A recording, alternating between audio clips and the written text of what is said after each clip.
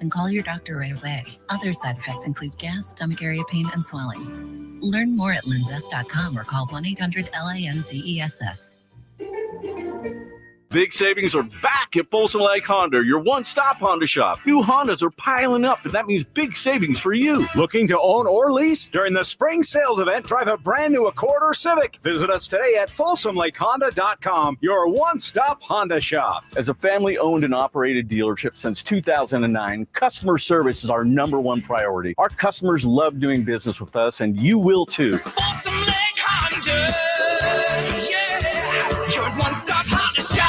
Spring is in the air, and that means gigantic savings for all your oil change needs at Jiffy Lube today. Get a $25 gift card with the purchase of any Pennzoil Platinum full synthetic oil change through May 31st at your local Jiffy Lube service center in the greater Sacramento areas. And don't forget about the additional $30 off online coupon at jiffylube.com. Terms apply. Valid email address required. See pennzoil.com/rewards for details. Jiffy Lube, a huge spring savings for you today.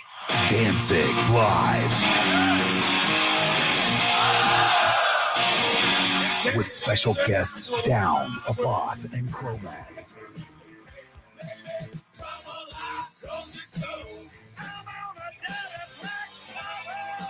Saturday, March 22nd, 6 p.m., the venue at Thunder Valley. On sale now. For tickets, visit ThunderValleyResort.com. Don't miss Danzig. Time to check out Capital Casino, conveniently located at 411 North 16th Street in downtown Sacramento. KHD HD1 Sacramento, KYMX HD3 Sacramento. From the Power Business Technology Toshiba Studios. This is Sacktown Sports 1140.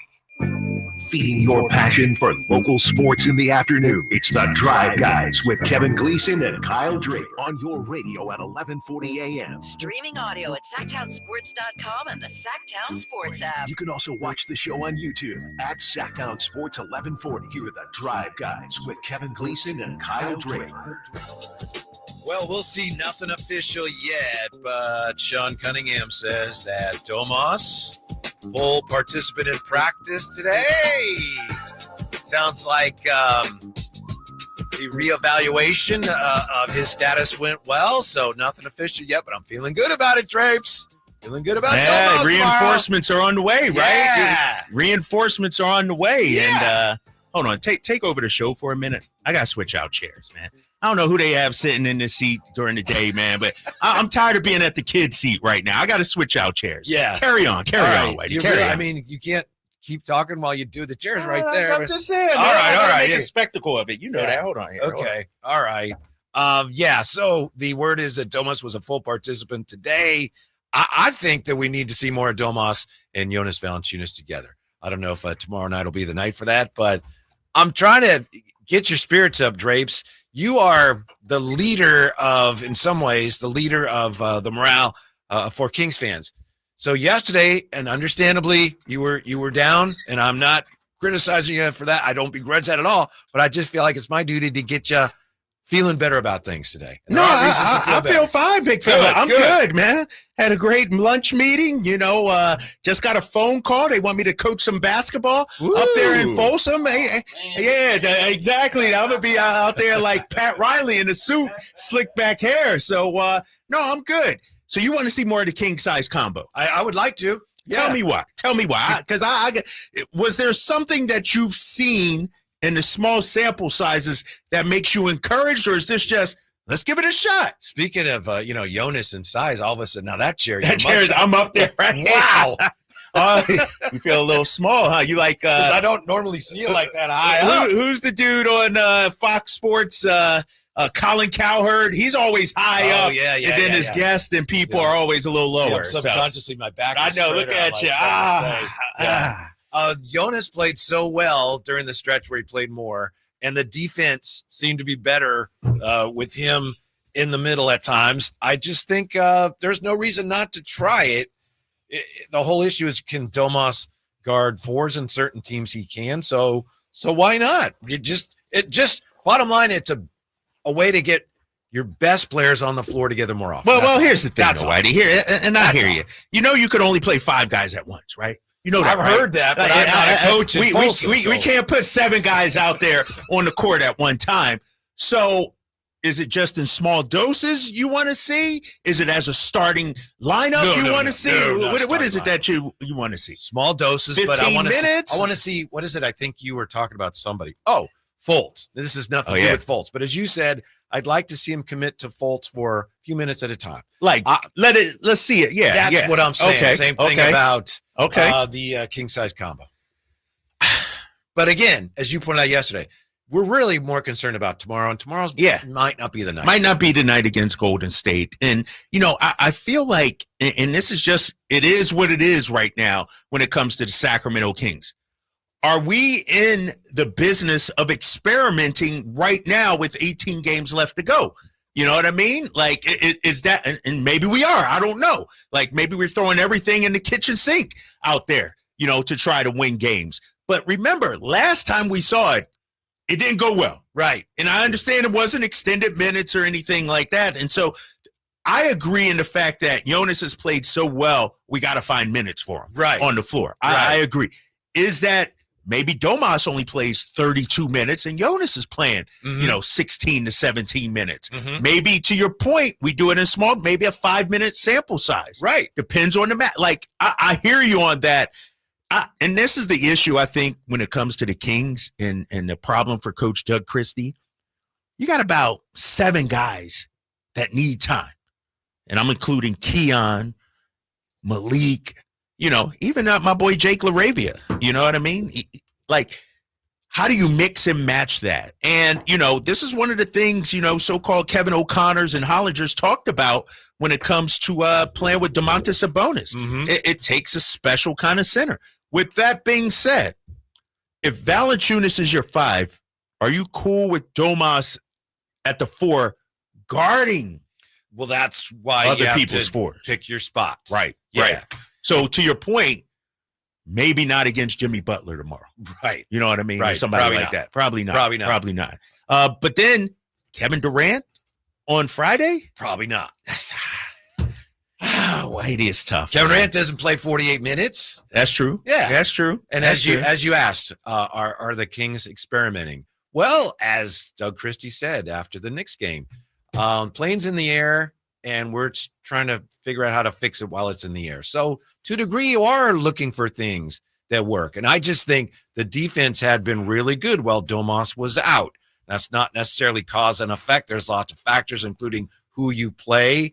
But the interior of the defense did seem a little more formidable with Jonas in there. So maybe there's something there that you hang on to and go back to that. I thought the last time they played together, Drapes, if I remember correctly, I just thought Domas was kind of forcing the ball into him a little bit. Yeah, exactly. They were looking just for each other, and that's it. Yeah, you're right about that.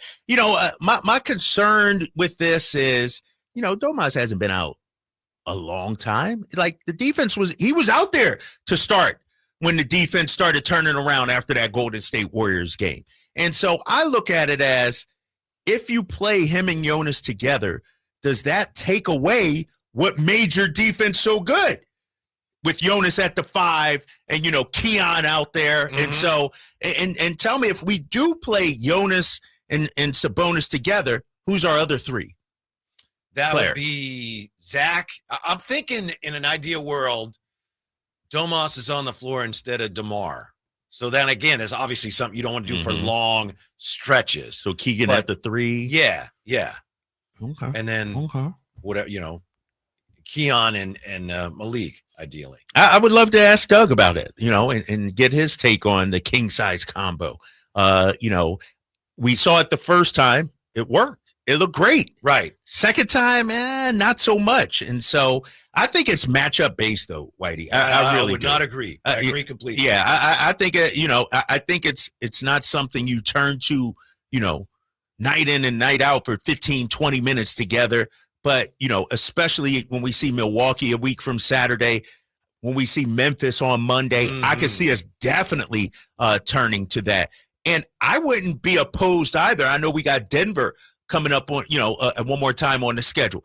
I could see a matchup in that regard too, because in Aaron Gordon, if he's healthy, I'm not worried about him flying around, putting it on the deck or anything like that. Yeah. I like that matchup as well. And so here's the thing about the Kings roster too, and I looked at it the other way just a few minutes ago, but they can go a number of different ways. Mm-hmm. They could go with the bigs. They could go small, Trey Lyles. And so Doug Christie has so many options. I think he's still tinkering and trying to figure it all out on the fly. Hopefully Jake LaRavia is good to go. I would guess with Domas, the thing is, if he practiced today, you're just waiting to see how he responds, right? You might have to wait until tomorrow to see how it's feeling, because with a hammy, if you rush it and it twings again, then you got a really big problem. And to your point, Whitey, about Valanciunas, because it's a hamstring injury with Domas, I'm not expecting him to come back and play in 35, 40 minutes. Right. He might be on a minutes restriction to start, 25 minutes. So we might see Valanciunas get his 15 to 20 minutes, even with Domas back. Mm-hmm. Yeah, let's go. You fired up. Yeah. You fired up. Yeah, this has been too long without a game. But you know what? After the back-to-back, they have 2 days off before Memphis comes in, and then they don't have 2 days off again between games at any stretch for the rest of this year. So we're about to, here we go. No, I'm fired up. And Golden State is getting their guy Kuminga back and everything. And I think this is going to be a playoff type atmosphere out there, because as great as Golden State has been since Jimmy Butler, the 6th seed is not wrapped up. They got their eyes set on the 5th seed also. They're not out of it. And so I think we're going to see the best from them tomorrow. And for us, it's not a must-win game, but it's as close to a must-win if you want to get a 7th and 8th seed as you can get. It. Yeah, you nailed it. Yeah, must-win, no, because if you lose, you're still okay. But if you want to move up, you get to the point where you may have to win these games. Yeah, exactly. Dude, this chair ain't doing it for me, Whitey. This chair, I don't understand, because can't you lower it? No, I don't understand. This one, I think that's the magical chair. How did you do that just now? There's a button on the right underneath. Dude, I don't have that button on this chair. Right under your right thigh is where the button is. Right thigh. Yeah, should be. All right, we may have to during the commercial break. See, we'll deal with that. Down I go. But I don't have that, bro. I think I got. What? And then up we go. All right. I need some help during the break. Oh, there it is. I hurt my back. That's not good. That is unfortunate. You coaching what now? I'm struggling here, boys. All right. Whitey will help me out with the chair during the break. Yeah. We will get that figured out. And we don't have draped steaks today, do we? Dog, I wake up with a tape, man. Come on. I'm telling you, I was thinking about a draped steak in the shower today. Seriously, I was thinking of. Yeah, that's how I knew yesterday you were down when you said, do I have to do No, because that was a rough one. Yeah, I'm feeling good. I definitely got a drape steak. All right, drapes takes when we come right back if we can get his chair squared away. Next, Sacktown Sports. All guests and callers join us from the Folsom Lake Honda hotline. Folsom Lake Honda, your one-stop Honda shop. Hey, what's up, everybody? It's your boy Drapes, Kyle Draper. As the proud sponsor of the Sacramento Kings Mop Crew, Alsco Uniforms offers certified hygienically clean lab coats, scrubs, bed linens, towels, floor mats, and an array of mops tailored for your healthcare facility. Our services include convenient delivery to your doorstep. Leading the way in healthcare laundry services in Northern California, discover why it pays to keep clean with Alsco Uniforms. Go to alsco.com to learn more. Again, that's alsco.com. Insurance companies perform a very valuable service, but they want to keep their money. Although most cases settle before trial, it is paramount that the insurance companies know that if pressed, your legal team has the experience to take your case all the way. For 25 years, Ashton & Price has earned the reputation that if the insurance company isn't fair, we're ready to force them to be fair. My mom used to warn me, wait till dad gets home. Think of us as dad. The best part, there's no fee until we win.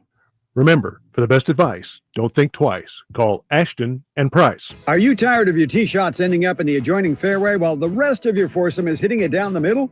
Well, experts will tell you that being properly fitted for golf clubs will help you strike your drive center cut. The Hagen Oaks Player Performance Studio and its team of trained PGA professionals are ready to help you get rid of your banana balls and duck hooks. Hagen Oaks Indoor-Outdoor Player Performance Studio fittings are available 7 days a week. Make yours today by calling 916-808-2531. That's 808-2531.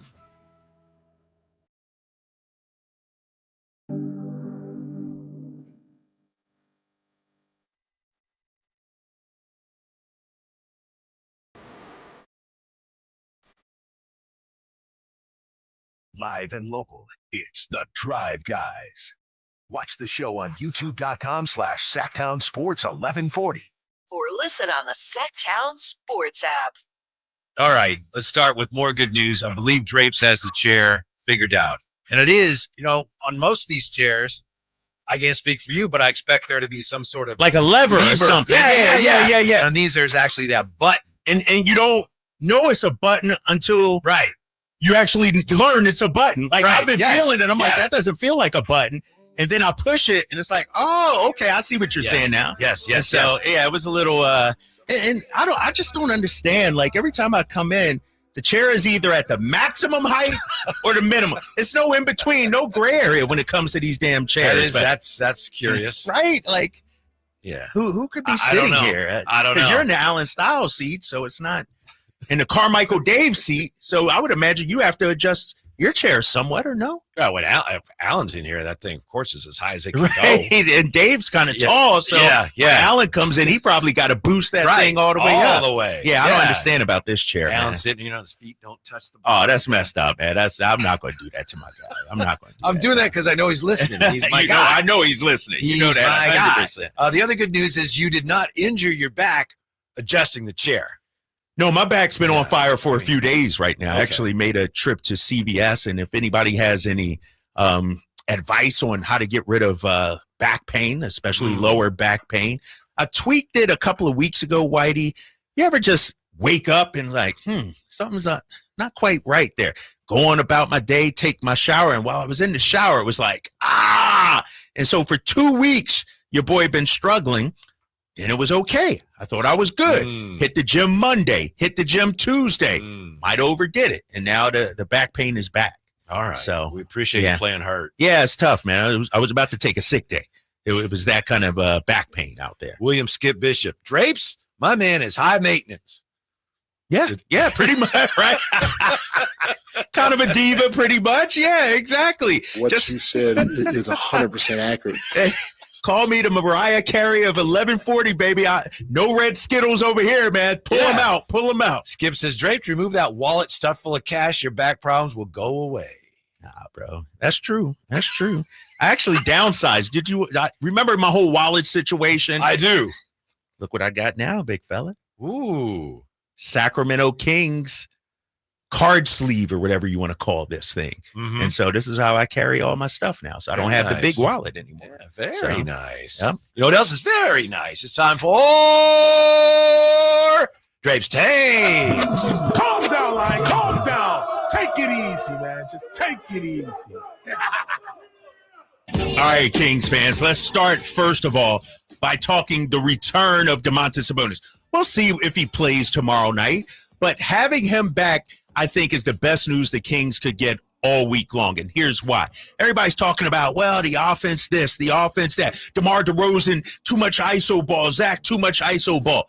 We got to admit, they were missing Malik Monk. They were missing Domantas Sabonis. Now that Domas quite possibly is back, I want to see how this offense functions, Whitey. And I'm no coach. Not yet, anyway. I'll be coaching in Folsom, hopefully, here coming up. But right now, Doug Christie is the head coach, and whatever he decides, he decides. But what I would like to see offensively, Whitey, is a little more two-man game between DeMar and Sabonis, Zach and Sabonis. Sort of like when Malik and Sabonis, like, why can't Zach handle the rock and be making those kind of pocket passes, those reads? I need the ball in Zach's hands more often. I need him taking more shots. Thank you. That's what I'm talking about.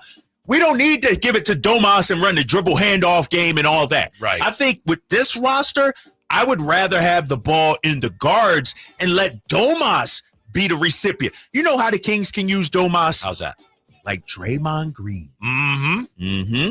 Draymond isn't the initiator, but when you make that next pass, he's the one. It's like the hockey assist almost. Steph gets the hockey assist, passes it to Draymond, then Draymond reads the defense. Right. I would like to see Domantas Sabonis sort of in that role, not necessarily the primary ball handler, but once Zach comes off the screen, reads it, passes it to Domas. Now, Domas, are you going to spray it to the left corner to Keegan Murray? Are you going to hit DeMar DeRozan? Like, that's how I would like to see the team use Domas. That was the blueprint that Mike Brown had in mind when he first started having Domas be the hub of the offense. Was Draymond. Yeah. Exactly. And I think to an extent it morphed into too much of Domas, if you know what I mean. I do. Like, and maybe it was personnel driven. Kevin Huerter at the time, he's not a playmaker for himself. You know, you look at some of the other guys, but we got elite playmakers for themselves now. Guys that can actually score, get doubled, and open life up for Domas. So I'd like to see Domas, A, play that Draymond role, but B, let's see him scoring too. The beneficiary, like, make life easier for Domantas Sabonis. Drapes, you keep talking like that, and I would advise you not to jump on this Folsom opportunity because you're going to get a lot of offers. I tell you what, if Doug needs an assistant, your boy is ready. No offense, Whitey. I just like Doug from the broadcast booth to the sidelines. Yes. I'm down for that. Tomorrow's game against Golden State. Here's the thing about this matchup with the Warriors. This is not the same Warriors team we saw 2 times earlier this season or the 3rd time last month. This Warriors team is playing with grit. They're playing with pace. They're playing with physicality. They're playing with mental toughness as well as physical toughness. And a ton of confidence. And what do you do, Whitey, when you face a team with a ton of confidence? You take that confidence away. So the way Doug wanted us to play against the New York Knicks, and we didn't do it, that's how we got to play tomorrow night. We got to come out sort of like Game 6 a couple of years ago down there in Golden State. Warriors feeling good about themselves. They thinking they got the series wrapped up. We went down there with a business-like approach and handled our business, made the effort plays, made the hustle plays. And so I think mentally we got to go in with a chip on our shoulder, whether it's DeMar, Zach, Domas if he's back, Malik, I don't care. This is one of those games where it's not going to be 100% about did you make shots or not. It's going to be about are we taking the fight to the Golden State freaking Warriors tomorrow. The whole Bay Area looking down their noses at the Kings tomorrow night, and the Kings have to, from the jump, let them know that they're not going to be pushed around tomorrow. Exactly, which brings me to my next take. You know who I need to see a lot more? And Doug should go back to this tomorrow. Keon Ellis. Early in the game. He has to get in after those first 4 minutes, 3 minutes, whatever, and let him rock a little bit. To me, Keon Ellis should be how we did Davion almost, how teams do Marcus Smart. Let him loose. Cut him loose. Keon, release the hounds. Go out there and wreak havoc. Because here's the thing we know about Keon Ellis. The dude is a game changer, Whitey. He really is. His knack for getting deflections, his knack for diving for loose balls. We need to see more of Keon Ellis earlier, I believe, especially tomorrow night against the Warriors. Not to knock you off your stride, but you're not suggesting that he start, right? Because I know people are throwing that around. I'm not quite suggesting that, but if he did start, I could understand. All right. Let me say that. Because it would also be about how does Malik react to that? You know, is Malik okay with coming off the bench? You know, I look at Keon and Keegan as a potent 1-2 defensive punch. And what we saw out there against the Clippers, Keegan did a hell of a job on Kawhi. Jake did a hell of a job when he could. Keon did we got to have more than one defender on the floor. That's a good idea. You know what I mean? Especially when we look at this starting lineup with Domas back and JV going back to the bench. Where's our defense coming from? Is it just Keegan or bust? And so I got to see Keon very early in tomorrow's game. Yeah, he's not the classic six man, but he is an impactful six man at the defensive end. Yes, exactly. My final take has to do with the guys in charge, Monty McNair and Wes Wilcox. I applaud them. Yes. Do you really? I do. That's what I'm talking about, because I hear so much negativity surrounding these guys, and I get it, Kings fans. You want to win a championship, but when you look at where the Kings are from where they were, where the Kings are from where they were in December, this roster is infinitely better, and so it may not happen right now. It may not happen today. And this whole notion that De'Aaron Fox wanted wings and Monty didn't go out there and get wings, DeMar DeRozan is a wing. As far as last time I checked, DeMar DeRozan is a wing. Maybe it's not lemon pepper wings. Maybe it's not barbecue wings. Maybe it's not honey mustard wings, or however you like. But DeMar DeRozan is a wing. And so I look at Monty and Wes. Have they done everything correctly? No. Could they have drafted Şengün or however you want to do? Yes. But for the most part, and I've said this before, Whitey, this is the best front office in 20 years that the Kings have had. Yeah. And so I think these guys have earned the opportunity to be able to fix whatever it is this offseason, add more. Maybe they go out there and get a veteran free agent. Maybe they go out there and make some sort of trade. Like, Kings fans, some of them acting like this season has been a disaster and this team is trash and all that. They're in the top half, 15th, 16th in the league in terms of overall record. We're middle of the pack. You know, I know who's trash right now? Utah's trash. You want to know who's trash right now? You go out east, Washington. We'll see them in a couple. That's trash. Charlotte. The Kings, we're in the fight right now. And I think a part of that, Doug, obviously, the players. But Monty and West, they've done a solid job. I'm not giving them an A++++. But, you know, it ain't no D, that's for sure, Whitey. It is possible that they won the Fox trade. It's too early to tell. But it's not a stretch to say, they might have pulled that off. Yeah. Trading away the face of the franchise that you didn't want to trade and possibly winning that trade. Again, the jury's still out, but that says a lot. And here's the thing about that trade, Whitey. People are comparing that trade to what they had in their mind. Oh, we should have got 4 first-round picks. We should have got Stephon Castle. How about this, Kings fans? Maybe De'Aaron Fox's value might not have been a la Luka Doncic or somebody like that. That's what makes it more impressive is that the Spurs knew we don't have to give you anybody we don't want to give you because we're going to get them eventually anyway. Exactly. And so I think they've done a good job. I'm not giving them no A++.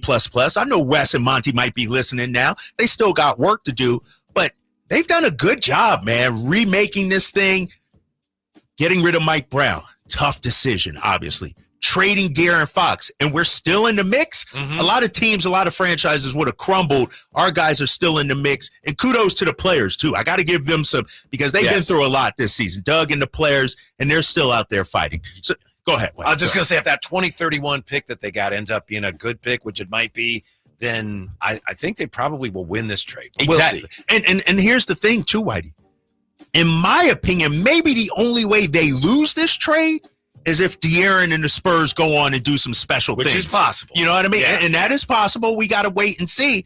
But as of now, De'Aaron's about to get surgery within a week on the hand. He's not going to be playing. Wemby's out. Spurs ain't going to make. So right now, in this moment, the Kings could arguably say, you know what? We've won the trade. They're certainly ahead on it. They're ahead on it right not now. Close. Exactly. And that's Drape's Take, Jay. It's brought to you by Alsco Uniforms. Discover why it pays to keep clean with Alsco Uniforms. When we come back, Kings slowing things down, and the Kings also caught a break last night. Could get more breaks tonight. Next, Sacktown Sports.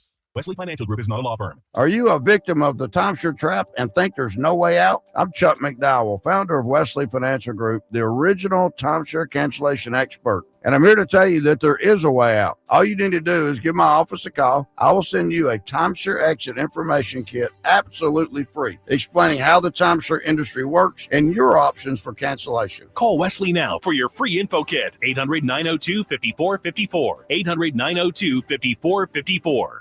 Welcome to Staples. I hear Staples prints it all for any business. You bet, and we'll beat any print quote. So if I had a pizza place. Staples can print signs, menus, pizza boxes. A landscaping business? Oh, we can print yard signs, t-shirts, brochures. How about a pizza/landscaping business? I'll call it Dough and Mo.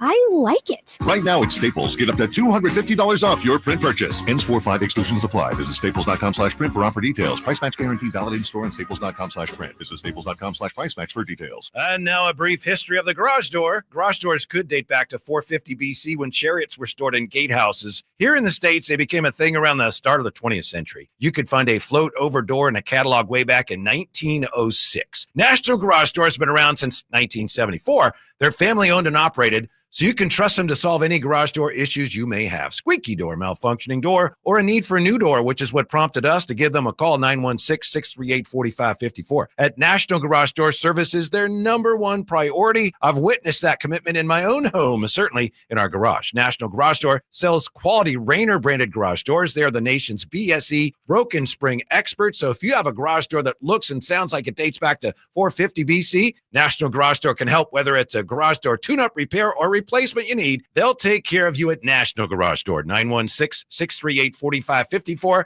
That's 916-638-4554. National Garage Door. Sacramento's premier country music festival, Country in the Park, is coming back May 16th and 17th at Cal Expo with Bailey Zimmerman, Billy Currington, Cole Wetzel, Nate Smith, and more. You'll enjoy food trucks, rock walls, and a mechanical bull, line dancing, and more. Single-day GA tickets start at $52 at CITPFest.com. Country in the Park, May 16th and 17th with Save Mart and McKee Brothers Plumbing and Rooter Incorporated. Find out more at CITPFest.com. Hey, it's Carmichael Dave for my good friends at American Energy. It's cold, and American Energy wants you to stay warm and make sure your system's operating safely. Here's the deal. A $49 tune-up inspection, which is regularly $119. That's a full safety and duct inspection. But guess what? If your system's over 10 years old, the tune-up is on them. That's right. It's free. Give them a call right now. $50 off your first recommended repair. And if you need a new furnace, half off the price of a new unit. Oh, by the way, breaking news, they're hiring right now. Here's the deal. They'll train you, full benefits, generous incentive-based pay. Just call today for more details at 916-520-9990. That's 916-520-9990. Not only great deals from American Energy, but possibly a new career for you. Check them out at theaeway.com for an instant quote and tell them Carmichael Dave sent you. Call 916-520-9990 now. Big savings are back at Folsom Lake Honda, your one-stop Honda shop. New Hondas are piling up, and that means big savings for you. Looking to own or lease? During the spring sales event, drive a brand new Accord or Civic. Visit us today at FolsomLakeHonda.com, your one-stop Honda shop. As a family-owned and operated dealership since 2009, customer service is our number one priority. Our customers love doing business with us, and you will too. Folsom Lake Honda, yeah, your one-stop Honda shop.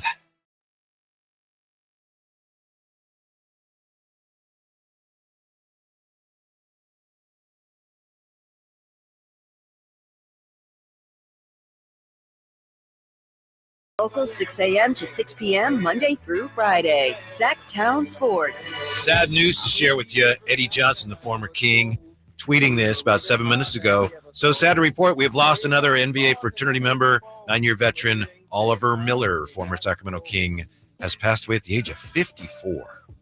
Eddie says, gonna miss you, Big O. So that's the second former King in 2 days. Junior Bridgman never actually played for the Kings, but he was traded to the Kings right before he moved on, I think, to the Bucks briefly.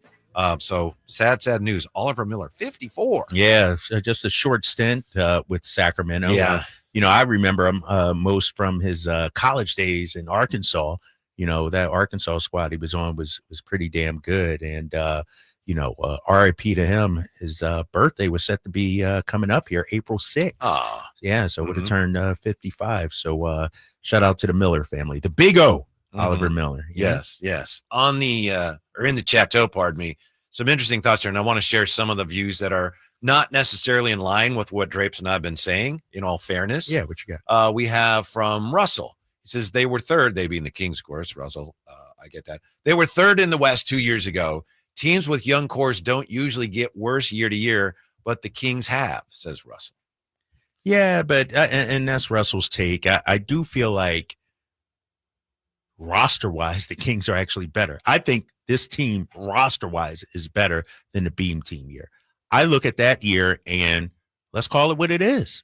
A lot of teams did not play their best that year, and now you look at it, OKC, Denver, like the Kings caught lightning in a bottle that year, and maybe they overachieved in terms of, but think about it like this, Whitey, 48 wins. Last year, 48.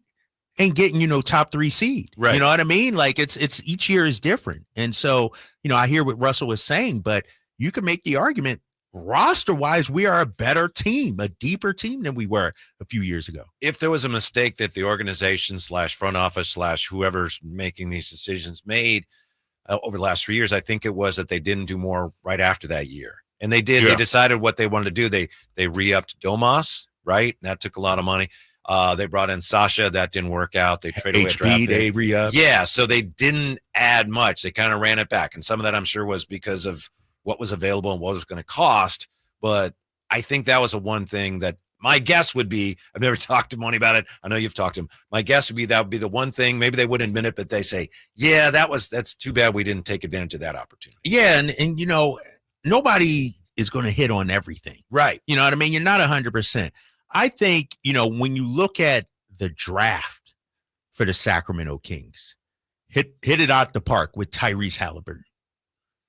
Davion Mitchell, I actually like Davion and think he could still serve some usefulness here if we had him, but kind of took him pretty high. Yeah, he is playing well for Miami. He's playing well for Miami. For some reason, it didn't work out here. You know, Keegan Murray, number 4 overall, I would say the jury is still out on his ceiling. Like, what is he going to become?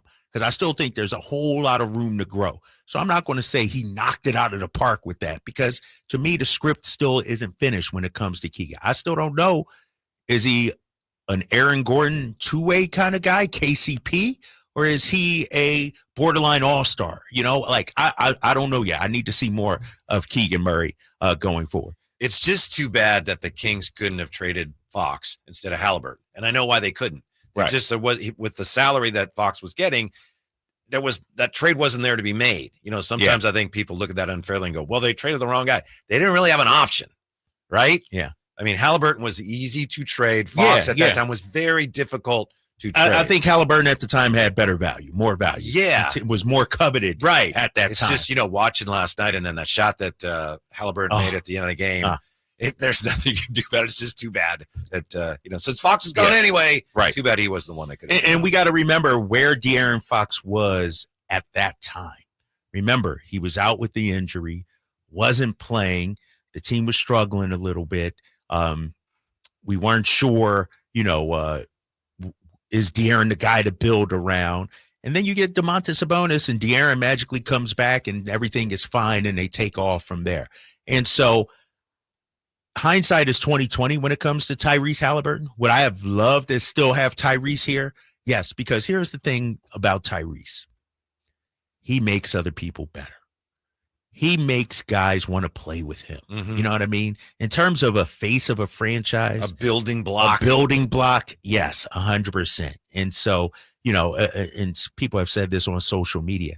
You know, we went from having a glut of point guards to, damn, we need a point guard now. Like, what happened over there? You know? Right. And so I think that's, you know, a misstep, if you will, regarding Monty. Also, when you look at, you know, prior to this trade, like, we had no depth at the big man spot. You know, he rectified that with JB, and that's fine now. And so, you know, like I said, I'd probably give him a B.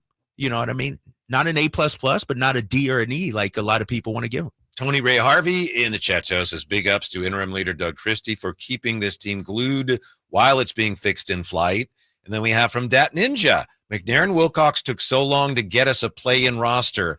I'm a little worried about this front office in the draft. What is he talking about? What does that mean? He doesn't have faith in the front office. I think he even says but why do they turned it around and we had a 3 seed? Oh, I know. In his third year. I'm not saying I agree with it. He says, not that it matters. I'm 50-50 on Monty McNair right now. 50-50 odds aren't ideal from a confidence perspective. I feel really good about Monty McNair right now.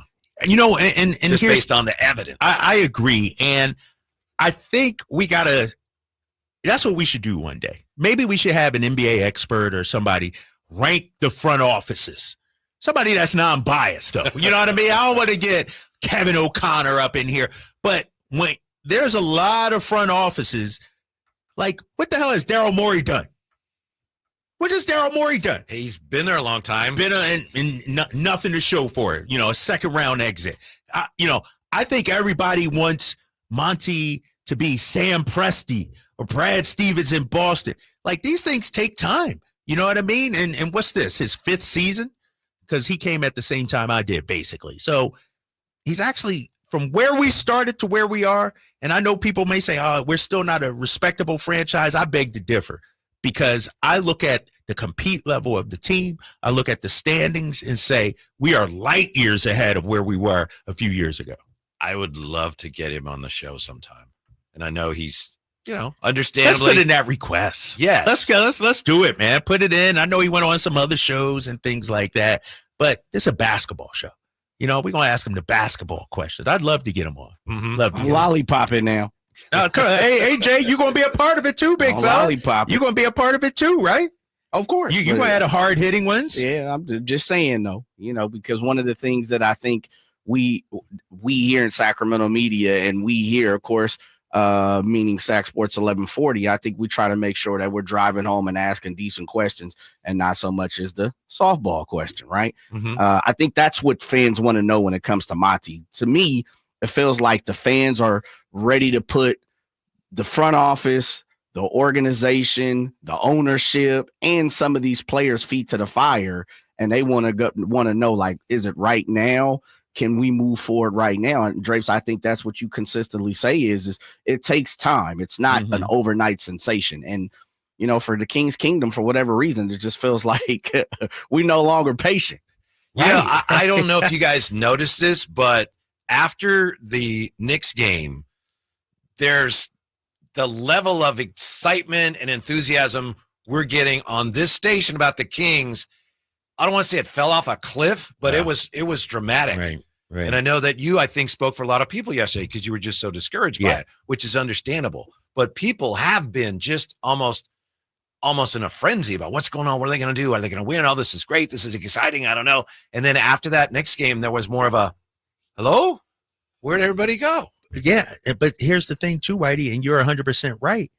But nothing's really changed. Like, just because you lose a couple of games does not mean all of a sudden the team is trash. Right. Just because you win 2 or 3 games doesn't mean all of a sudden all is well. Mm-hmm. And so the only thing that has changed from this time to last week to right now is people's perceptions. The way they've accepted the team and feel about the team. The team is still the same. Yeah. They're no different than what they were, except now they're getting some guys back healthy. Mm-hmm. That's the only difference. And let them win tomorrow on Watch Come Friday. Right. Yes, sir. Everything turn right back up. Yeah. And maybe I got the purple Kool-Aid glasses on, but let them win 2 in a row. I don't think it's out of the question. If you beat the Warriors, which is a tall order, that you go in and beat the Suns as well. I 100% agree with you. It's going to be a tough one tomorrow night. Yes. No doubt about it. But, there's this notion that the Kings haven't beaten anybody. Well, Houston's a pretty damn good team. We've owned them this season. We beat Boston at Boston. We've, we beat, Warriors twice early in, like, we've have some good wins. It's not like we haven't beaten anybody at all this season. We only beaten up on cupcakes. And so I think, man, and here's the thing too, and somebody said it on the text line, we're getting guys back healthy. And I know time is of the essence here, but I could argue we haven't even seen the best of this team yet. Mm-hmm. Because Zach LaVine and Valanciunas and them, when they came here, they only played a few games with Domas, 7 or 8 games, I think it was. And then Domas got hurt. Then Malik got hurt. And so we haven't really seen this team all together gelling yet. Now, you and I were saying, I think it was last week, that it seems like the pace for the Kings has really slowed down. May not be a bad thing. Maybe it's a good thing. But turns out we are right. And we have the numbers. That you got some numbers. Next, we're going to drive guys on Sacktown Sports. Thursday night, Kings and Warriors. Game night with Scott Marsh and the high flyer Henry Turner starts at 5:30. Tip-off at 7. The Kings play here on Sacktown Sports. Sacktown Sports, 1140. We rely heavily on our HVAC systems during the cold valley winters and hot valley summers. That's why there are so many HVAC companies out there. So when you need a new system or a tune-up, where do you turn? I turned to Lee's Air Plumbing and Heating. Once our heater checked out, we checked in at leesair.com. The entire experience exceeded our high expectations. You want prompt service from people who know what they're doing, can save you money, and will treat you right? For your HVAC needs, Lee's Air Plumbing and Heating, on the web at leesair.com. Ask about their $99 HVAC tune-up service, license number 6355355. Mike Rowe here with a quick question. Have you noticed cracks in your drywall, chimney, or exterior walls? I hope not, because if you have, they could be indications that you've got a much bigger problem with your foundation. That's where Groundworks comes in. They can honestly assess your situation and create a plan to stabilize your foundation. Schedule your free inspection at groundworks.com/row. And while you're there, check out my latest dirty job. It's a good one. Licensed in all states where work is performed. See website for details. With Progressive's collision coverage, my family gets up to $1,000 for vet bills if I'm injured in a car accident. And that makes this Chihuahua really feel like part of the family.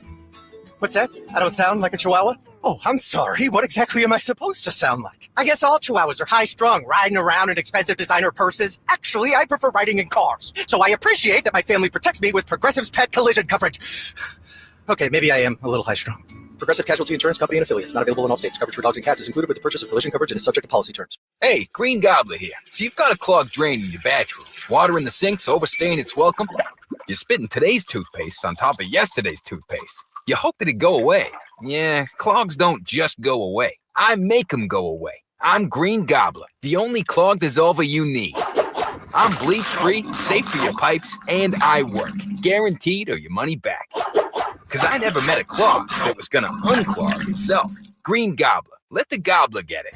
If you're not looking for a brand new car, at Elk Grove Honda, we've acquired some of the best pre-owned cars we can find. We've kept only the best of our trades, and our buyer has found some of the finest pre-owned Hondas available in Northern California. You can see for yourself at elkgrovehonda.com. Whether you purchase a brand new Honda or a like-new pre-owned Honda, your car buying experience will be the same. We have the right Honda at the right price. You'll find us in the Elk Grove Auto Mall, Highway 99 and Elk Grove Boulevard. I gotta get an Elk Grove Honda.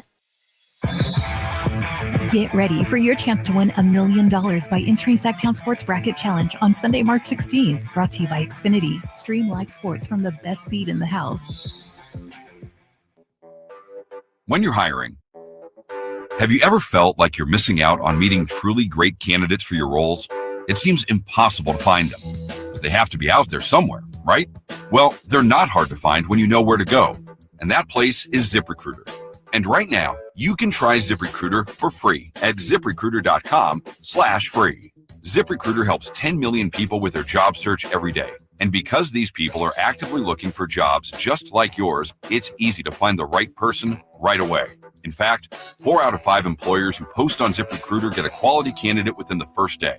But if you're not using ZipRecruiter, you're missing out. So see what it's like when the impossible is easy. When you go to ZipRecruiter.com/free right now to try ZipRecruiter for free. Once again, that's ZipRecruiter.com/free. ZipRecruiter.com/free. Never miss out on great candidates with ZipRecruiter. Love somebody else. If I can't love myself. Your afternoon home for Kings talk and so much more. The Drive Guys on Sacktown Sports.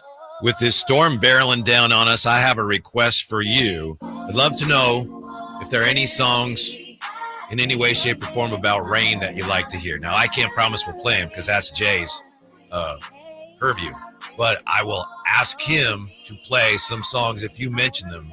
And he may play them, he may not. Drapes, I think that's the type of thing for Jay. It's like, it's raining, you're going to play rain songs? Really? But, you know, me being a long-time radio guy, that's what we do. That's what you do, right? Sometimes. How about this? Well, what's your first request here, Mr. Gleason? The Beatles, Rain. Yeah. Clever. Great bass line. Clever. That one doesn't touch my mind. I can't remember that. Yeah, it's a pretty good song. Purple Rain. Oh, yeah. Can You Stand the Rain? Mm-hmm. Okay. You know, that's a good one. New edition. I think last time we did this, Jay asked you to play Ann Peebles' I Can't Stand the Rain. Oh, that's a good one. That's a good and one. You pointed out it had been redone recently. It's like, I only know the original. Yeah, it's been redone. No, those are good. Now you got me thinking here, man. Good. I'm going to have to do a little research here. I mean, it looks like we're really in for a drench in here. Yeah, and it's windy too, you know, like the wind and, you know, it's, next 3 days it's going to be like this? Can You Stand the Rain? Yeah, Emma Draw. Yeah. We were talking about the Kings last week and how it looks like they're slowing things down. And I think what we said, Drapes, was it looks like the pace is slowing, but no one is actually admitting that. Well, it's not necessarily a bad thing, but it does seem, you know, with DeMar now and Zach, things are slowing down in the half court sometimes where it's the ISO stuff. So I heard last night, Return of the Roar, Yeah. was my favorite show on the station, Yeah. other than this one, with Brendan and Frankie and Chris Watkins. And Brendan had some numbers that I thought it just kind of drove home the point here. Pre-All-Star break, the Kings pace, which is what possessions per 48 minutes, that's how they tell how quickly they're playing. They were at 100.1, and post break, the Kings are pace is 96.1, which is 28th in the league. Wow. So yeah, They're the they've third slowest team in the league. It's again a small sample size, and so you got to take that into account. There's some variables involved. Yeah, there, but variables. They definitely have been playing at a much slower pace since the break. Now, I know a lot of people go, "Oh, well, that's a problem." I don't know that it is a problem. I don't know that it is a problem even. What? And I don't know if you have these numbers. I could look them up too. What are some of the best teams in the league? What are they averaging in pace? Yeah, I'll have to look that that up for you. I think the Bulls are actually way up there, and I think the Warriors are among the leaders. Right. So playing with a quick pace doesn't necessarily guarantee. Right. The year the Kings, the first light to beam year, 2022-23, the Kings were 12th in the league. And I think a lot of people would assume they were way up there in pace. They weren't. Offensive rating was really high pace. They were 12th. So that may be their best approach with this current roster. The other thing that I don't think we talk about enough, when you have a team that struggles defensively, and this team is figuring some things out on that end, and they're making progress. But if I'm coaching a team that struggles defensively, fewer possessions can help Right, me. that's true. Right, yeah. Give the other team fewer opportunities to hit me over the head. Yes, 100%. You're right. I hadn't even thought of it like that. Fewer opportunities for the opponent to score. Yes. It keeps it. It's sort of like slowing the game down. And limiting possessions, and also too, Whitey. De'Aaron Fox. Like when you add a DeMar DeRozan, when you add a Zach LaVine, when you add a Valanciunas, when you add LaRavia, like you can be an elite half-court team. And that's what I want to see, from this Kings team. Like, we don't need to be running and gunning up and down. Right. Because that's not taking advantage of the strengths of, let's say, a DeMar DeRozan. Right. You know what I mean? It would be kind of foolish. Hey, you be this type of player that you've never been, okay? Right. Why? Because we just like to play at pace. That doesn't make sense. You know what? It's like having Steph Curry, but you want to be a pounded in the inside, Right, grit and grind kind of team. And Hit it inside to Trace Jackson Davis. Right. But that's the issue with this Kings team. Their identity has changed, or what we want the identity to be has changed during the season. You know what I mean? And so we went from wanting to play fast, which is understandable when you have a De'Aaron Fox, Kevin Huerter, those kind of shooters out there to I thought even when Mike was still here, we slowed it down and became an elite half-court kind of team. And so the pace numbers were kind of barely dipping. Yeah, exactly. And but they weren't going up. So I'm gonna leave it to the coaches now, because here's the thing. To your point, how many times have we heard Doug say, "I want 53s. I want 53s." I don't know if you have the roster for 53s. You know what I mean? If you have 96 possessions per 48 minutes and you figure you got some turnovers in there, you're going to shoot 53s. You'd have to run down and shoot threes almost like every chance time. you got. Yeah, exactly. And so that's why I think we're sort of morphing. And honestly, I'm at the point, Whitey, and this may come off wrong. The organization might not like this, fans may not like, but we're at a point where if you just get into the playoffs, I'm okay with that, because I know we're sort of playing from a deficit this season, because of everything that happened. I think the true judge of the team, the coaching staff, the players, whether it can work or not, comes next season, to start next season with a training camp and everything. And maybe they don't have the time for all that. Maybe some players will be gone, some players will be added. But I'm not willing to just say, you know what? Oh, this ain't working. We got to blow it. I need to see a little bit longer sample size than what we're seeing right now. I think this is an adjustment for fans as well, as the team is trying to figure out the best way forward. For the last 10 years at least, the Kings have been an organization that has stressed getting out and running. I mean, that was one of the issues for Michael Malone. According to the stories, Michael Malone, he had Rudy Gay and he had DeMarcus, and he didn't want to push pace. And Pete D'Alessandro, the GM, was like, no, that's what we're supposed to do. So the Kings have always wanted to do that. George Karl, in part, got the job on the strength of his fondness for getting out and pushing pace. When Mike Brown was hired, it was like, yeah, we know about defense. What about offense? What are you going to do about offense? And he introduced, Domas as the hub of the offense. So fans are accustomed to seeing a team that's trying to get out and run. This team, they may be in the process of realizing, hold on, that might not be our best bet. No, you're 100% right. And, and I also think, too, to continue your point, you look at the roster and you say, all right, this is different now. We got JV, you got DeMar, you got Zach. It doesn't make sense to try and emulate the Golden State Warriors with this roster. Right. It just doesn't make sense. And also, this is where Doug and the front office and ownership need to get on the same page. Yes. Because if he is going to be the coach, we need to figure out, and we've talked about this before, does Monty's vision and Mike Brown's vision of how things were operating align together? Perhaps not. For me, if I'm Doug and I get this job, this is what I want to run.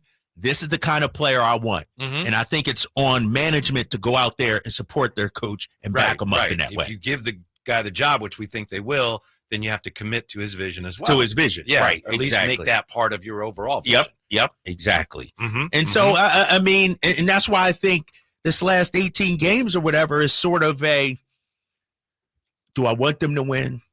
Do I hope they win? Yes. But we're at a point now where what happens these last 18 to me, I'm grading on a curve. I expect them to make the playoffs. I expect them to be an 8 seed, at best a 7 seed. That's what I expect. But if it doesn't happen, that doesn't mean the whole thing was a failure. It means, all right, we got more information. Now we know what we need to do. Let's see what we can address during the offseason training camp and things like that. Last night, as you probably know, New Orleans beat the Clippers. Yes. Zion 22, 10, and 12. So Sacramento now 1.5 behind the Clippers. They have the tiebreaker, so it's effectively 2.5, but you're 1.5 behind the Clippers, 1 up on Dallas. Yep. So what do we have tonight? Clippers at Miami. We need Miami to get that yes, W. Clippers second out of a back-to-back. Minnesota at Denver. Ooh, so we need Denver in that yes, one. Michael Malone, come through, baby. And if you're worried at all about who's coming up from behind, Dallas is at San Antonio and Phoenix is at Houston. Okay. Now, I hate to point this out, but if Dallas were to win tonight and we the lose Kings tomorrow, lose come tonight, on, Whitey, how you doing? So let's go, Darren. You putting the cart before the horse here. Well, just keeping that in mind. That's the way where things are right now. Bottom line is, yeah, it's great to get help, but you've got to help yourself. Yeah, standings watch is underway. We got to be looking at all these teams. Real quick, though, before we get to break, are we still out on Zion Williamson? Are people he's phenomenal. Because remember at the deadline, people, we don't want Zion. That dude's a baller, man. Oh, no question. He's a baller. As long as he's healthy. It's a different argument to me. It's like, would you want to hitch your wagon to a guy with those questions? I don't know, but is he a great player?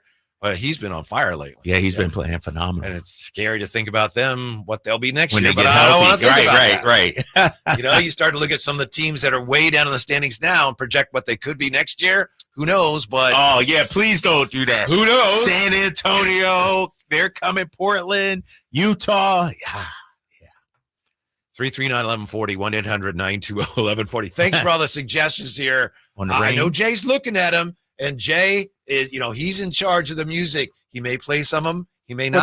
What they saying? I might already have a few, might not. Well, give me a couple. Oh my goodness. CCR, have you ever seen The Rain? Okay. How about Raindrops Keep Falling on My Head? I saw that a few times. Purple Rain, like you said, James. Yeah. Blame It on the Rain. Okay. Yeah.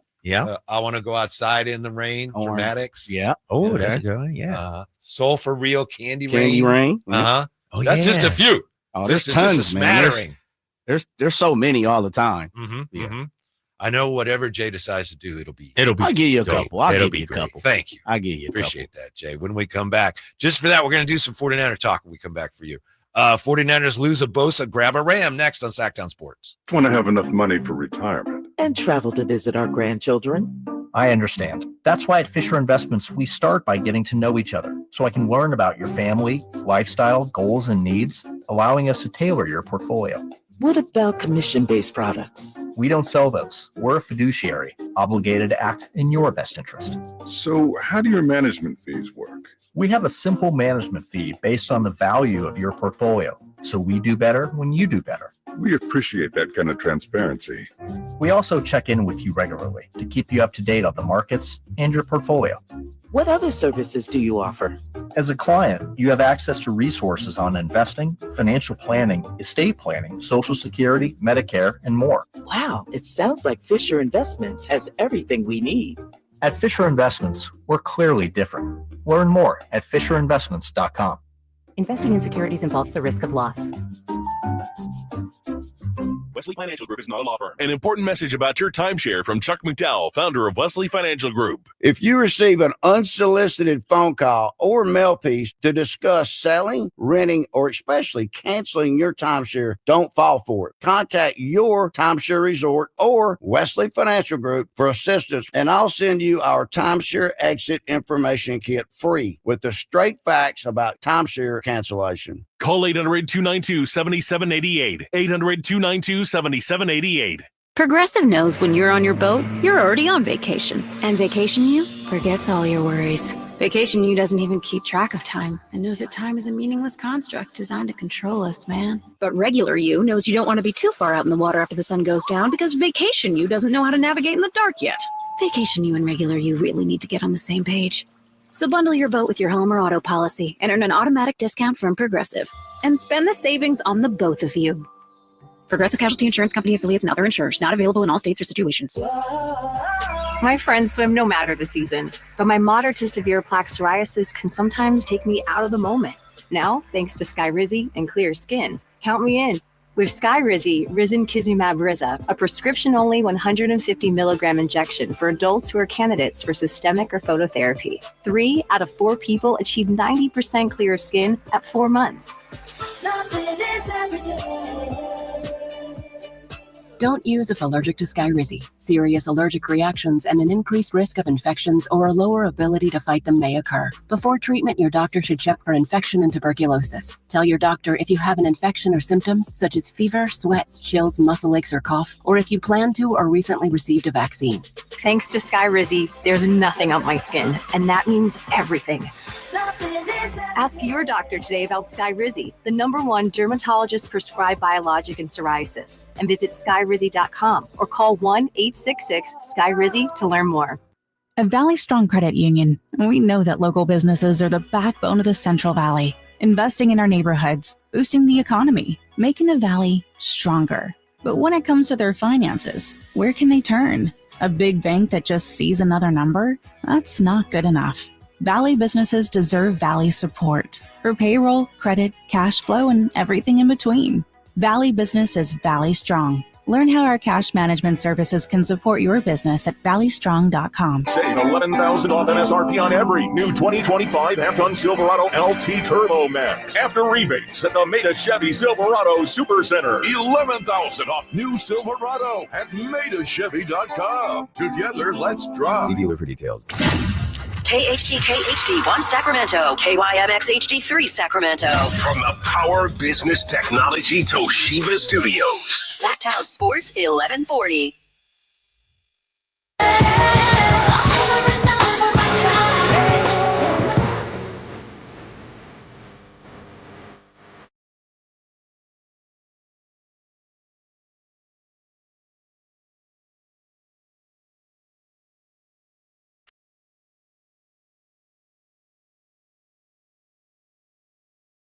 Afternoon home for Kings Talk and so much more.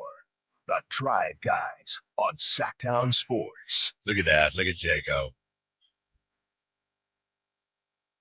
Nah, hold up, Jay. Hold up.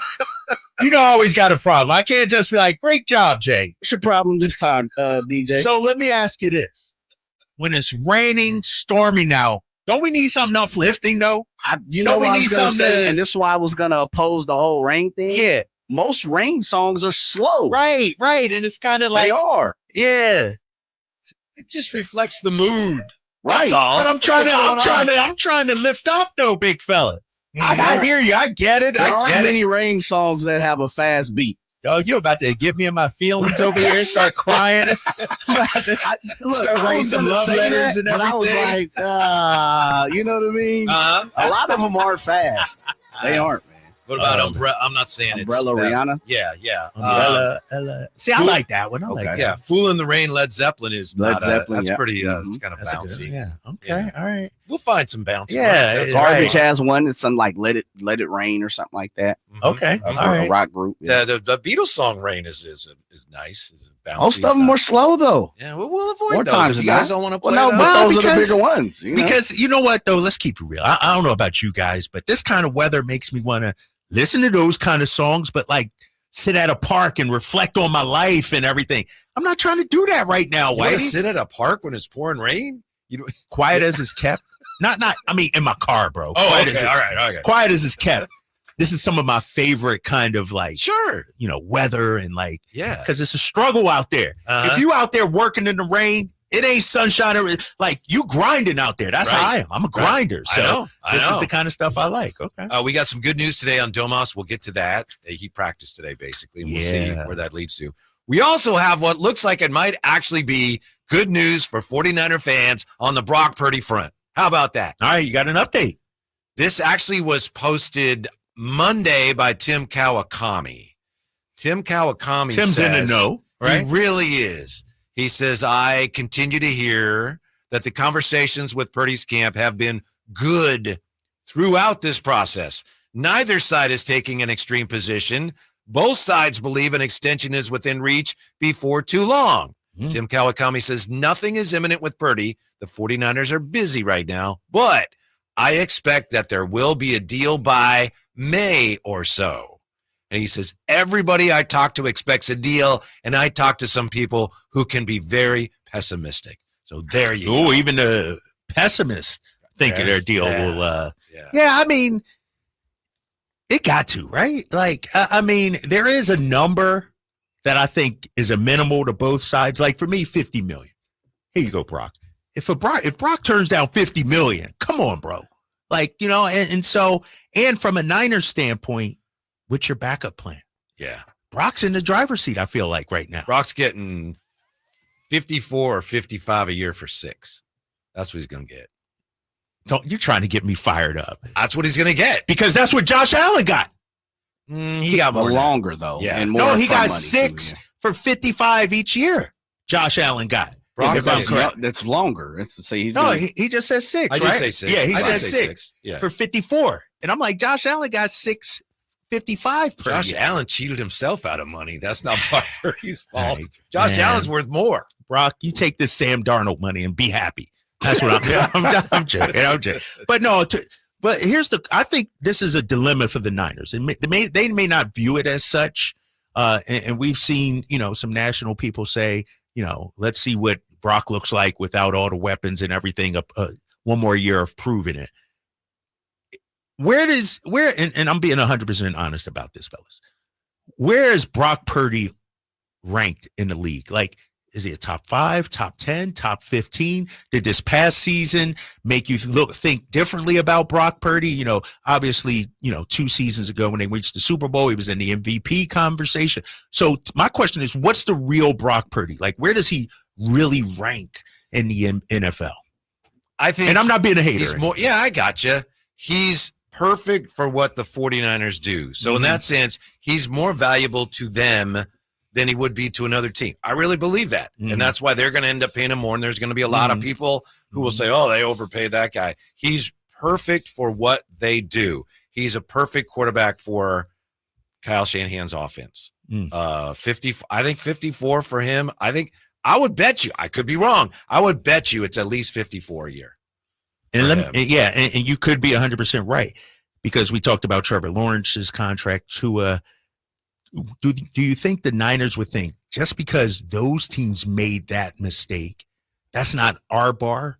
For instance, Brandon Ayuk's money.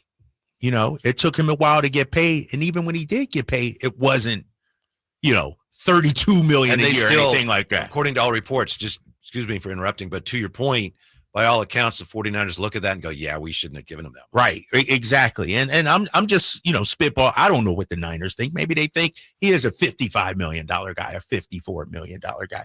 But, from an organizational standpoint, I would have to ask myself, where does Brock, and to your point, I think he fits in with the system and we don't have anybody else. He's been perfect for us. But, man, I can't look at just because Tua got 54, Trevor Lawrence 53 or whatever it is, that means Brock gets Trevor that. Lawrence, I think, is at 55. Is he at 55? Yeah. Damn. He's a twin nickels. Come on. That's right. So the 49ers can say, we don't want to do that. And Brock's people can go, that's the market, bro. Right. That's what I was going to say, Drapes, is then what do you do? Because unfortunately, all of these things are slotted to a certain extent. And we know that if you shift the market, that the Players Association is going to put a lot of pressure on you. Yeah. So if you take the, team-friendly contract, which I think Josh Allen did. That's what I was going to say, Jay. I think he did. I think he did. But I think the other part about it is Josh is already established and he's already been paid. This is, Purdy's first go around, so it's like Josh is like, listen, I've been on the cusp. I need a few more wide receivers. I need a tight end. I need a D line to get over the hump. I think you can go back and say that. Josh Allen said, quote, I understood the impact of getting the extension done and creating some cap space. So he did a team friendly kind of deal. What's $5 million more going to do for my life that I can't already do right now? I live a pretty good life, got a house, got a car. We're good. Quote. And I got that Buffalo wing deal. Yeah, man. Dude, he's leaving money on the table. Josh Allen easily could have been a $60 million. But he's been there, Drapes. He's been there. He knows what it is to bump that head up right against the glass and not have that. I mean, he's been 13 seconds away, right? Right. 15 seconds or whatever from getting to the Super Bowl. So it's not about getting paid now. It's about getting paid and putting a competitive team out there and winning. That's all he has left for him. Yeah. By the way, Brock Purdy is getting a raise. We know that because he last year he earned $985,000. It's good money. He will get a check for another $857,842 thanks to a program that rewards low compensation players who put in a high percentage of playing time. Really? It's I never heard of this. a league-wide program that does not impact a team's cap. And it's a way to create some fairness for the guys who are actually pulling an oar without being paid as much as the other oar pullers. I remember this from last year. I didn't know that. It doesn't get publicized a lot. He's 16th on this year's list. The leader for 2024 was Jamian Sherwood, a Jets linebacker, at $1.092 million he gets as part of this program. Basically double his salary almost. Yes. Where does that money come? Is that the team paying him? Is that like a reserve that the team has? Is it a league reserve? It's an NFL performance-based pay system, so I think the league pays it, but I have to double check on it. Like I said, it doesn't count against the cap. Wow. Good for him. Yeah. Shoot, I tell you, if I was Brock and I got like a check, here's a check for $800,000. Your boy is out there. I'm buying a Bentley or something. You know what I mean, Jay? A lump sum. Come on, man. The EQ. Nah, I'm out there. Yeah, I'm going big. $800,000 check drop in the account, direct deposit. Shoot. Man, the Bentley gonna eat up a soft 300 of that though. Oh, I'm about to get paid $55 million. Allegedly, right? But you're saying you're not gonna get 55, so you're like, nah. But I hear you. The 49ers do not get Joey Bosa. Mike Silver reporting Bills were the only team there. It looks like they're getting Joey Bosa. They were the only team willing to offer him more than $10 million. The 49ers came in at under $10 million. Dolphins offer did not get past $8 million. Did you want your team to go higher, Jay? No. I think they're spot on. Yeah. Like Bosa, if we're talking about Zion not being healthy, I know two different sports. Hey, Ben! Yeah, Joey's the same situation. Yeah. He's good for 6 sacks a year. He's just a name. He's one of those guys that's been a staple, and he's been great. But now he's downhill, and you need somebody a little bit sharper. You could argue he's exactly the type of player that the 49ers are trying to separate themselves from. Agreed. Yeah, and I feel like they've done that in the past, those kind of signings. Chase Young, that they've had guys that have come in and big names that just haven't panned out. Hell, going down and getting my boy Hargrave. Yeah. Yes. Pan out. You know what I mean? Great. Yep. They also picked up DeMarcus Robinson to the 49ers, a receiver. They got him from the Rams, 2 years, $9.5 million, 31 catches, 505 yards, 7 touchdowns last year. So that's 16.3 yards per catch. So he's got that separation skill. He, at the very least, figures to be maybe a short-term fix while Ayuk is coming back, but he also got arrested for a DUI and he faces a potential 3-game suspension. So, I look at the Niners receiving situation. You guys tell me, because we've heard reports that Brandon Ayuk, they may look at dealing or things like that. Can they afford to do that? I just think it's tough to trade a guy coming off an injury. Yeah. Unless you just really want to get out from under his salary, but otherwise you're not going to get anything close to value. I just feel like if you trade an Ayuk, like I think they need to add to the receiving core, not tear it down. Right. Or get rid of a guy. Yeah, unless you really think that highly of Juwan Jennings. He's going to carry the whole offense. Yeah. And Tricky Ricky P, that's your 1-2 combination. Mm-hmm. And D-Rob. Demarcus Robinson. Oh, you didn't mention yesterday DTR going to Philly as a backup quarterback. Remember we had our quarterback, Dorian Thompson-Robinson. Yeah. Massive pickup. How did I miss that? How did I just had to point that out, man. I just had to point that out. What kind of pickup was it? Massive. Did you see that Russ is supposed to meet with the Browns tomorrow and then the Giants on Friday? Yeah. And Brett Favre is telling Aaron Rodgers, oh, yeah, you want to go to Minnesota. That's a place to go. Really? I think the only person whose opinion I care about less than Aaron Rodgers is Brett Favre. He's like, I did it. You should do it too. Right. Huh? You want to be like me. Are the 49ers legitimate contenders, Jay? We'll have to answer that. As of right now? Yeah, right now. It's like they could. Is that the next segment or no? Do you want to? No, because I was going to say I'll sit this one out because you already know my answer. But go ahead. We'll get around to it at some point. At some point.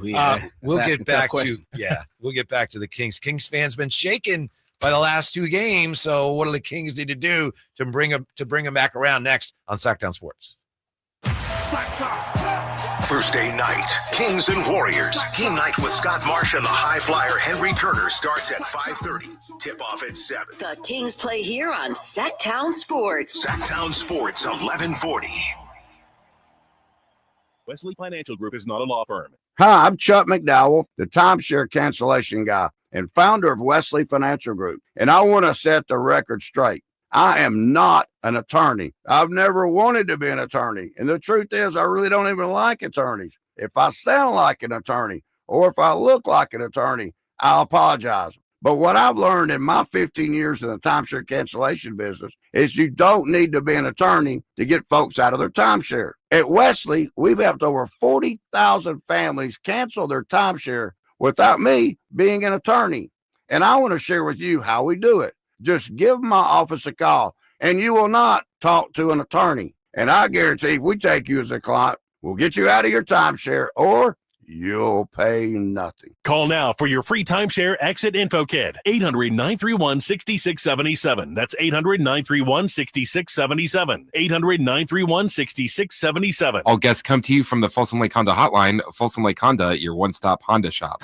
Hey, it's Carmichael Dave for my good friends at American Energy. It's cold, and American Energy wants you to stay warm and make sure your system's operating safely. Here's the deal. A $49 tune-up inspection, which is regularly $119. That's a full safety and duct inspection. But guess what? If your system's over 10 years old, the tune-up is on them. That's right. It's free. Give them a call right now. $50 off your first recommended repair. And if you need a new furnace, half off the price of a new unit. Oh, by the way, breaking news, they're hiring right now. Here's the deal. They'll train you, full benefits, generous incentive-based pay. Just call today for more details at 916-520-9990. That's 916-520-9990. Not only great deals from American Energy, but possibly a new career for you. Check them out at theaeway.com for an instant quote and tell them Carmichael Dave sent you. Call 916-520-9990 now.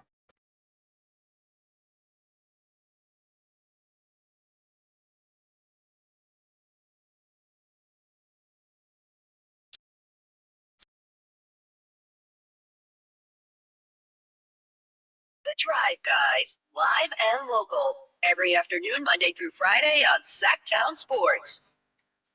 How about this one, Drives? Who we got, Beatles? No. Who's this? I don't know who this is. Who is this, Jay? This is the great Bill Walton's favorite band. Oh, Grateful Dead? Yeah. Okay. Box of Rain. All right. A little bounce. You got some minor chords in there. Gonna bring it down a little bit. I don't know. Man. Not a big fan of that? Nah, not this one. Not this one. I'm telling you, man, most songs about rain just kind of keep you blue a little bit. Nah, but how about like making it rain in the club kind of vibe? You know what I mean? Yeah, that way. Okay, let's go. That kind of rain. That's what I'm talking about. That's what I want. Compia wants some Jimmy. The wind cries Mary. Is it even about the rain at all? I don't know. Thank you, All Compia. right. Hey, tomorrow night, Jimi the Kings. Hendrix, right? Yeah. Tomorrow night, the Kings taking on the Warriors. Can the Kings keep Steph Curry from making history tomorrow night? Probably not. Steph Curry is 2 3-pointers away from 4,000 for his career. Man, think about that. Second place is James Harden with 3,124. And Steph Curry's 2 away from 4,000 for his career. So that's probably going to happen. I don't know. They probably don't stop the game for that, do they? Nah, 4,000. That's because then next game it'll be 4,006. Like, they'll have some announcement. And Steph Curry's blah, blah, blah, maybe blah, give blah. them the ball afterwards or something like that. Right. But think about that, Whitey. 4,000. So he's got 12,000 points just from 3-pointers.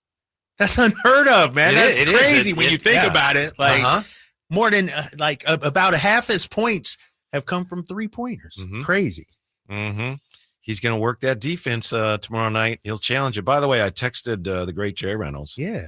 And I just asked Jerry, let's see. Fewer possessions in a game should keep it closer and better for a weak defensive team, he says. That's why more structured offense helps control pace and possession. So, we were talking about, you're a bad defensive team. You want to slow it down? Doesn't that help? He says, yeah, it can help you, but then you also need a lot of structure at the other end offensively. Yeah. And I think we're seeing Doug do that a little bit more from when he first started. Before it was do not suggest to Doug Christie that they don't run plays. All right? Just so you know, when you're in there after a game. Doug was spicy. He was not messing around. He was not. But no, it's he actually told me. He said, to get things going offensively, we are calling more plays. Trying to have more structure offensively, because remember they had that streak of high turnover games, and I know they had a lot of turnovers against the Knicks, but remember they had that streak of all those turnovers, and we're like, what are they doing? They're just throwing it around. And I think after that, he started to try and put more structure into the offense. Jay, here you go, director of Rec 44. I can see clearly now, Johnny Nash.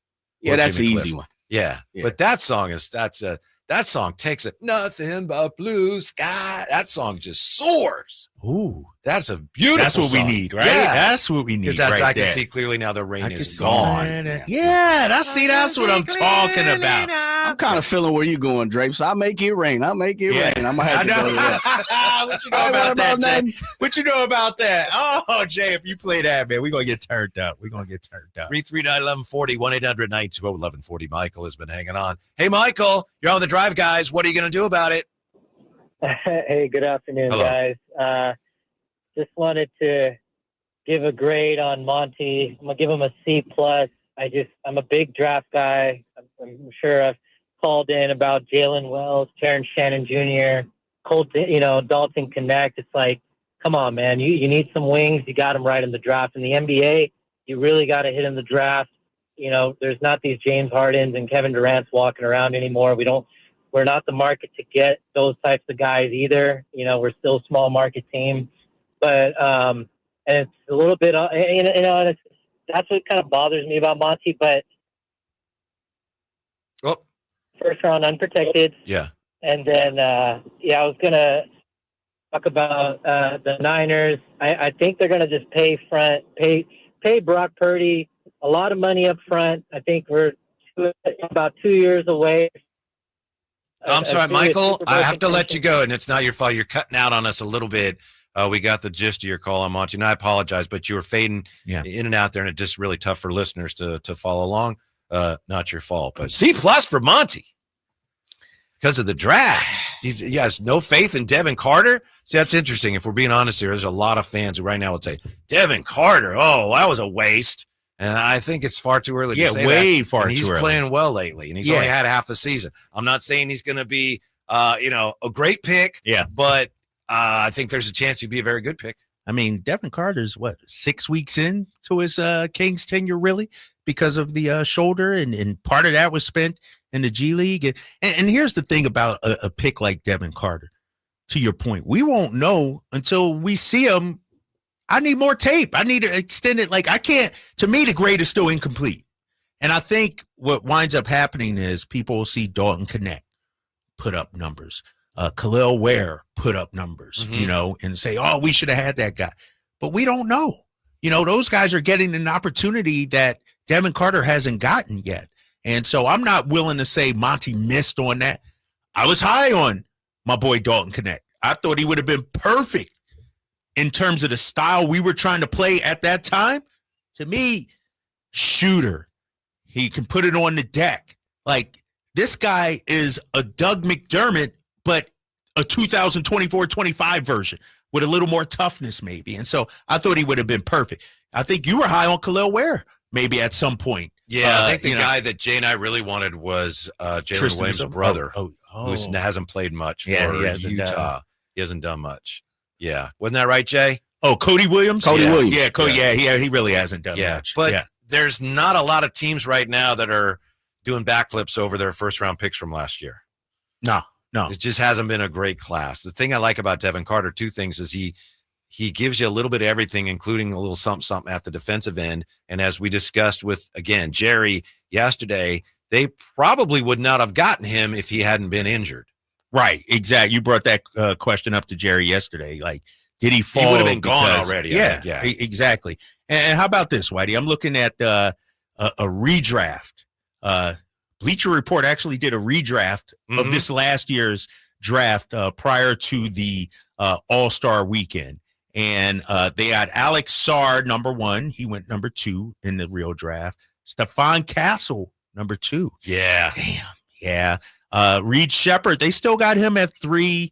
Jared McCain. Ooh, that's a guy. Even though he got hurt, he was nice. They got him at 4. Risache at 5. I'm trying to see where our guy is.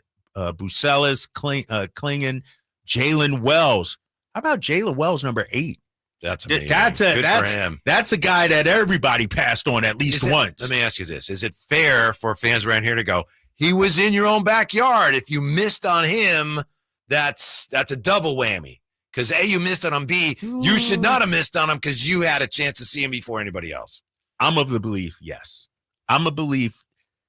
Before you know about anybody else, you got to know about who's in your backyard. Yes, I that's my personal opinion. Others may disagree. So I'm looking at they got Devin Carter 14th.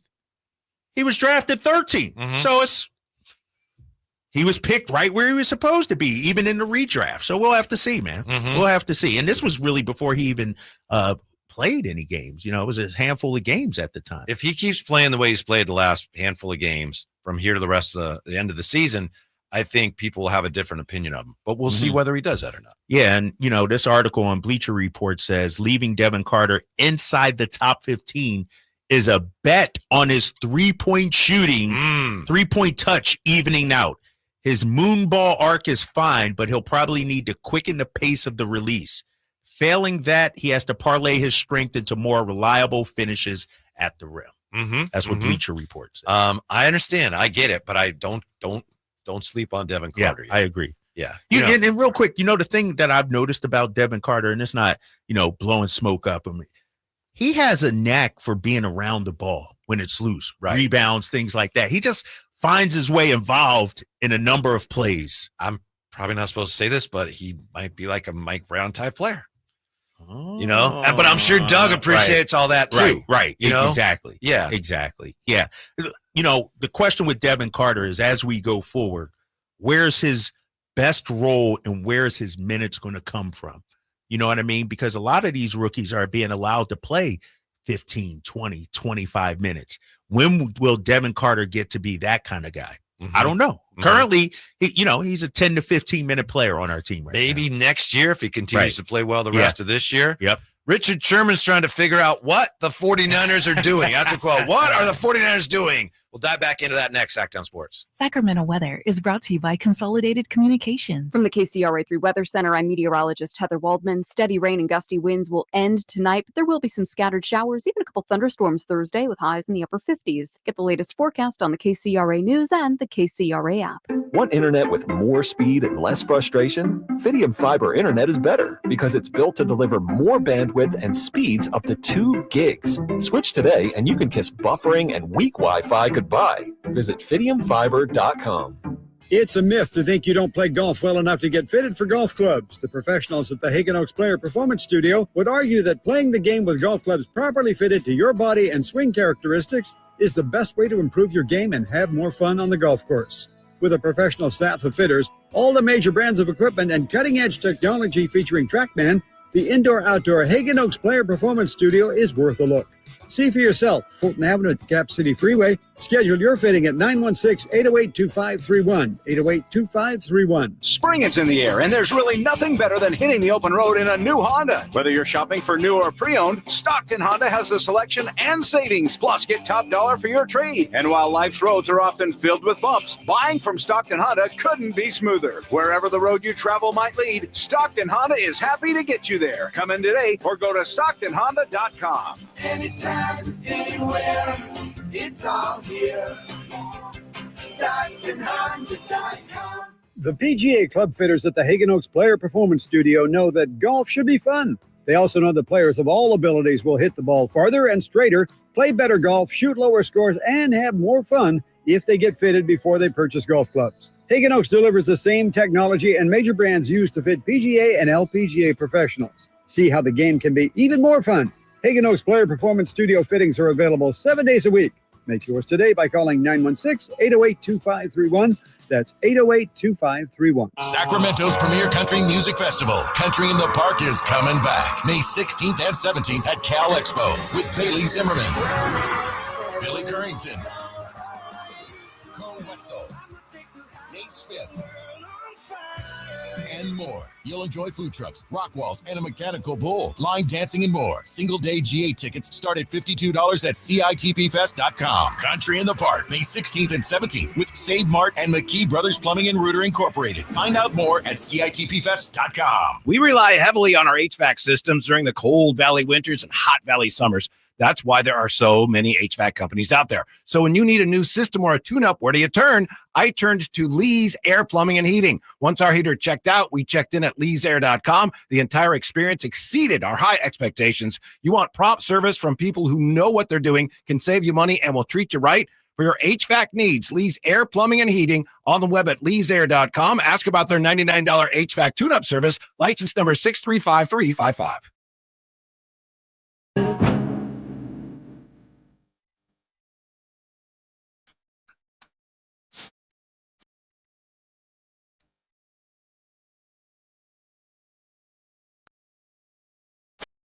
The only station in Sacramento giving you local sports coverage from 6 a.m. to 6 p.m. Monday through Friday. Sacktown Sports. Jay, I haven't heard this song in a million years, but I recognize it. I don't know who does it, though. Ooh. Got a guess, Drapes? This is it's like a million, you know, of course, 60s and 70s band. It sounds like it comes from TSOP, Sound of Philly era or something like that. Not Dramatics, Intruders. You just said it. Dramatics. Yeah. Yeah. I knew I was dang it. Yeah, this is a classic. This is a good one. Hey, we have some interesting thoughts here on Devin Carter. Tony Ray Harvey says, after speaking with Doug Christie today, a little bit of a flex there by Tony. I know, right? That's all right. Okay, he deserves that. Yeah, after speaking with Doug Christie today, it appears that he wants Devin Carter to handle point guard duties in that second unit. Okay. Thanks for the heads up, Tone. I'm okay with that. I mean, because what are our options right now? You know, Markel hasn't, lived up to what I was hoping for, and Devin's been playing decent these last few games. Give the young rook a shot.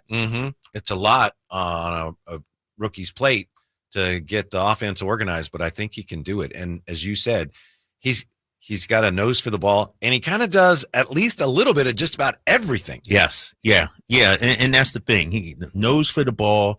I want to see him defensively, what he's able to do out there tomorrow if he gets a shot on Steph Curry and some of those guys out there. And so, I mean, you got to play the kid, I guess, especially because at that position, we really don't have many options. But to your point, I really don't see him as a point, like running the offense kind of thing.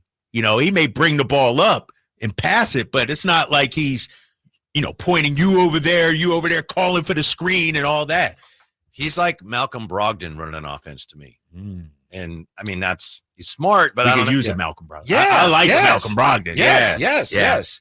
Manny Tuligit says Devin Carter looks decent the last few games. TR says Markelle Fultz has been a bust. Everyone a few weeks was saying he was going to be a good addition.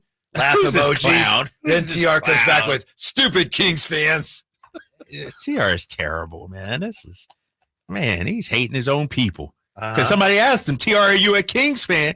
And he says, absolutely. Okay. He's calling his own, fellow fans stupid. Banta says Fultz did a really good job of making it known we need Devin Carter. Fultz came in, his first game was against the Warriors, wasn't it? And he looked good, right? Yes. It's like, wow, this guy could play. Yep. He's still Markelle Fultz. And then he just has gone into kind of a fog or a haze, or just like, he just looks like he's just not all the way sure of what he's doing. Yeah. He's not playing bad. He's just not playing well at all. Right. And I think, Fultz need a fire lit under him or something like that. Yeah. Especially when you're coming off the bench, right? We've talked about it. You don't have time to limp your way into the game and feel it out and everything. You got to come out and make an immediate impact. Skip says TR is a newly created account to troll real Kings and Drive Guys. There it TR's is. been around There a it while. is. Oh, has he? He's been around a while. Right. He or she, I don't know. I try to ignore the trolls. Yeah. The chat, I welcome the trolling. Bring it. Yeah. So you want more Russell and more of who else is a troll out there? If that's really how they feel, Right. sure. Okay. I think it's important to have balance. All right. All right. It's not all sunshine and rainbow, especially today. There's no sunshine. There's no rainbow. Yeah. Somebody said Markelle needs more time. He's only played in 3 games. Has he been given a fair shot in your opinion? You gotta earn more time. I don't care if the first pick of the draft or not. You come out and I need you to be a veteran and be organized, and instead you look like you don't know what you're doing. I don't have minutes for you. I'm not a coach in Folsom like some people. But I 100% agree with you. I hear that. But these things come in ebbs and flows. It's not like Keon, the first time he played, was great the first 3 games. That was one of the issues we had with Mike Brown. You have a couple of bad games. You're buried on the bench. And, I want to see guys get the opportunity, and I said this yesterday about Fultz, to sort of get into the flow, the rhythm of the team, the rhythm of a game. Yeah. What you got? I'm assuming you're Markelle Fultz agent here, and I want to point out to you, look at where we are in the standings right now. Yeah. You think I got any time for ebbs and flows? I'm hanging on for dear life right now. I'm trying to move up, and I'm trying not to fall down out of the plan. You think I have time for ebbs and flows? You think I have time for your boy Markelle Fultz to come in and kind of ease his way into what we're doing here? No, but that don't mean you bury him. Oh, he's had his shot. He's done. That was one of the good things about Mike Brown. I felt like you may have fallen out the rotation, but you knew at some point he was going to give you another shot. Now you're Chris Duarte's agent. Now Chris Duarte's my guy. But eventually, but Markelle Fultz is still in the infancy of his time. Now, if this was 6 months in and he's only played like 4 games. I have nothing against him. I just understand why Doug wouldn't play him. To me, the mistakes he's making are exactly the type of mistakes that I can't have a veteran that I bring in. Then why is he on the roster? Because I've hoped he would be better and I need a point guard. But he's not now. So why is he on the roster? He's on the roster because I need stability, which he hasn't been giving me. Then why is he on the roster? That's what I'm saying. He may get another chance. Like, I want to see this other chance. I'm not writing him off. I think I'm not saying he's a bust failure. I got to see it. Yeah. I don't think we've seen the last of Markelle. I think Devin Carter is nose past him on the depth chart. Yes. From the 5-3-0, Markelle needs more time. He's only played 3 games. That's it. Like I said, it's not that he's been terrible. He just hasn't been very good. And the mistakes he's made are exactly the type of mistakes that I wouldn't think a veteran like him would be making. Yeah, the turnovers is what's killing me. He's averaging 1.1 turnovers a game. And he's not playing that many. He's playing 8 minutes. Yeah, that's not good. That's not. I mean, and I'm looking at last year in Orlando, he averaged 1.2 turnovers, but he's playing 21 minutes. Year before that, 2.3, but he was playing 29.6 minutes. And so that's the issue with Markelle Fultz. He comes in, and it's like within a minute or two, he has 2 turnovers. Exactly. Like, dude, exactly.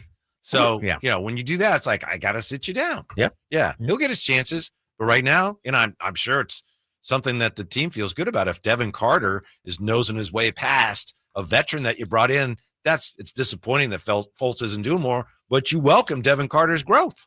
Yeah, you do. And here's the thing about Markelle, because I do think he's a talent. Like I said, I got to see him up there at Washington.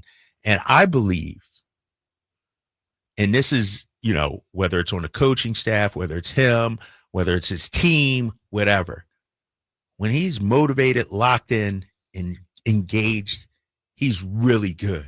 But how do we get him to that point time in and time out? So to your point, Whitey, last few games he's come in and sort of sleepwalking through it a little bit. No, Markelle, we need UW Markelle. We need prime Orlando Markelle, because I've seen him do it. But the fact is, he needs to be more consistent with that kind of energy and effort as soon as he touches the floor. Your guy TR says Fultz was available for a reason. Dat Ninja says the game seems too fast for Fultz right now. Not a good sign for a veteran. And Lamb Trung Tin says Fultz magic. Fultz magic. Oh, okay. I don't know about that. All right. Devin Carter playing well is a good thing. Yes. Markelle Fultz not playing well. Hopefully he'll start playing better soon.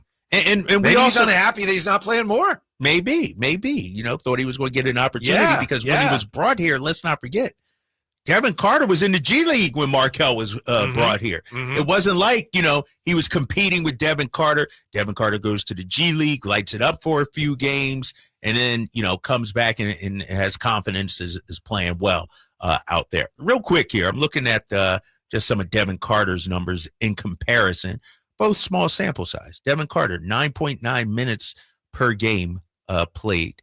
Turnovers, 0.5. You know as well as I do, I can handle missed shots. I can't handle turnovers. Protect and that's what happened. The pumpkin. Yep. And that's what's happening with Markelle right now. We have Stan Van Gundy joining us today, about 5, I think. Is it 5? Yeah. Yeah. I have a question for you about Stan Van Gundy. Yes. I'm not sure how to handle this interview. I'll ask you when we come right back. I need some advice Ask on him. this. Yeah. I'll ask. You say go ahead and ask Go him ahead and right ask him. now. Well, Jason, whatever it is, just ask. I already know what you're going to ask him, but just ask him. Really? Do you All right, really? Mr. FedEx. Oh, you going to ask him about FedEx? Well, should I? About the Kinkos and the whole thing? Dude, I'm going to tap out on that one. You can have that I mean, not to like, hey, what about Kinkos? But like, hey, what happened? You almost became the coach here. I'll tell you this. I'm going to distance myself from you if you do that. I ain't got your back on that one. That's going to be awkward to me. The way I like to do it, I may ask him something else that may connect to that and then see if he takes the bait. Yeah. The thing is, he might be in his hotel right now listening. Well, he's down there in the Bay Area. He's in San Francisco. Like, have you been to that FedEx over on, No, it would be something like, hey, you very nearly became the coach of the Kings, right? And then see where he goes from there. And if he comes a little closer, then you drop the Kinkos. It'll be like, click. He'll hang up on us because he knows where we're going with that. Remember Bob Delaney? Yeah. Official. Bob Delaney was one of the officials in Game 6 in LA. Yeah. And he wrote a book after that because he was like undercover or something. He had a really, really interesting life. So he was going to come on this station to talk about his book. And our producer, Joe Pittman, said, hey, just so you know, the guys may ask you about Game 6. And he can't. Bob Delaney said, if they do, I will not really answer. And the producer said, well, just so you know, it might come up. So go, hey, it's time to talk to Bob Delaney. Click. He did not come on. Not at all, huh? Did not come on at all. So he was on hold waiting. He was going to. He was talking to the producer, getting ready to come on. Oh, and he said, screw that. Yeah. Damn. And we were going to ask him. I was going to have to ask him. Right. So. You got to. Yeah. All right, we'll get to what Richard Sherman's wondering about the 49ers when we come right back to Sacktown Sports. Sacramento weather is brought to you by Elk Grove Honda. From the KCRA3 Weather Center, I'm meteorologist Heather Waldman. Steady rain and gusty winds will end tonight, but there will be some scattered showers, even a couple thunderstorms Thursday with highs in the upper 50s. Get the latest forecast on the KCRA News and the KCRA app. At Elk Grove Honda, we've acquired some of the best pre-owned cars we can find. Whether you purchase a new Honda or a like-new pre-owned Honda, Elk Grove Honda has the right Honda at the right price. In the Elk Grove Auto Mall, Highway 99 and Elk Grove Boulevard, or elkgrovehonda.com. I gotta get an Elk Grove Honda. Hey, Green Gobbler here. So you've got a clogged drain in your bathroom. Water in the sink's overstaying its welcome. You're spitting today's toothpaste on top of yesterday's toothpaste. You hope that it go away. Yeah, clogs don't just go away. I make them go away. I'm Green Gobbler, the only clog dissolver you need. I'm bleach-free, safe for your pipes, and I work. Guaranteed or your money back. Because I never met a clog that was going to unclog itself. Green Gobbler. Let the gobbler get it. Get in the zone, AutoZone. Welcome to the A to Z savings event at AutoZone. Yeah, happy to be here. Can I get some rotors? Would you like brake pads with that? How much are the brake pads? Free with the rotors. Free. Really? Really, free. Okay, I also need some oil. Would you like an oil filter with that? Yeah, how much is that? Free with 5 quarts of oil. Free? Really? Really, free. It's part of the A to Z savings event. You might as well call it A to free. At AutoZone. Get in the zone, AutoZone. Restrictions apply. If you're 55 and up, T-Mobile has plans built just for you. 2 lines of unlimited for just $30 a line. That's a 45% savings compared to Verizon and AT&T. But don't just take our word for it. It's not just the savings that are great with our T-Mobile plan. There's all this value from all these other things that T-Mobile offers. T-Mobile has been such a savings for us. We love it. Switch today and get 2 free 5G phones like the Motorola Edge with Turbo Power charging that gives you power for the day in just 15 minutes. And customers 55 and up can get 2 lines of talk, text, and data for only $30 a line. Go to T-Mobile.com/choice55 to learn more. With AutoPay plus taxes and fees, plus $5 per line without AutoPay. Debit or bank account required. 45% off 2 lines versus AT&T Starter and Verizon Welcome. Plan benefits vary. Motorola Edge on us with 24 monthly bill credits and new line for well-qualified customers, plus tax and $35 per line connection charge. See details at T-Mobile.com. Motorola Edge requires 68-watt charger. Charger sold separately. Actual performance will vary based on usage and configuration. My wife was like, I want to go to Hawaii and I want to bring the kids. And I was like, whose kids? Jim Gaffigan. Everything is wonderful. I spent the entire time applying and reapplying sunscreen, which thankfully makes my skin whiter. Jim Gaffigan, a night of all new material. Saturday, March 29th, the venue at Thunder Valley. For tickets, visit thundervalleyresort.com. What's up? We're talking to Chad Hoblet of Hoblet Dodge Chrysler Jeep Ram in Woodland. Well, it's the Ram Truck Month Sales Event, and I know that means discounts. Right now, you can save up to $17,500 off MSRP on new 2025 Ram 1500 Bighorn Crew Cab 4x4s. And we don't just have a few Rams. We have Northern California's biggest selection, with over 500 new Rams available. It's the big city savings with the small town customer service. Exactly. When you shop at Hoblet, you become part of the family. Plus, we don't just have big savings on Ram trucks. We have almost 200 vehicles at the Hoblet Certified Pre-Owned Supercenter and over 30 under $20,000. Search, select, and save through their whole inventory at HobletDodge.com. Unbeatable prices, unbeatable selection. Nobody beats Hoblet, period. $17,500 total net savings after $10,500 factory rebates and $7,000 dealer discounts. Rebates include $2,000 Chrysler Capital bonus cash. Must finance through Chrysler Capital. $1,500 National Conquest dealer cash. Must currently own or lease a Ford, Chevy, or GMC brand vehicle. And $500 on-the-job upfit. Must show 500 plus eligible upfit. 5 of this net savings. Sample VIN 684262. See dealer for details. Get ready for your chance to win $1 million by entering Sacktown Sports Bracket Challenge on Sunday, March 16th. Brought to you by Xfinity. Stream live sports from the best seat in the house.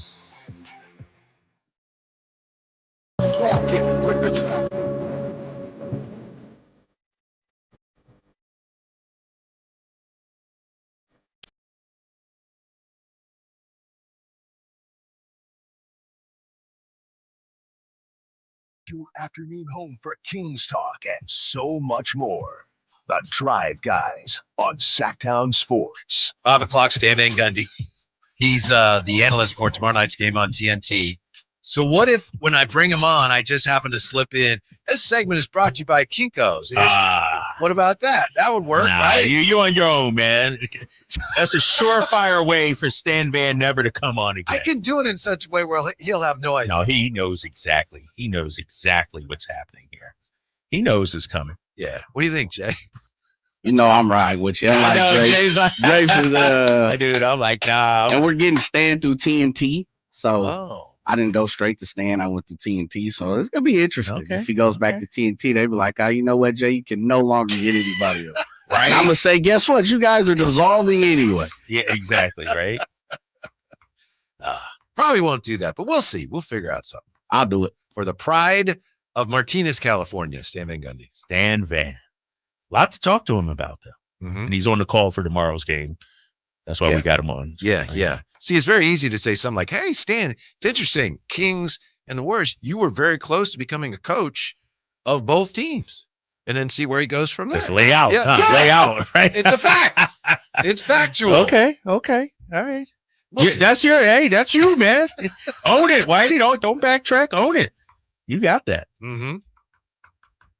Okay. Yeah. Did you know who sang that song, Jay? Played coming back? I do not. I apologize. Jay, Shaquille O'Neal. Really? Yeah, that was Shaq right there. Oh, I would have never guessed that in a billion years. I know we got to get to Richard Sherman. I don't know if you have Shaq last night on the rundown. Yeah, we definitely need to talk All right, about we that. need to talk about that too at some point. Yeah. This is Shaq. I will say this though. I thought Shaq was a pretty good rapper back in the day. Like people clown on him, Jay, but in terms of athlete turned rapper, like He's the best. He was the best. He's the best. He was pretty good. That's him right there? Yes. Yeah. The new edition. This is the end of your last night. In the daytime, you couldn't see me with a flashlight. This He sounds a lot. I was gonna say, he sounds a lot younger. This is first, second year Orlando Magic Shaq. Like his voice hadn't changed yet or something. Yeah. Yup. No, but I got a CD at the crib still. Yeah, who did? I had his first two. Yup. He was big, man. Remember when Meta World Peace did some rap? Yeah. And it sold like 45 copies or something.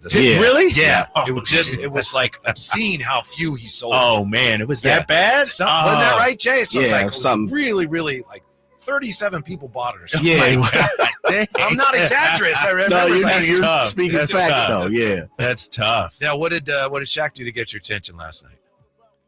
You heard about this, right? I'm not sure which. There's two of them. Well, there's a couple. One was worse than the other. He was talking about the Detroit Pistons game, and he's like, "Yeah, Chauncey got him playing. He's doing an excellent job down there." Then it got all quiet, and then 30 seconds later, Candace says, "Hold up here! I can't let you get away with that. Who coaches the Pistons? Chauncey Billups, right?" It's like, dude, that's pretty bad. That's really bad. Why? Yes, I agree. That's horrible. You got it, Jay? All right, let's hear from Shaq. His rapping last night. It's a great player. I like the way he's playing. I like what Chauncey is doing. Those guys play hard. My favorite player on that team is Isaiah Stewart. Big body, hard guy. Like to knock people out, push people No, I can't around. let this go. Like who's doing it? You said Chauncey? Chauncey's the coach, right? Okay. Portland. No. I was like, I can't let this go. JB Bickerstaff. That's what I mean. Hey, you know what? First of all, I don't watch Detroit. How about that, boo-boo? I don't watch them. So, Yeah, That's a bad. play. That's a bad look. I don't watch. I don't watch him anyway. You should You have. should. An idea You're what a talking national about. analyst. Like you're on the national show. Really the marquee studio show when it comes to the NBA. Right. And you admit it. You don't know who the coach of the team is, and you don't watch the team. If he wasn't And Shaq, you also don't know who the coach of the Blazers is. right? Obviously. That's a fireable offense. If it wasn't Shaq, he'd be out. Like if I did that, if you did like somebody like that's no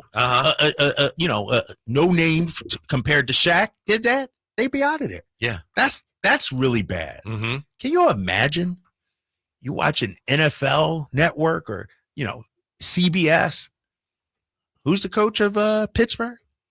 Mike Tomlin. I don't even watch him like that would never happen in any other sport. Why are we accepting that in the NBA? Well, he's a big Superman guy. Superman is invulnerable, and I think Shaq is invulnerable to criticism on something like that. It's like, yeah, but it's Shaq. I'm not saying he should be, Shaq but he is is. Shaq. Yeah, Right. no one's Right. going to really care other than, I'm sure a lot of shows are talking about it. Oh, that was stupid. And you're right. It's terrible. And you'd like to think at least try a little harder to know the names of the coaches of the teams that he's talking about. But ultimately, he'll be forgotten. Are there any? Your boy Kendrick should go after him for that, huh? He should. He probably should. Are there any legitimately good NBA studio shows where it's informative and entertaining? I felt like TNT used to be. Now it's kind of jumped the shark in my. Is NBA Today that? They have some segments. At times. Both of them are at times. But ESPN's NBA Countdown with Stephen A. Nah, I'm not.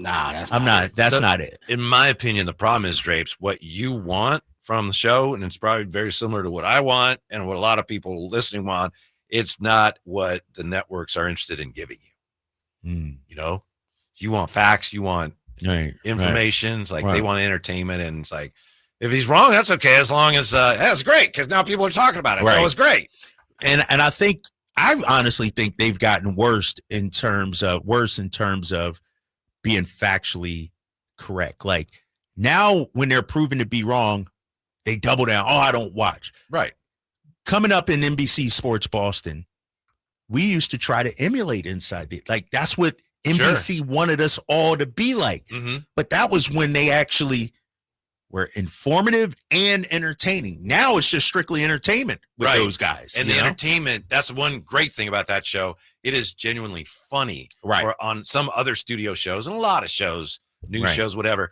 Entertainment now is just say something really outrageous. Yeah, exactly. And people get irritated by it and they'll react, and that's entertainment. Yeah. It's not about the actual basketball anymore.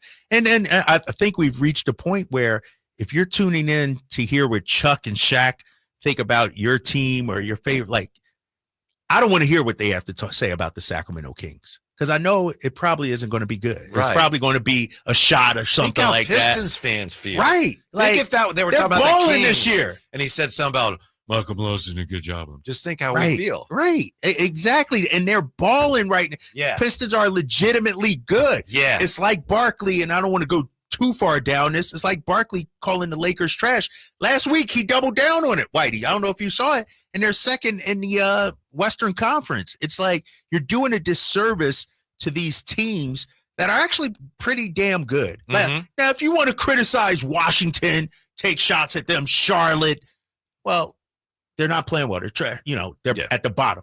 But you're calling teams trash that are actually good. He also said something disparaging about Zion's triple-double. But I didn't even check what I saw it. And it's like, I don't care. Yeah. It's kind of like, you got to have more than that. Or something. So I don't care what he said. Yeah. But you asked the best studio shows, NBC Sports California, Morgan and Deuce, and then she's on sometimes with another guy on the post and pre. I was about to say, hold up, you said Morgan and Deuce. I can't remember who it is. Anytime you mention pre and post or anything NBC Sports California, it got to start with Kyle and maybe end with Kyle. That's all I'm saying. Y'all killing me, man. Y'all killing me. I'm just saying, dang. All right. Yeah, that was a bad one, but there'll be there's 2-minute report will say no, correct non-call, right? Right. On Shaq. That's embarrassing though, right? Don't you? And he doubled down and I don't watch it. He's just making himself look worse. Yeah, I feel like I'm above it. Yeah. Don't let your job. Don't let but is it though? If you're going to talk about it. You made a great point. It's entertainment as well. Like Shaq is on there for entertainment as much as it is, I guess, his opinion because he's a great ball player. He's kind of, to me, him and Barkley are the entertainers, where EJ and Kenny are kind of more the basketball guy, the X's and O's guys. Yeah, but what does his opinion matter on basketball if he doesn't know the very basic aspects of what's going on right now? I know he played and he's a Hall of Famer, but if he doesn't know the coach, should he really be talking about what's going on? You can do both. You can be entertaining and be the comic relief and still know who the damn coach is. Like, that's embarrassing. Like, he's not doing any kind of prep work at all. He's basically, like Jay said, up there like the carnival, the clown. It's like, and he's a Hall of Famer. Like, that's what's so sad. It's like the 2 Hall of Fame basketball players on that said, Yeah. Don't- I don't like that edition of Inside the NBA anyway. Oh, I don't the like it classic either. one is great. The one last night is like, yeah, all the people are like, yeah, that's cool. But as a group, it's like, nah, I'm Yeah, it with you doesn't on match. that. It doesn't match. very mid. I'm Yeah. with you on that. What the NBA can learn from a huge rating success when we come right back to Sacktown Sports. Did you know your skin is the largest organ of your body? Huh? That's why you should shower with Old Spice Super Hydration Body Wash instead of plain old bar soap. Love your skin by super hydrating it with vitamin B3 and glorious notes of vanilla and shea. Did you know that my super hydrated skin is the second largest organ of my body? At Valley Strong Credit Union, we know that local businesses are the backbone of the Central Valley, investing in our neighborhoods, boosting the economy, making the Valley stronger. But when it comes to their finances, where can they turn? A big bank that just sees another number? That's not good enough. Valley businesses deserve Valley support for payroll, credit, cash flow, and everything in between. Valley Business is Valley Strong. Learn how our cash management services can support your business at valleystrong.com. Only one radio program captures the excitement of hunting and fishing as it happens. The award-winning California Sportsman with Sep Hendrickson. Only California Sportsman takes you where the action is. Live on the water, live in the blind, and live with the top pros and experts in outdoor sports. California Sportsman with Fishing Hall of Famer Sep Hendrickson is your premier destination for all things outdoors. Sep's Saturday Morning Outdoors. Ultimate Bass and California Sportsman, 5 a.m. to 8 a.m. Saturdays on Sacktown Sports 1140. Stirring fiber, exercising, frequent trips to the store for more laxatives and fiber. Sounds like your constipation with belly pain is a lot to manage. But if your symptoms that keep coming back are signs of irritable bowel syndrome with constipation or IBS-C, ask your doctor how Linzess can help you get ahead of it. Linzess linaclotide is a prescription medicine that treats IBS-C in adults. It's not a laxative. It's a once-daily pill that helps you get ahead of your symptoms. It's proven to help you have more frequent and complete bowel movements and helps relieve overall abdominal symptoms, belly pain, discomfort, and bloating. These symptoms were studied in combination, not individually. Do not give Linzess to children less than 2. It may harm them. Do not take Linzess if you have a bowel blockage. Get immediate help if you develop unusual or severe stomach pain, especially with bloody or black stools. The most common side effect is diarrhea, sometimes severe. If it's severe, stop taking Linzess and call your doctor right away. Other side effects include gas, stomach area pain, and swelling. Learn more at linzess.com or call 1-800-LINZESS. Big savings are back at Folsom Lake Honda, your one-stop Honda shop. New Hondas are piling up, and that means big savings for you. Looking to own or lease? During the spring sales event, drive a brand new Accord or Civic. Visit us today at FolsomLakeHonda.com, your one-stop Honda shop. As a family-owned and operated dealership since 2009, customer service is our #1 priority. Our customers love doing business with us, and you will too. Folsom Lake Honda, yeah, your one-stop Honda shop. KHD HD1 Sacramento, KYMX HD3 Sacramento. From the Power Business Technology Toshiba Studios. This is Sacktown Sports 1140.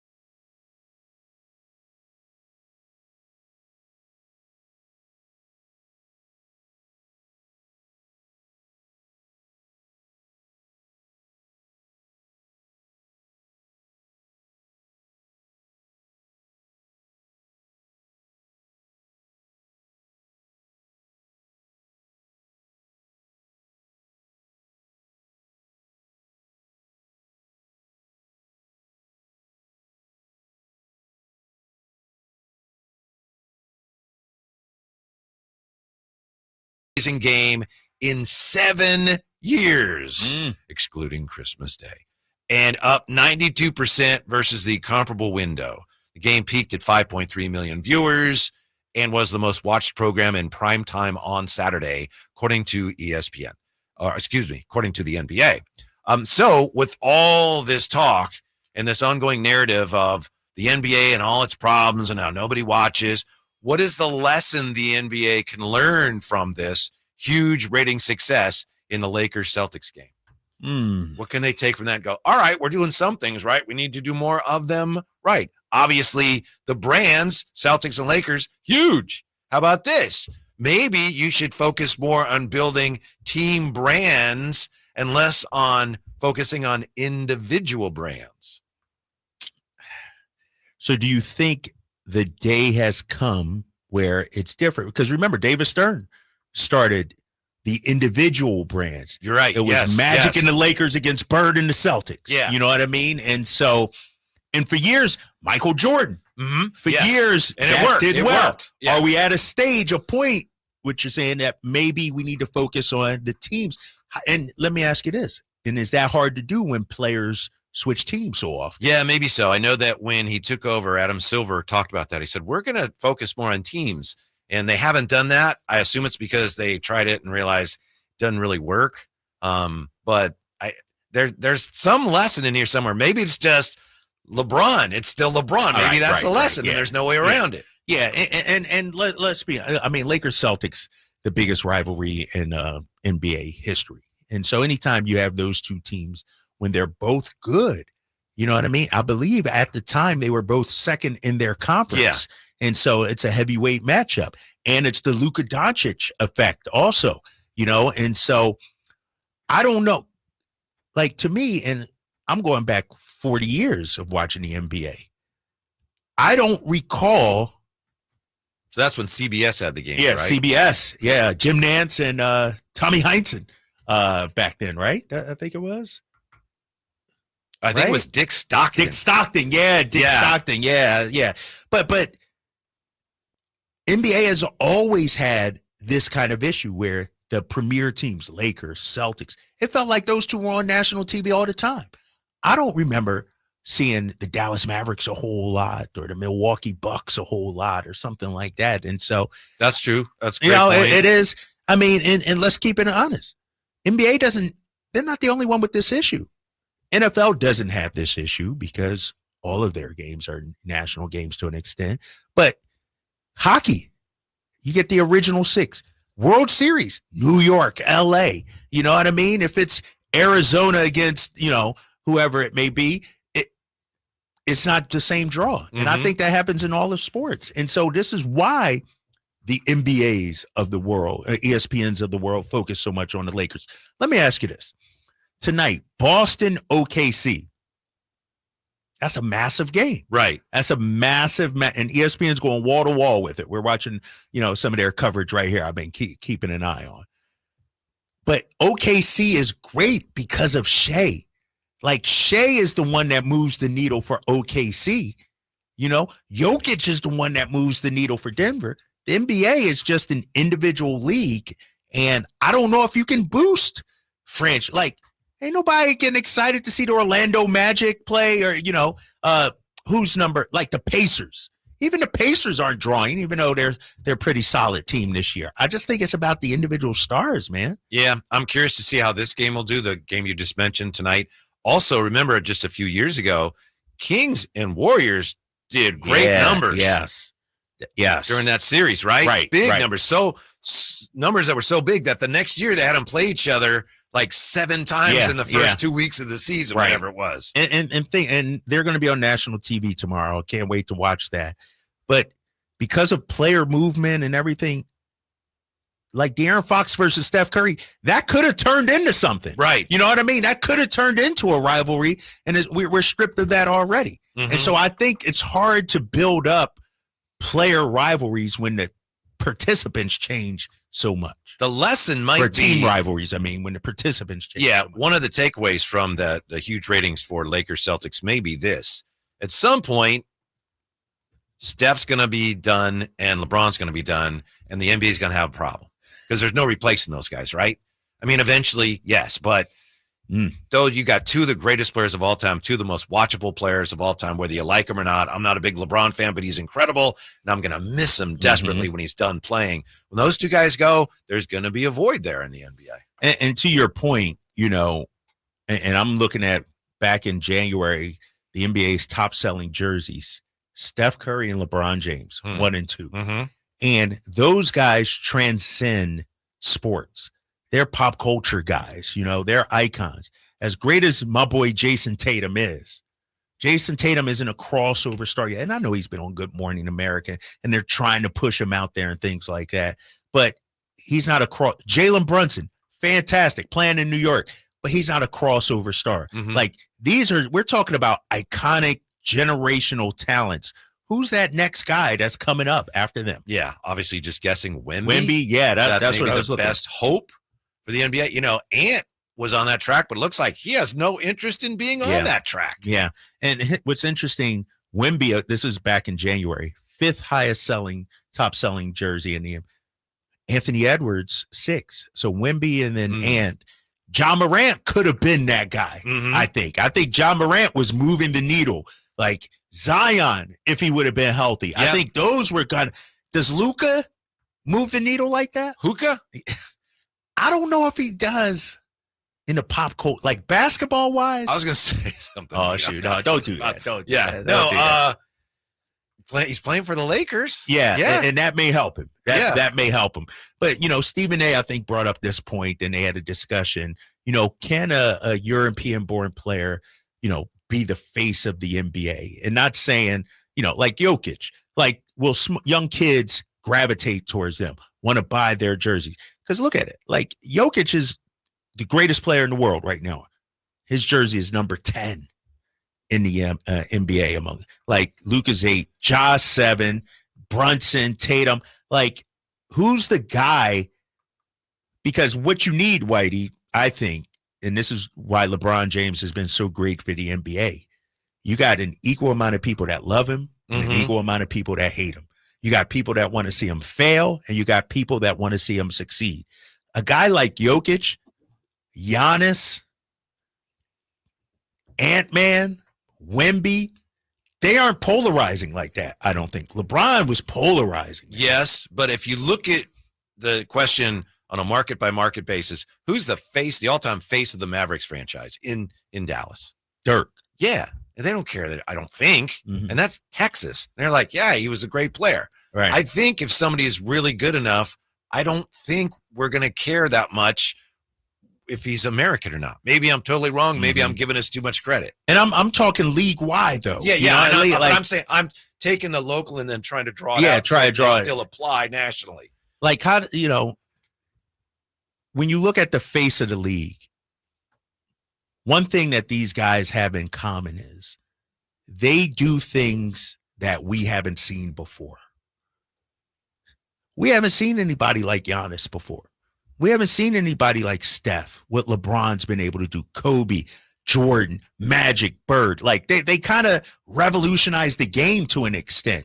As much as I like Devin Booker, love Devin Booker, love watching Ant-Man. There aren't young kids. They're trying to be them. I get it. But I'm talking globally. Like they don't have that sort of, ooh, we've never seen this before kind of it factor. History says it'll happen. You go back to, we'll just go back to Magic, Bird. I mean, there's never been anybody like them. But when they both ended up leaving about the same time, then it was like Michael freaking Jordan. I remember when Jordan was done before he came back to the Wizards, not counting that. A lot of people are having this very same discussion. Who's the next face of the league? Oh, it's Sean Kemp. It's Grant Hill. Right. Well, it ended up, you had to wait a little bit, but it's Kobe and Shaq. Yeah. We're unbelievable. We had no idea it was going to be that. So there's probably somebody out there, maybe one of the guys that you mentioned, in a few years, they will ascend that throne. And maybe the throne won't be quite as high as Steph, LeBron, probably not as high as LeBron, but someone will step in to fill that void. Do you think Jokic is must-see TV? Like if Denver is playing, I know you don't. But I'm saying, is he a ratings grabber? No, I think he should be, but he's not. He's probably right. And why isn't he though? Because basketball-wise, he's the best out there, right? It doesn't seem like he's that interested in it. For one thing, he keeps to himself. Yeah, maybe he doesn't want to play that social media game. He just seems like it's kind of like as great as Kareem was. Kareem was the focus of the league, but Kareem was never that big of a star because he didn't want to be. He didn't want to be out there. People looked at him, he came across kind of surly and reserved. Yeah. And with Jokic, he's all just about. Yeah. He doesn't care about the extra stuff or anything like that. Yeah. I watched Court of Gold. Have you seen that? The Netflix? I haven't. You gotta check it. Righty, come on, man. He's slipping. He's slipping. Right here on my list. He's a busy man, huh? No. But I'm watching Shea. That dude moves like a face of the league kind of guy. Like Shea Gilgeous, like he impressed. You know who else impressed me, Jay? Kevin Durant. Yeah. I thought KD came off like really good. Like this is one of the all-time greats. Yeah, for sure. When I watched him and the way he cares about the game, the way he got choked up and everything, like that's what we want to see from our stars. I feel like so many of our young stars, to Ant-Man's point, he just wants to hoop. He just wants to, but really what took LeBron from great player to generational is the decision. Like LeBron didn't become polarizing like that until he did the decision. So and you think there has to be light and dark? Yeah, I think so. I think so. You need detractors, right? As much as you need supporters, like Tom Brady. Absolutely, yeah. Like you know, you need the. And I always go back as a huge boxing guy. I always go back to the Floyd Mayweather effect. Just as many people tuned in to watch him lose, right? Or wished he lose, or hoped he lose, right? Compared to man, this dude is the greatest, probably one of the greatest, if not the greatest, depending on who you ask. And so I think you definitely need detractors too. All right. Conversation continues when we come right back. Also, we'll look at the Kings starting lineup. Is that something the Kings need to tinker with? I don't see it. Maybe you do next. Sacktown Sports. Whitey here reminding you that not all grills are created equal. When buying a new grill, every detail matters. For March, grab a $149 gift with purchase of every new Napoleon Prestige stainless steel grill, including a pizza lover starter kit and much more. More March savings include up to $79 off Rogue models. Napoleon grills are built different, built better, built to last, with a lifetime warranty and premium stainless steel that boasts quality. See how Napoleon will help you achieve the perfect grilling experience. Visit Green Acres Nursery today with your best selection of Napoleon grills and accessories. All guests come to you from the Folsom Lake Honda hotline. Folsom Lake Honda, your one-stop Honda shop. Spring is in the air, and there's really nothing better than hitting the open road in a new Honda. Whether you're shopping for new or pre-owned, Stockton Honda has the selection and savings. Plus, get top dollar for your trade. And while life's roads are often filled with bumps, buying from Stockton Honda couldn't be smoother. Wherever the road you travel might lead, Stockton Honda is happy to get you there. Come in today or go to StocktonHonda.com. Anytime, anywhere, it's all here. StocktonHonda.com.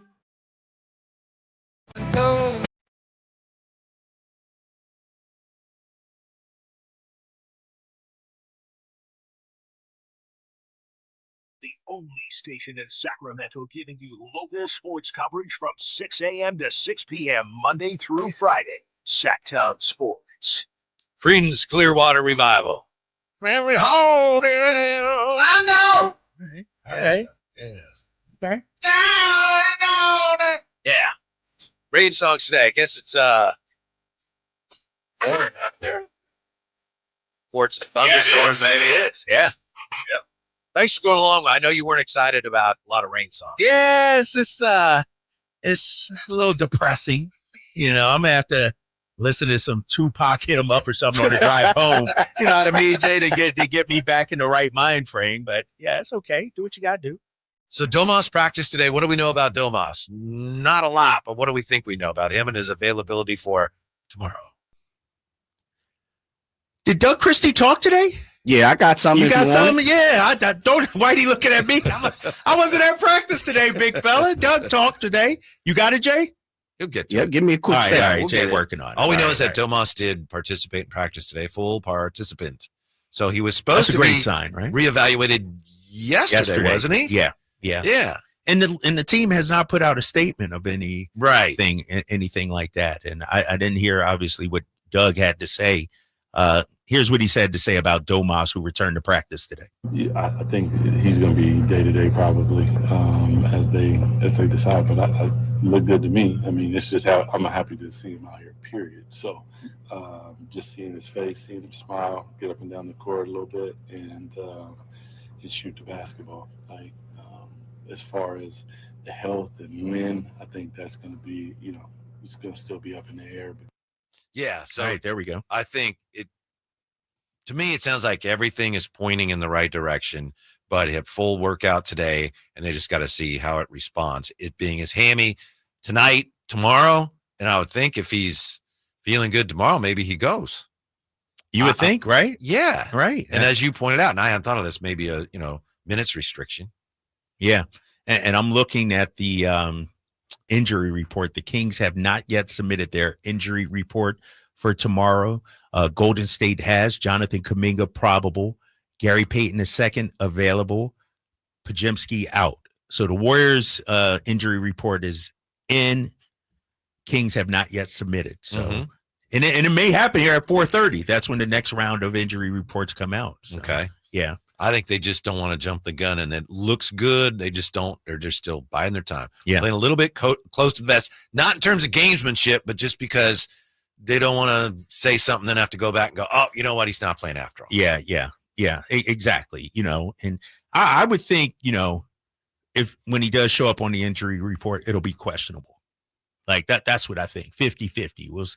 You said it earlier. See how he wakes up tomorrow. Right. See how he responds. Goes through shoot around. Maybe even go in his pregame warm up routine or something like that. I do think minutes restriction. And Doug might not say 20 minutes or something, but he'll play them in small spurts, I would imagine. The other thing is we don't really know how much he did in practice, right? Right. You could say full participant, but maybe they didn't ask him to do that much. It's like when a guy comes off of injury. And sometimes they'll say, he's cleared for 5-on-5.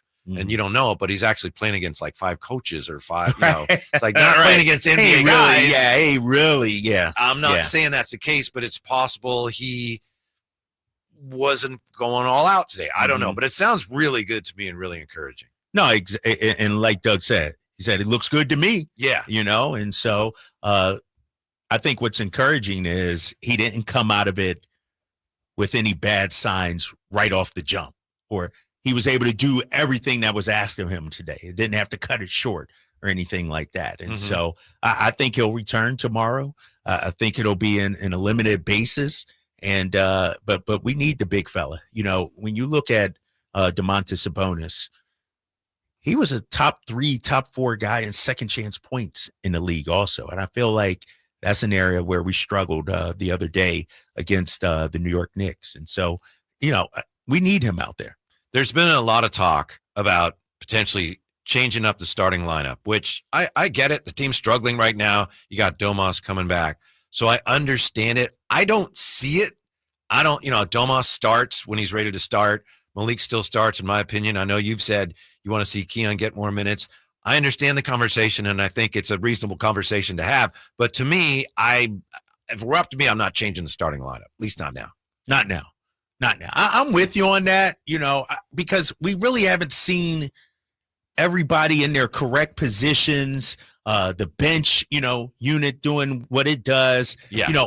I will say going forward next year, I think they do need to address the point guard situation. I really do. Is it Malik? Are we handing him the keys? And if so, how much will a training camp and off season help him? Should he go to, Napa and work out with Domas, or go to Lithuania and work out with Valanciunas, or go work out with Zach? Like, they need to figure out how to get on the same page. And I feel like as the point guard, if Malik is going to be the guy, he has to know everybody's tendencies, where they like the ball and everything like that. And so I do think they have to address that this offseason. I may have been dead wrong, but I know I said before the trade of De'Aaron Fox that I thought Malik Monk had proven that he was a legitimate point guard. And I know right now there are some questions about that, but to me, he has not responded as well as we would have hoped to the way teams have focused the defensive pressure on him a little more since he became the point guard. I still think he can do it, but I was sure it drapes in my mind, and it looks like the Kings thought this too. I thought, that's not an issue. He can do it. Running that point guard spot? Yeah. What do you think's been the biggest issue? Turnovers, lack of assists, just the flow with him at running it hasn't been good? The turnovers, and I think his handles got a little loose, and he struggled a little bit with the added pressure.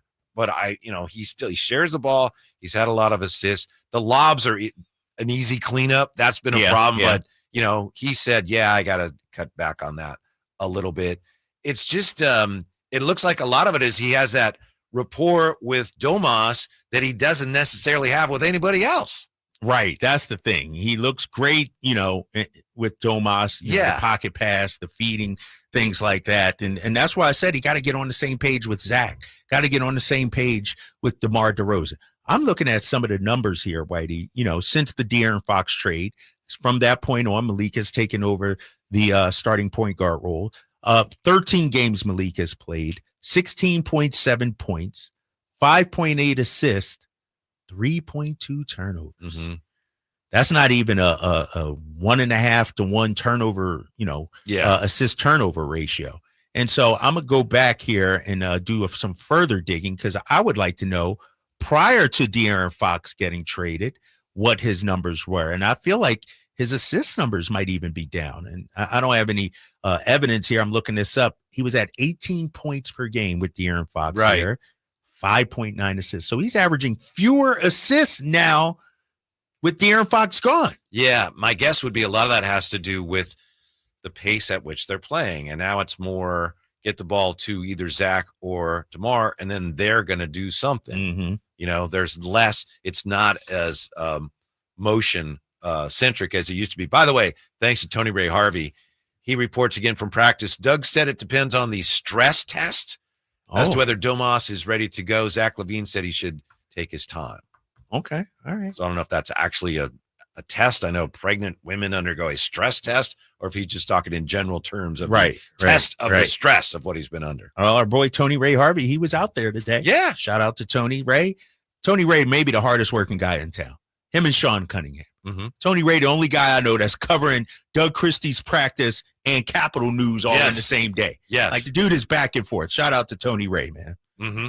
So that's where we are with Domas. As far as a point guard situation, you said it earlier today. It's incredible. It seemed like just a short time ago, Kings have too many point guards. And now it's like, they don't have any point guards. Yeah. And it is what it is. It's and I think as a coach, and Doug is, going through this right now, you coach the players you have. And so just because you have a system that is dependent on, let's say, and I'm not saying this is Doug, but I'm just saying in general, dependent on a strong point guard, a CP3, doesn't mean you have to run it if you don't have that. Like, to me, the sign of a great coach is you can adapt to who the personnel you have. That's why Greg Popovich has been great for so long. You know what I mean? Different iterations of his team. Eric Spoelstra, went from the big three to Jimmy Butler to, and they never really bottomed out. Like, to me, that's the sign of a great coach. You take whatever it is you have and you mold it into something. And I think that's what Doug is trying to figure out right now. We've heard from a lot of people, including, I think, DeMar himself, that DeMar and Zach LaVine played really well together in Chicago when they had Lonzo, when they had a good point guard. And I think your guy, Casey Johnson, said that as well. So do they need those two guys, especially in order to be at their best together? Do they need an established point guard? I don't know, because right now, in a lot of ways, DeMar is almost the point guard. At least he's the fulcrum of the offense on a lot of possessions. Yeah, and I personally, I would have loved to get Lonzo, because even though the Bulls had their struggles, we've talked about this, when Lonzo played before he was hurt, they were starting to put some things together. I think DeMar was an all-star that season that he played with Lonzo. And so I look at our offensive firepower, and I'm throwing Keegan Murray in this, and I think Malik is understanding this now too, because he talked about it. We don't need Malik to go out there and try to get 20. Like, for the betterment of the team, it's okay to get 15, but have 8 or 9 assists or something, like, because we got enough guys that can score the basketball. Mm-hmm. When we come back, conversation continues, and we'll ask the question, do you remember where the NBA was and where you were 5 years ago. Next with the Drive Guys on Sacktown Sports. Sacramento weather is brought to you by Elk Grove Honda. From the KCRA 3 Weather Center, I'm meteorologist Heather Waldman. Steady rain and gusty winds will end tonight, but there will be some scattered showers, even a couple thunderstorms Thursday with highs in the upper 50s. Get the latest forecast on the KCRA News and the KCRA app. At Elk Grove Honda, we've acquired some of the best pre-owned cars we can find. Whether you purchase a new Honda or a like-new pre-owned Honda, Elk Grove Honda has the right Honda at the right price. In the Elk Grove Auto Mall, Highway 99 and Elk Grove Boulevard, or elkgrovehonda.com. I gotta get an Elk Grove Honda. Advanced Infusion Center, where we prioritize your comfort and well-being. Whether you're managing a chronic condition or seeking specialized IV therapy, our state-of-the-art center offers tailored solutions to meet your needs. Advanced Infusion Center's dedicated healthcare professionals are here to ensure your safety and provide personalized care. Conveniently located in Sacramento and Yuba City with flexible scheduling options. Experience a new standard in infusion therapy. Visit Advanced Infusion Center today at advancedinfusion.com. Mike Rowe here with a quick question. Have you noticed cracks in your drywall, chimney, or exterior walls? I hope not, because if you have, they could be indications that you've got a much bigger problem with your foundation. That's where Groundworks comes in. They can honestly assess your situation and create a plan to stabilize your foundation. Schedule your free inspection at groundworks.com/row. And while you're there, check out my latest dirty job. It's a good one. Licensed in all states where work is performed. See website for details. Get in the zone, AutoZone. Welcome to the A to Z savings event at AutoZone. Yeah, happy to be here. Can I get some rotors? Would you like brake pads with that? How much are the brake pads? Free with the rotors. Free. Really? Really, free. Okay, I also need some oil. Would you like an oil filter with that? Yeah, how much is that? Free with 5 quarts of oil. Free? Really? Really, free. It's part of the A to Z savings event. You might as well call it A to free. At AutoZone. Get in the zone, AutoZone. Restrictions apply. Jackson Hewitt wants you to save money on tax prep. We're saving money by having our intern rap in this commercial. Don't stress, Jackson Hewitt's got expert tax prep, $149 or less. Yo, some tax guys lie about price. They got hidden fees, that ain't nice. Ain't nice. Don't ignore MC Kevin's rhyme, cause this deal's for a limited time. $149 for tax prep that's $149 or less. Hurry into Jackson Hewitt today. No cap. Limited time offer for new clients on federal returns. Participating locations only. Terms at jacksonhewitt.com/149. If you're 55 and up, T-Mobile has plans built just for you. 2 lines of unlimited for just $30 a line. That's a 45% savings compared to Verizon and AT&T. But don't just take our word for it. It's not just the savings that are great with our T-Mobile brand. There's all this value from all these other things that T-Mobile offers. T-Mobile has been such a savings for us. We love it. Switch today and get 2 free 5G phones like the Motorola Edge with Turbo Power charging that gives you power for the day in just 15 minutes. And customers 55 and up can get 2 lines of talk, text, and data for only $30 a line. Go to T-Mobile.com/choice55 to learn more.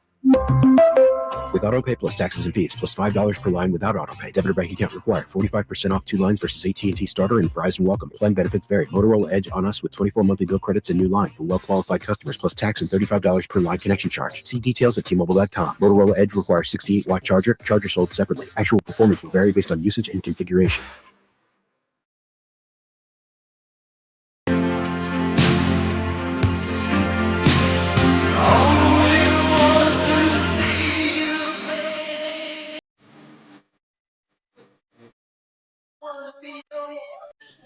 Your afternoon home for Kings talk and so much more.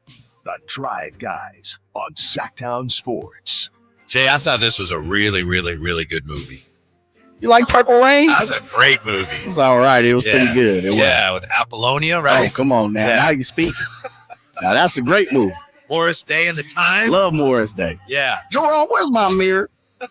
Love Morris Day. It's one of my favorite bands, man. My mom, I grew up listening to Morris Day in the time. Really? Yeah. Jay's playing some Rain songs today. Are you still taking requests potentially? Yeah, I'm always taking All requests. Right. Yeah. I change on the dime. It just depends on the mood. I know. That's why I say we can request things. Maybe he plays them, maybe he doesn't. But you'll like whatever he ends up doing, or he will like it. And if you don't, he doesn't really care. Well, you know what? I've learned this at my time in DJing early in my career.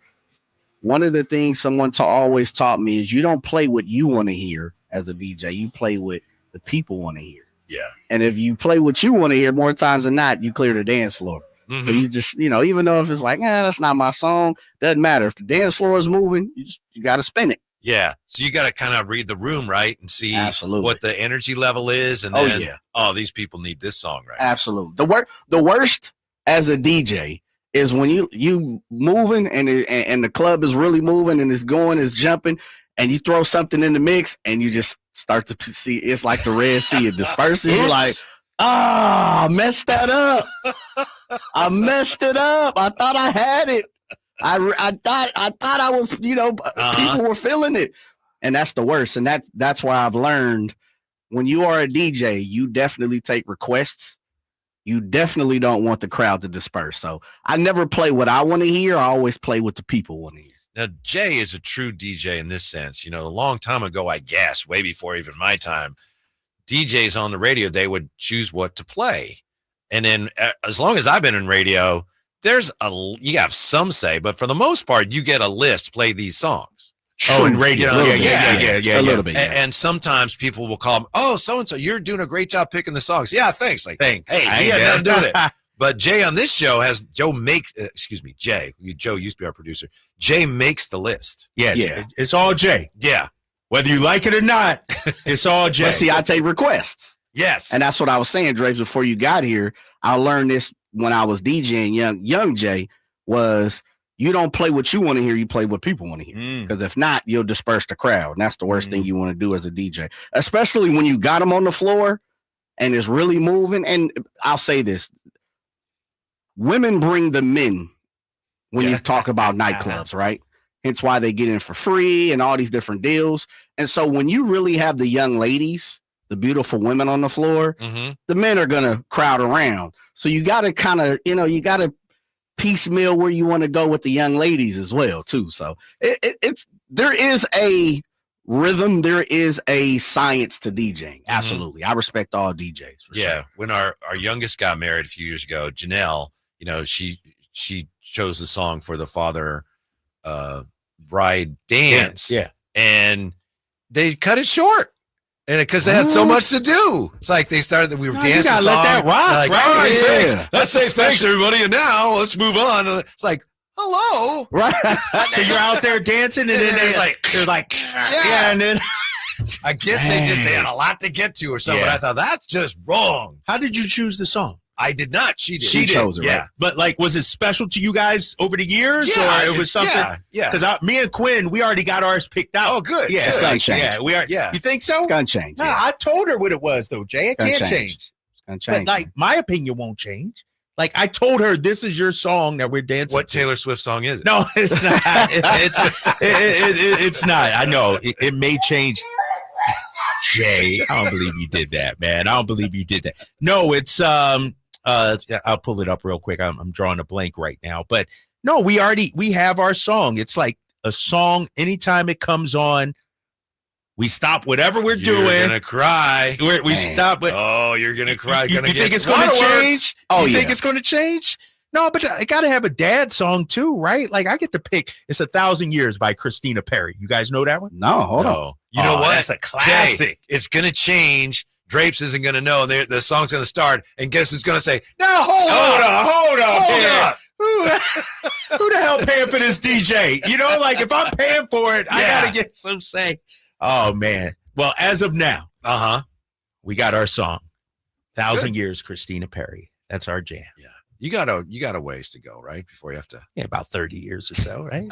Ideally. That's going to change too. Oh, man. Do you remember what you were doing 5 years ago today? Yeah. This is it right here, White. You can keep talking about 5 years ago. Hold up, bro. But here's the thing, Jay. Not going to cut it off like White. This song is I know this song. We play this song, me and my daughter. Everything stops. Nothing else matters in the world. Right. I remember exactly what I was doing 5 years ago. I was laid in bed sick right now, Whitey. Did you have it? Yes. Wow. Yes. I was wondering why I was sick. Mm-hmm. And, I'm watching TV. I'm trying to watch the game. The league shuts down and everything. Next day, actually that day I tested, and then I got my results Friday, I think it was. So I remember exactly. Was that where scary? I Because I know at that time we didn't know. Very scary. Very scary. I lived in a small town, Bedford, Massachusetts, and one other family had tested positive, and they were ostracized. It was one of those, keep it to yourself. Don't and it was an Asian family too. You could imagine at that time the way they were treated. And then I got it, and we kept it a secret because people, gave you the side eye, looked at you like you were crazy. I remember, like it was yesterday. I was doing Warrior stuff pre and post game on radio for the Warriors. March 10th, they played the Clippers, and it was that year when they were just dreadful, 15-50. And we got a message from the station. We're going to go out to the arena to do it like we've done it every game. They said, listen, we are not allowed to send you out there.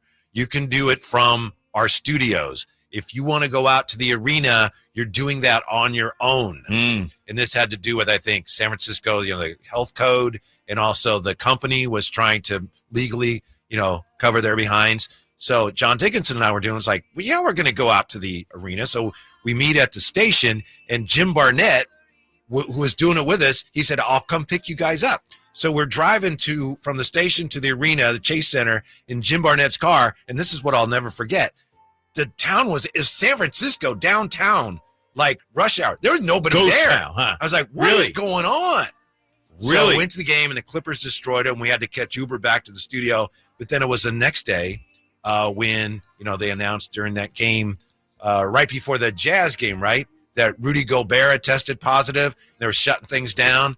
And Emron, I was just talking to Emron today. He was, I think, at the Golden One Center. The Kings were supposed to play the Pelicans. And it was like, go back to your homes. Yes. Yeah. People were in the arena and everything like that. Check your phone. Just texted you. But, I remember that because I'm sitting at home watching the game, and, it's like, are they going to play? Yeah. And then once that game got shut down, and then I think Alvin Gentry at the time said, we're not going out there. Right. We're not playing that game. We need to figure this out. We're not going out there. It technically was the opposing team, which was the Hornets. What was that? Pelicans. No, he was the Pelicans. He was coaching that's right. the You're right. Pelicans You're at right. the time. That's right. Yeah, he said, no, I'm not going out there. And so, and I remember it. And once that happened, it was like a domino. Everything else started to shut down. Right. That was it. That day, that was it. Right. That was it. Then they eventually ended up in the bubble. And I know Jason and Carmichael Dave were talking about this today, and Christopher Laud. They went into the bubble, and I'd forgotten about this. The Kings were invited to the bubble. They played well enough to get invited. And Rashawn Holmes, he got like a fast food delivery or got chicken delivered, and he violated the protocol. Yeah, I do remember that. Yeah. I think it was a Wingstop. Yeah. I think it was Wingstop. And he was just trying to get some food. It's like, you can't do that. You violated the perimeter or whatever it was. Yeah. When you think about back at it, how crazy was that? It was scary. Like, think about it. Like, you couldn't eat out. Everything was closed. You had to wear masks everywhere. Like, we were shut down, bro. Yeah. And I don't know how it was out here. I know back in Massachusetts, nothing was open. Like, people, only delivery, only takeout, only delivery. I moved out here in December. Restaurants are open. People are hiding. There's one Chinese restaurant. I forget the name of it. Be careful. I'm not going out. I'm just saying. Don't out him. Come on. He's a broadcast professional. I don't remember the name, but I ordered takeout. So I go to pick it up, and you can't go inside. But they got it all blocked off, partitioned off. And it sounded like it was like 40, 50 people up in there partying. Like, and I'm like, hold up. I thought, and this is Sacramento County. This ain't in Placer County or anything. This is Sacramento, which, still had the rules in place. And it was like a party in there. And so I think business owners were like, dude, we need to make some money, feed her. And so that was a weird time, man. One of the things that I really remember, and that was coming here, was, and I think I say this now, it doesn't really matter. I remember it turning super real when we got an email, and it was from the Department of Defense. And it was a note that stated you were an integral part, of course, that you had to go to work, and you had to carry this note technically with you going and coming to work. Oh, yeah. That's really? Like your pass. Yeah, it was like your pass. And I was like, okay, wait a minute. This is bananas. And at the time, I was doing some work for CBS which we were a CBS station, we're still there, to change their name. And I had to go to Monterey, of all places, for a basketball game, a college hoop game. And I remember my wife was like, well, I'm going to go. You know, she's a cosmetologist. Nothing was really working. I'll pick up the phone and book this hotel room for CBS. And he's like, seriously? Like, you're coming? I'm like, yeah, we have to come. And we get there, fellas, and literally we were the only people at the hotel. And I remember I just booked any room or whatever, and I walk in, he's like, oh, dude, you got the whole master suite to yourself. The whole floor. The whole floor to yourself. And I'll never forget coming in, they had a Christmas tree up. And I was like, oh my goodness, this is crazy. You guys are still holding a Christmas tree up. And he's like, yeah, like we never broke it down. And now that we've lost our workers, you know, we just left it there. And I'm like, you kept a Christmas tree up for like 2 months? It's like, yeah, you know, the patrons want to come in and do stuff. But it was just eerie. Yeah. And we got on bikes, moving around the pier and stuff from Monterey. And one other guest came into the hotel, and they put them on the whole other side of the hotel, outside another building. I was like, wow, this is crazy. It was just, yeah. And then, the bubble games, and then the cardboard cutouts at games. We had ours. Fans. We had ours up there at G1C. You had yours out there? Yeah, we had we had some type of thing. You still have yours? I think I do. Back somewhere. Yeah, I still got my family's. Yeah. You want to, before we take a break, I know we're a little late, the news that you have? Yeah. Just injury report just came out. Domantas Sabonis and Jake LaRavia both questionable for tomorrow's game against the Golden State Warriors. So we could have a full roster tomorrow. Yes. All right. Stan Van Gundy coming up at 5:00. And coming up next, if you are unhappy that the A's will not embrace Sacramento, then I invite you to join me in this form of protest next on Sacktown Sports. Thursday night, Kings and Warriors. Game night with Scott Marsh and the high flyer Henry Turner starts at 5:30. Tip-off at 7. The Kings play here on Sacktown Sports. Sacktown Sports, 1140. Well, it happened. Our old water heater collapsed with a very heavy sigh. We needed a new one. We needed one badly.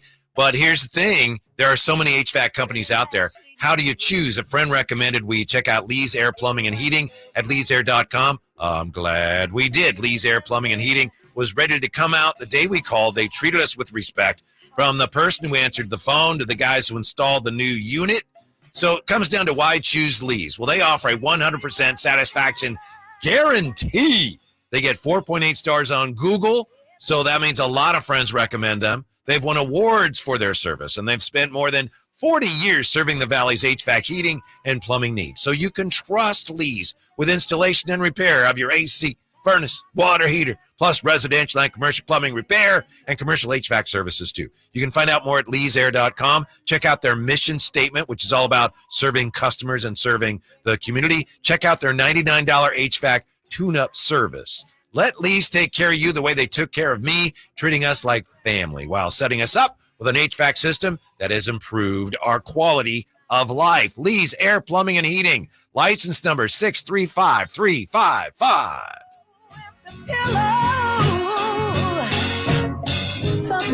As a rideshare driver, I love keeping my car smelling fresh and clean. So when I'm driving, I only trust Febreze car vent clips, featuring 3 distinct intensity settings, because it's that little touch that sets me apart. I can turn the intensity down for subtle freshness, or I can turn it up for when I want lots of scent. So whether it's set to low, medium, or high, with Febreze car, I know my car's going to smell amazing.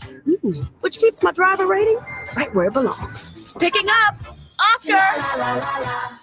When it comes to great deals on tax prep, Jackson Hewitt isn't holding back, and neither is this commercial. Their offer is so big, it has to be said with Reverb, expert tax prep for $149 or less. It's a deal so spectacular, it needs a symphony, some explosions, and a clock ticking, because this offer, $149 or less. And soon, one expert tax prep for $149 or less. Try Jackson Hewitt today and save. Whew. Limited time offer for new clients on Federal Returns. Participating locations only. Terms at jacksonhewitt.com/149.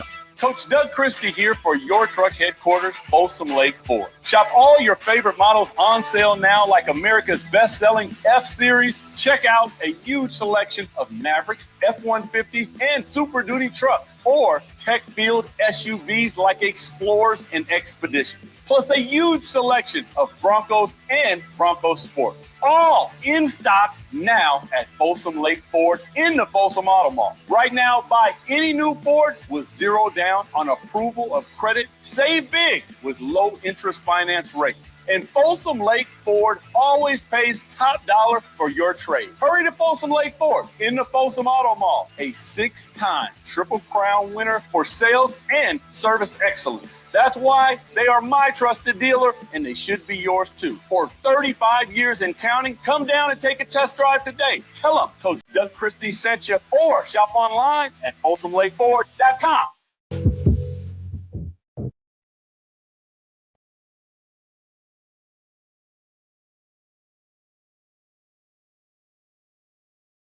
The only station in Sacramento giving you local sports coverage from 6 a.m. to 6 p.m. Monday through Friday.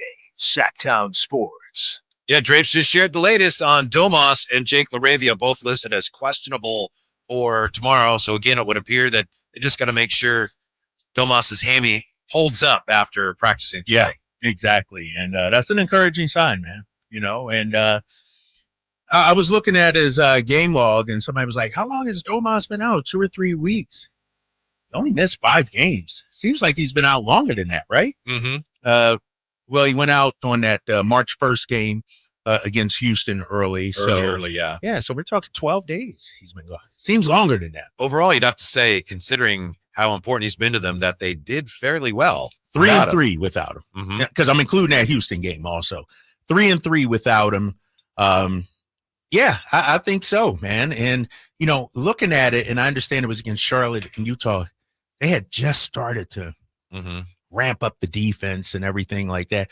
What's interesting is the 2 games prior to him getting hurt, Whitey, against Charlotte, 7 points. Oh, yeah, he wasn't 10 playing rebounds. well. I think he had a little something already. Yeah. He was seemed like he was being bothered by something. And so hopefully he's coming back and is strong out there tomorrow, maybe. I got to tell you, I know, I'm out of touch and old and everything, but seeing the ACC tournament with Stanford in California, it's like, no, that's not the ACC tournament. Dude, where are they playing at? Greensboro? Like Charlotte.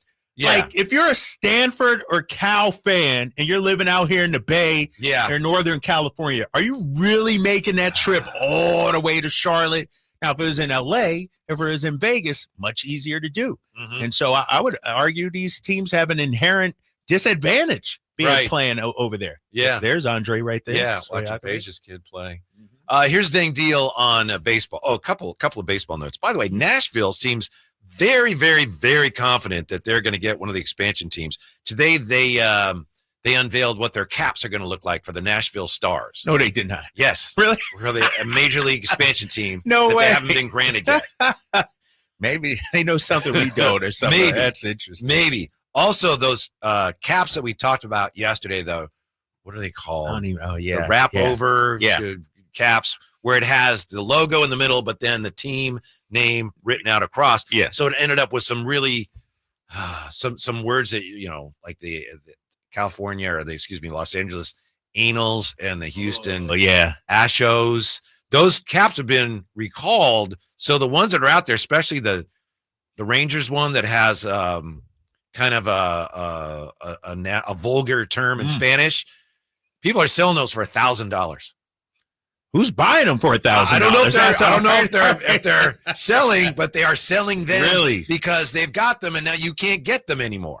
Wow, collector's item, if you will.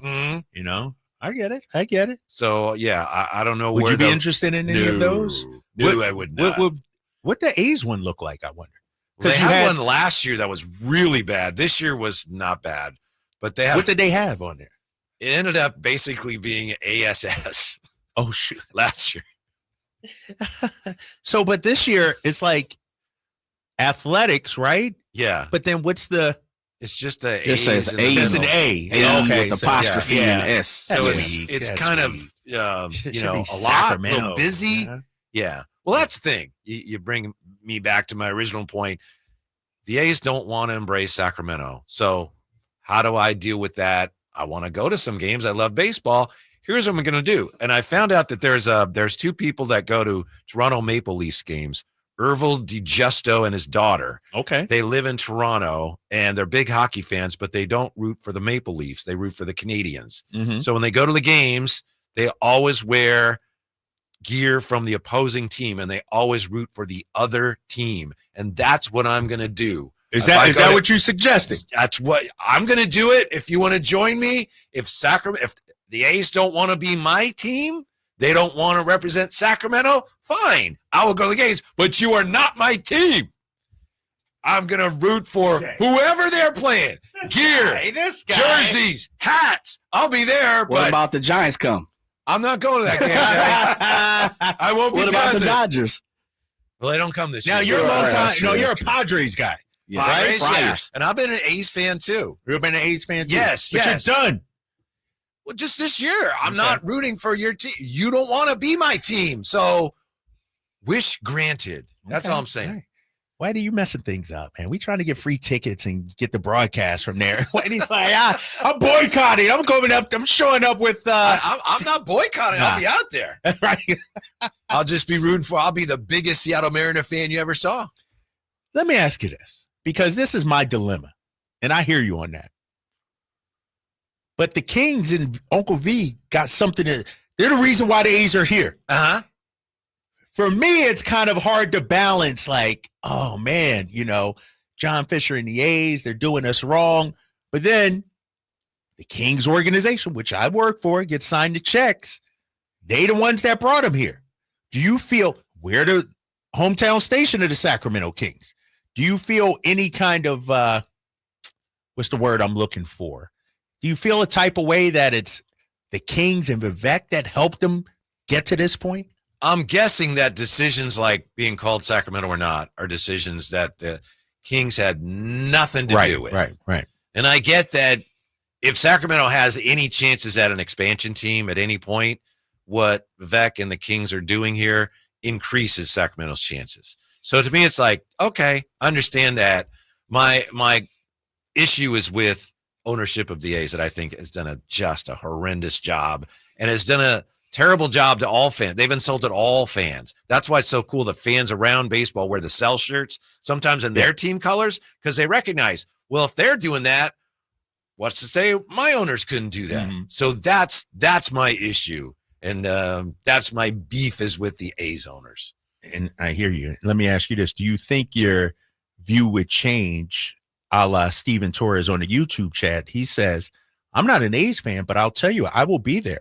To know I can take my son to a baseball game, it's what it's all about. For me, it's the experience. That's my thought and my take. Good for you. Great. Have a good time. Do you think if you had young kids and an opportunity to take them to a game the first time, first Major League Baseball game, do you think your thoughts would be a little different? But because, we're older, sports radio talk show hosts, I think if I had young kids, I know my daughter and I are going to 2 of the games early on against San Diego. We're not going to be wearing A's hats. Well, that's because you're a Padres fan. But if I had little kids, then I'd have to buy, when I buy my Astros or Mariners t-shirts, I'd have to get one for me, and I'd have to get a couple of small ones. Ouch. And I have to get to the couple of little hats, little Astros and little hats. Johnny and little Jimmy would be like, Dad, why is that man giving me evil eyes? Why is he throwing popcorn in my direction? Why is he booing me?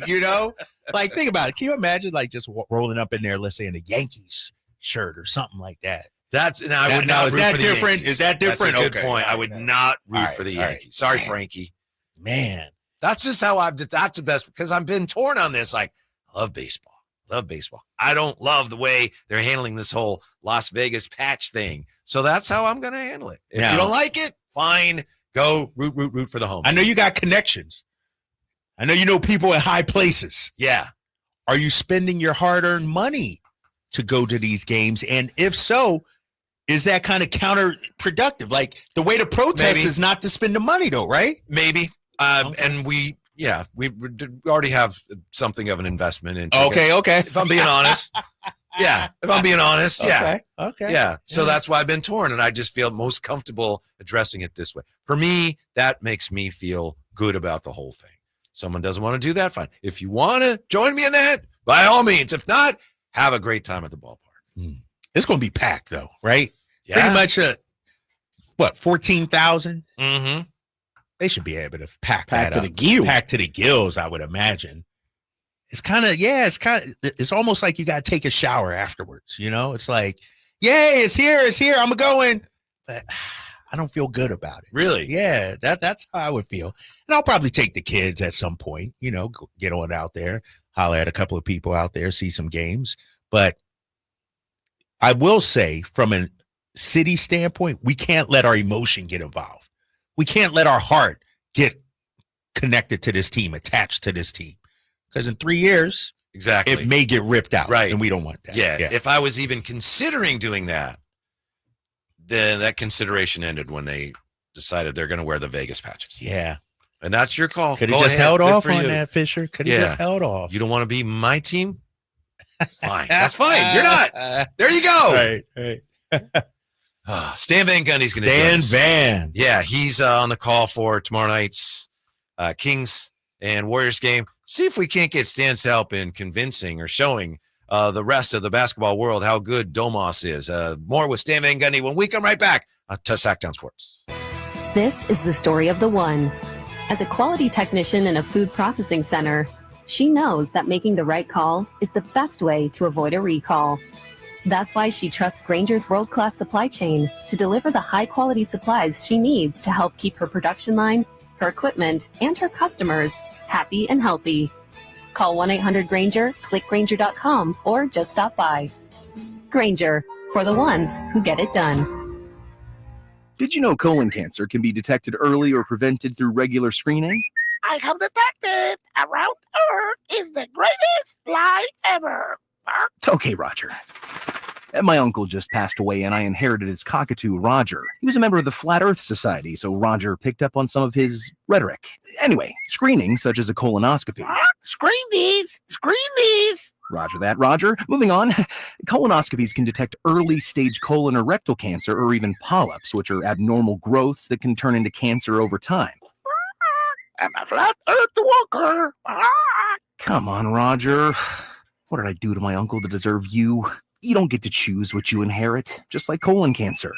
Unlike Roger here, I believe in science. And science says that if colon cancer runs in your family, you're more likely to develop it yourself. Talk to your doctor about when you should start screening. Find out more at coloncancercoalition.org. A message from the Colon Cancer Coalition. Capital Casino, conveniently located on 411th North 16th Street in downtown Sacramento. Spring is in the air, and there's really nothing better than hitting the open road in a new Honda. Whether you're shopping for new or pre-owned, Stockton Honda has the selection and savings. Plus, get top dollar for your trade. And while life's roads are often filled with bumps, buying from Stockton Honda couldn't be smoother. Wherever the road you travel might lead, Stockton Honda is happy to get you there. Come in today or go to StocktonHonda.com. Anytime, anywhere, it's all here. StocktonHonda.com.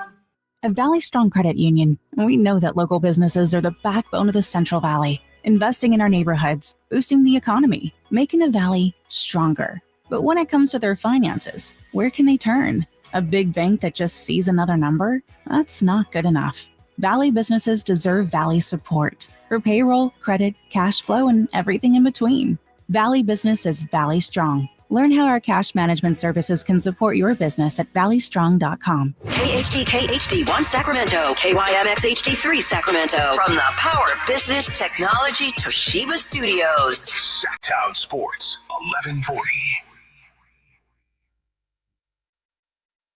And just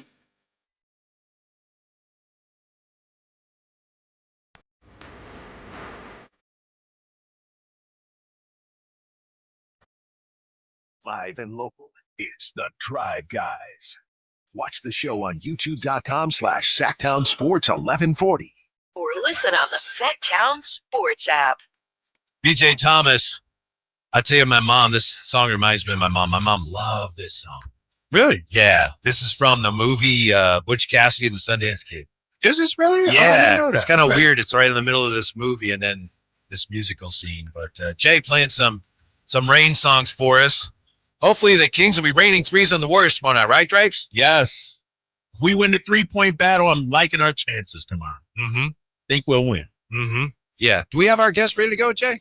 No, still waiting on TNT here. I'm just going back and forth. Okay. All right. Yeah. Stan Van Gundy should be joining us. We got good news this afternoon. First, Domas participating in practice, and then Drapes shared the news. What did you post it on Twitter? Can I give you credit for how Draper tweeted this? I don't have to do that, Whitey. It's like everybody want to run to Twitter. If I got to post this, I got to post this.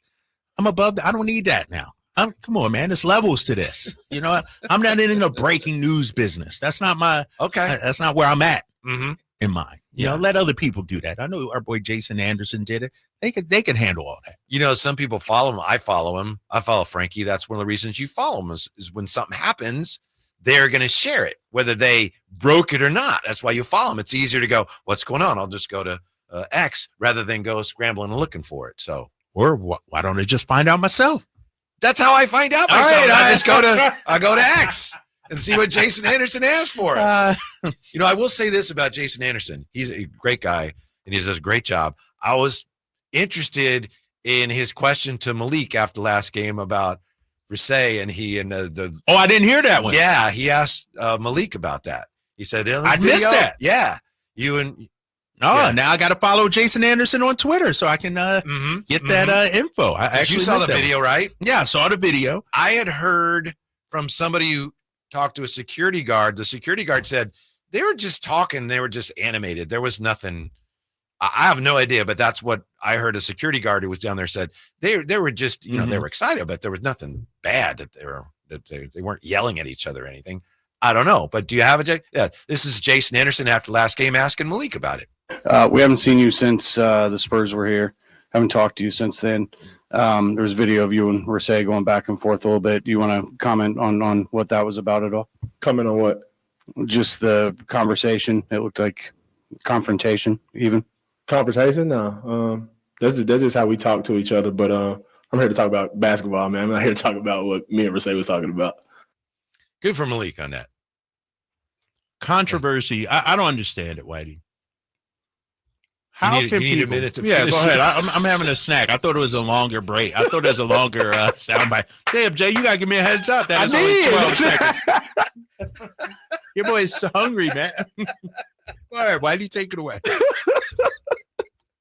That was a good answer from Malik. Yeah, it was. Spot on, Malik. Mm-hmm. Keep the personal stuff out of the hoop game. Yeah, right. I was a little surprised that he was asked that question in that setting. To me, and I could not be a beat writer. I couldn't do it. Don't know how to do it. Wouldn't be good enough to do it. But I think if I were, I might wait till it was just he and I. And maybe he wasn't going to have a chance to do that. But hey, Malik, do you have anything to say about this? You might want witnesses in case somebody haul off and be like, maybe so. Maybe so. And it is something a lot of people were wondering about. I get that. But here's the thing, though. This is why I hate sports media and social media. Who knows what they were talking about? They might have been Drake. No, but I'm saying I don't mind Jason Anderson asking, go for it. But how it went viral. Oh, look at this heated conversation. It must mean something. They might have been talking about the officiating last game or something. Right. But the fact that it blew up the way it did on social media, Jason, that's what a reporter does. You know what I mean? You go ask the participants, hey, what was going on? I have no problem with that. But the fact that it was being spun like, oh, it's a heated argument or just, sometimes that's just how people talk. Right. Like, people can see me talking and be like, oh, Drape's heated. I'm like, I'm just having a conversation, bro. This is just how I talk. And so I don't know, man. I didn't like the way it blew up because everybody, oh man, they're beefing on the sidelines. Or, it's like, we don't know. Mm-hmm. We don't know. And the way Malik answered it, do you believe him though? Like, are you like, or do you think there was more to the story? At this point, I really feel like it's not my business. Because that's not basketball related. I hear you, and I 100% agree with you. But unfortunately, Whitey, in today's sports media landscape, this is how it is now. Oh, this person's having a heated conversation with this. This person is not following this on Twitter. Right. Like, that's not basketball either. Right. You know? Other people may really want to know, and they may want to know more. For me, I'm like, I'm good. Right. I'm good. So-and-so doesn't follow so-and-so. So what? I don't, you know what I mean? Yeah. Like, I might not follow you. You know, I You think always I do. say that, but you do. I do. You don't want to miss anything if I tweeted about you. Exactly. You know, but yeah, I'm not about that stuff either. Like, fair question. Not everybody's going to get along. It was it was something people were talking about, so that's a question a journalist asked. I get that. Yes. But I'm fine with it. I'm fine. Yeah. It was too bad that was one of the things that came out of that night in that game. Yeah, because it starts to spin the speculation again, which is, oh, well, I bet it was this. Oh, I bet this is what's going on. Oh, I bet they were mad about this. And you're like, yeah, I don't know, and I don't care. Right. And even if they were, who cares? Not everybody's going to get along. Mm-hmm. You know what I mean? Just because, let's say, and I don't know, let's say Malik and De'Aaron aren't the tightest of friends. Who cares? So what? Like, De'Aaron's on that team, Malik's on our team. They're opponents now. Yeah. Director of Rec 44 says another example of mind your own business. Stephen A. and LeBron. And the funny thing about that, and it doesn't surprise me, though, is I believe initially Stephen A. said, I don't know if I want to talk about that. And then, like, for 3 days, that's all he talked about. Which, again, I get it. Doesn't surprise me, but come on, Stephen A., man. That dude. Whatever content he could get his hands on, he's taking advantage of it. Like, he done been on podcast, Gilbert Arenas podcast, talking about it. Right. He's making the rounds, you know, talking about it. I don't want to get into it. Like, he led his show that day with a 5-minute monologue about it. And so, yeah, it's Stephen A. Smith is all about the content in Stephen A. Smith. That's why, and I talked about this last week, when he says, I invite anybody to come on my show and talk. Well, because it benefits your show, right? Why don't you go on their show and talk? You know what I'm saying? Like, that's why I don't like that. I don't like that, Whitey. Mm-hmm. So there you go. All right. Yeah. Should I be more worried about Jake LaRavia than I am? You know, we're so much focused on Malik's the injury. Back now. Yeah. No, I don't think he so. He seemed fine after the game. I think, speaking of talking to the media, I believe he addressed the media after that. Yeah. I think so. There's just a little soreness there, you know. The dude played 30-plus minutes, Whitey. Right. He ain't been used to that, Uh-huh. you know, and so he's questionable, you know, going into tomorrow as well. I'm not worried about Jake. Right knee soreness. Oh, it's knee. I thought it was his back. No, it's knee soreness. All according to, so mm-hmm. I think it's just one of those days. Where, Sure. You know. Yeah. Back How's to your back. back? How's your back holding up? It's on fire right now, but in a good way. Good. No, that's a good, like, okay. Like from the Icy Hot and the Icy Pro pain relief massaging balm. I got them both on there. It's feeling good. Okay. Like, you know, there's an endorsement waiting to happen with a chiropractor or something. See, man, you and Carmichael Dave, y'all endorsement kings, man. Like, I don't be thinking like that. I used to have one a long time ago. You got a guy for me? Maybe. All right, we'll have to talk. Next commercial break. Hey, Jay, where the hell Stan Van Gundy? I just forgot. We just yapping over here. Where the hell Stan Van at? I'm trying to hunt him down for us, fellas. My bad, man. You know, I Maybe can't. he caught wind of your Kinko's play. Yeah, right, exactly. I got the powers that be working on it. Yeah. All right. Sorry. We won't ask him. Won't ask him about that. I didn't tell them we might ask them, so I know they're not running from that. Good. Let me just ask you, because we've only barely touched on it. What did you think of Tyrese Halliburton's big shot last night? I thought it was magnificent. I thought it was amazing. How about that play? You're a coach now. That's a play, yes, and I've seen them run it before, and you know they ran that against Boston in the yeah, that's what it was. Yeah, and hell of a play call by Rick Carlisle and Tyrese, a flair for the dramatic. And here's the thing was about that a foul? I don't think it was a foul. Yeah. You know, did they review that too for the foul and then upheld it, or was it just? I don't know. Yeah, I need to. But no, I thought it was fantastic. And, you know, those teams hate each other. Bucks and Pacers, you know, that rivalry. And the thing about Tyrese, you won't hear me say a bad word about Tyrese. He has a flair for the dramatic. You know, how many times did we want De'Aaron Fox to sort of, you know, be the face of the team, be out there? Tyrese has this magnetism about him. And I understand he's struggled at times this season. And, you know, but think about it. The dude was in the league 3 years and was on Team USA. Mm-hmm. I mean, he was an all-star. Leading vote getter. How many years did we ask for De'Aaron Fox to be that? But it's something about Tyrese that people seem to love. And I was happy for him last night, man. That was a hell of a shot. And that flair for the dramatic is something special about that kid. Yeah, that's the one thing where, I mean, you Kings fans, you can boo whoever you want, but he didn't want to leave. So, we were talking about how it ended for various stars.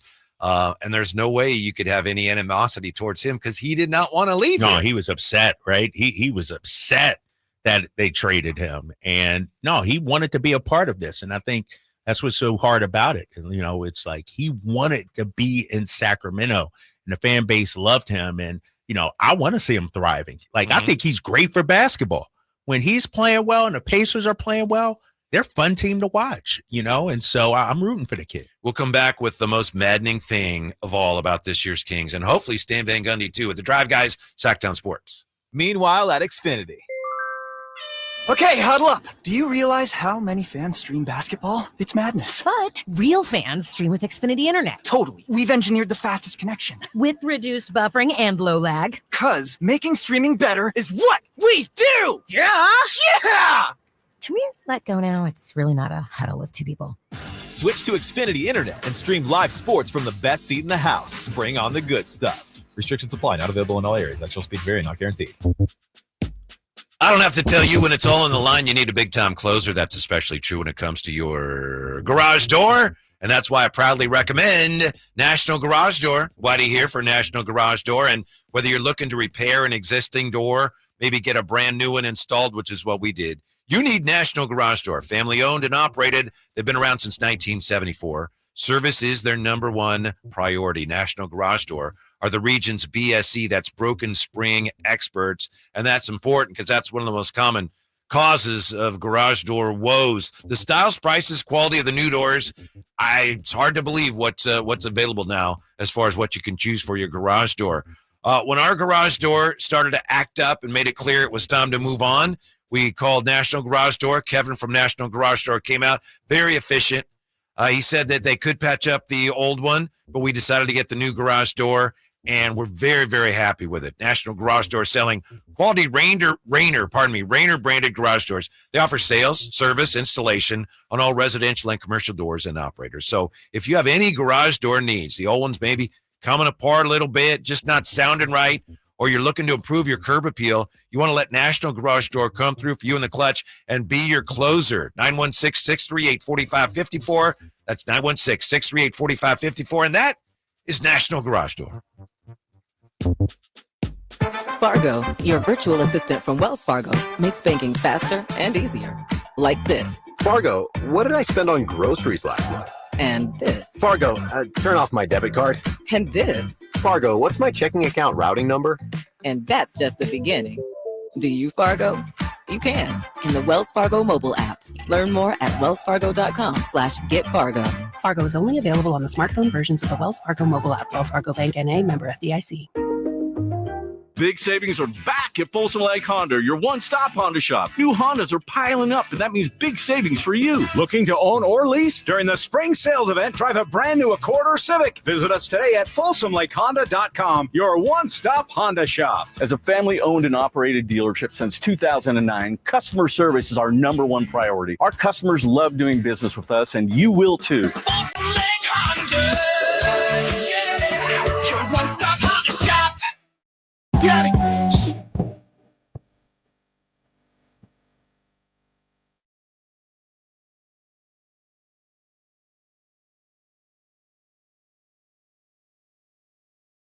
The only station in Sacramento giving you local sports coverage from 6 a.m. to 6 p.m. Monday through Friday.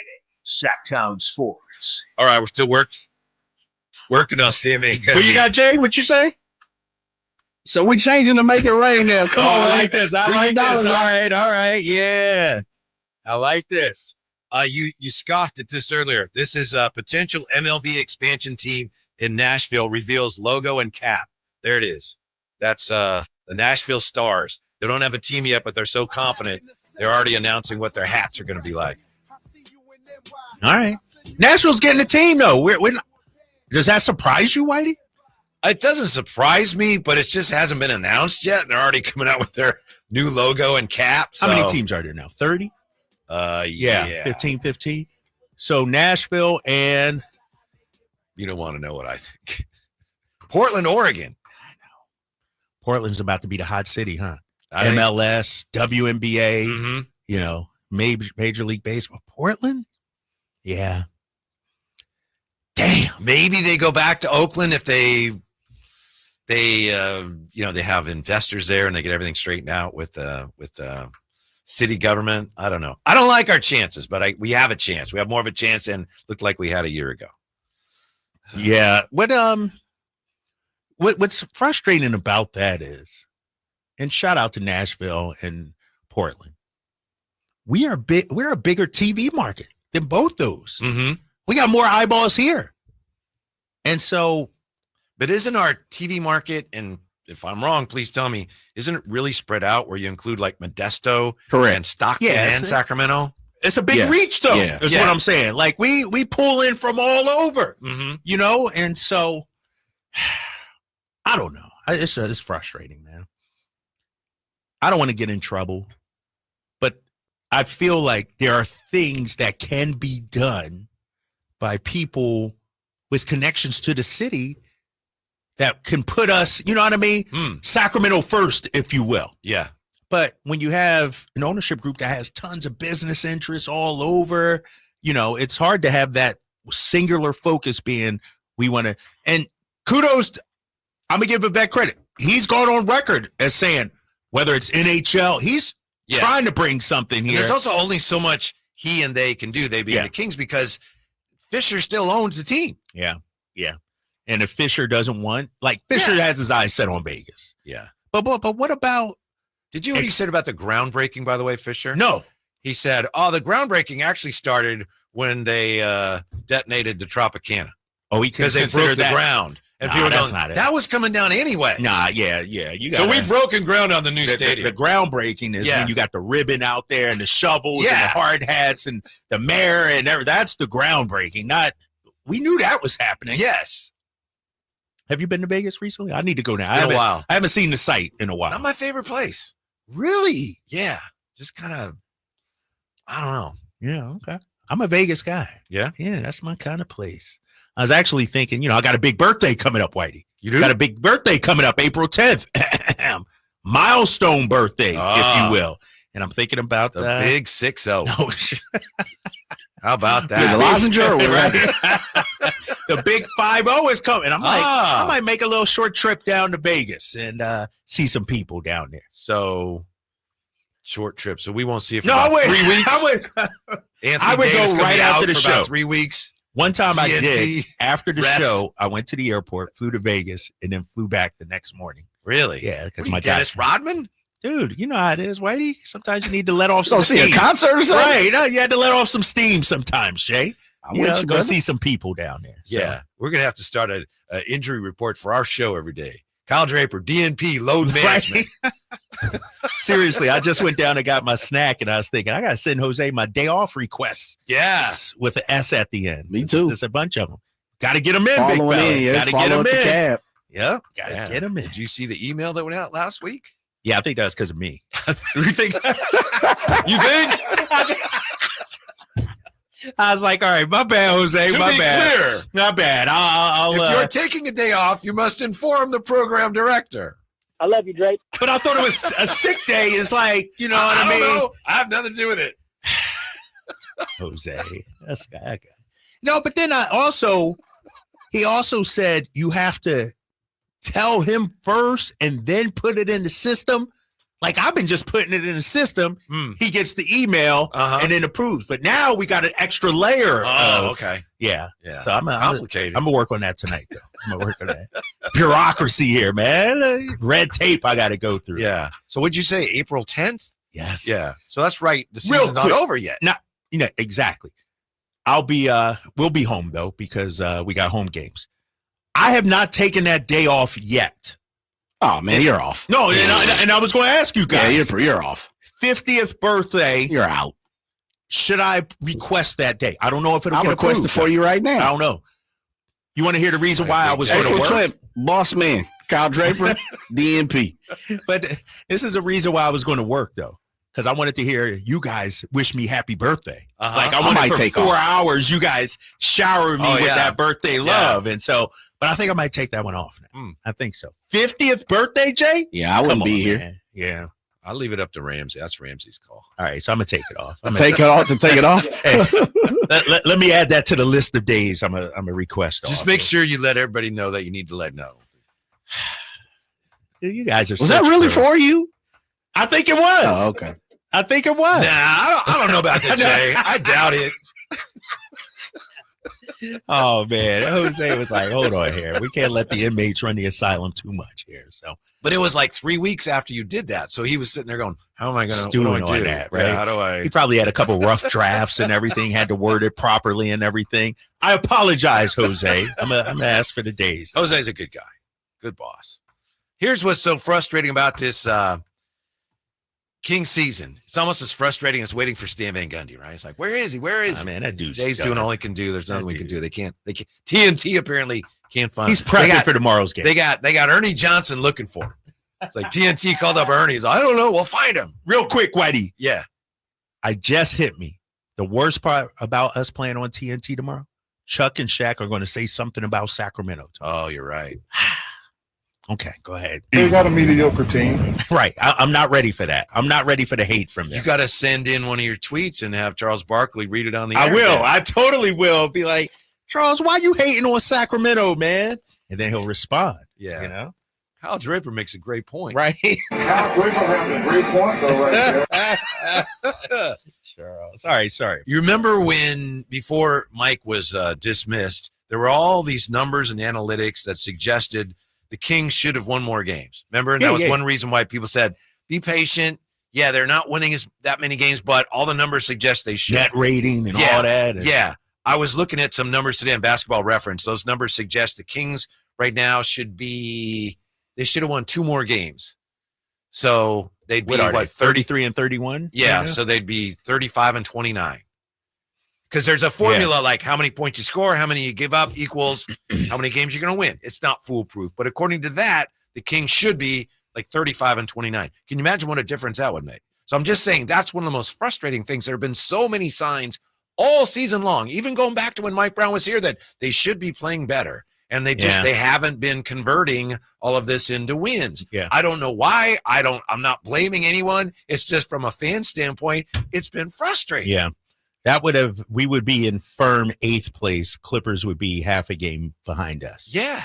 You know, that's and that's the problem though, Whitey, is because we crapped out so many games early in the season. Mm-hmm.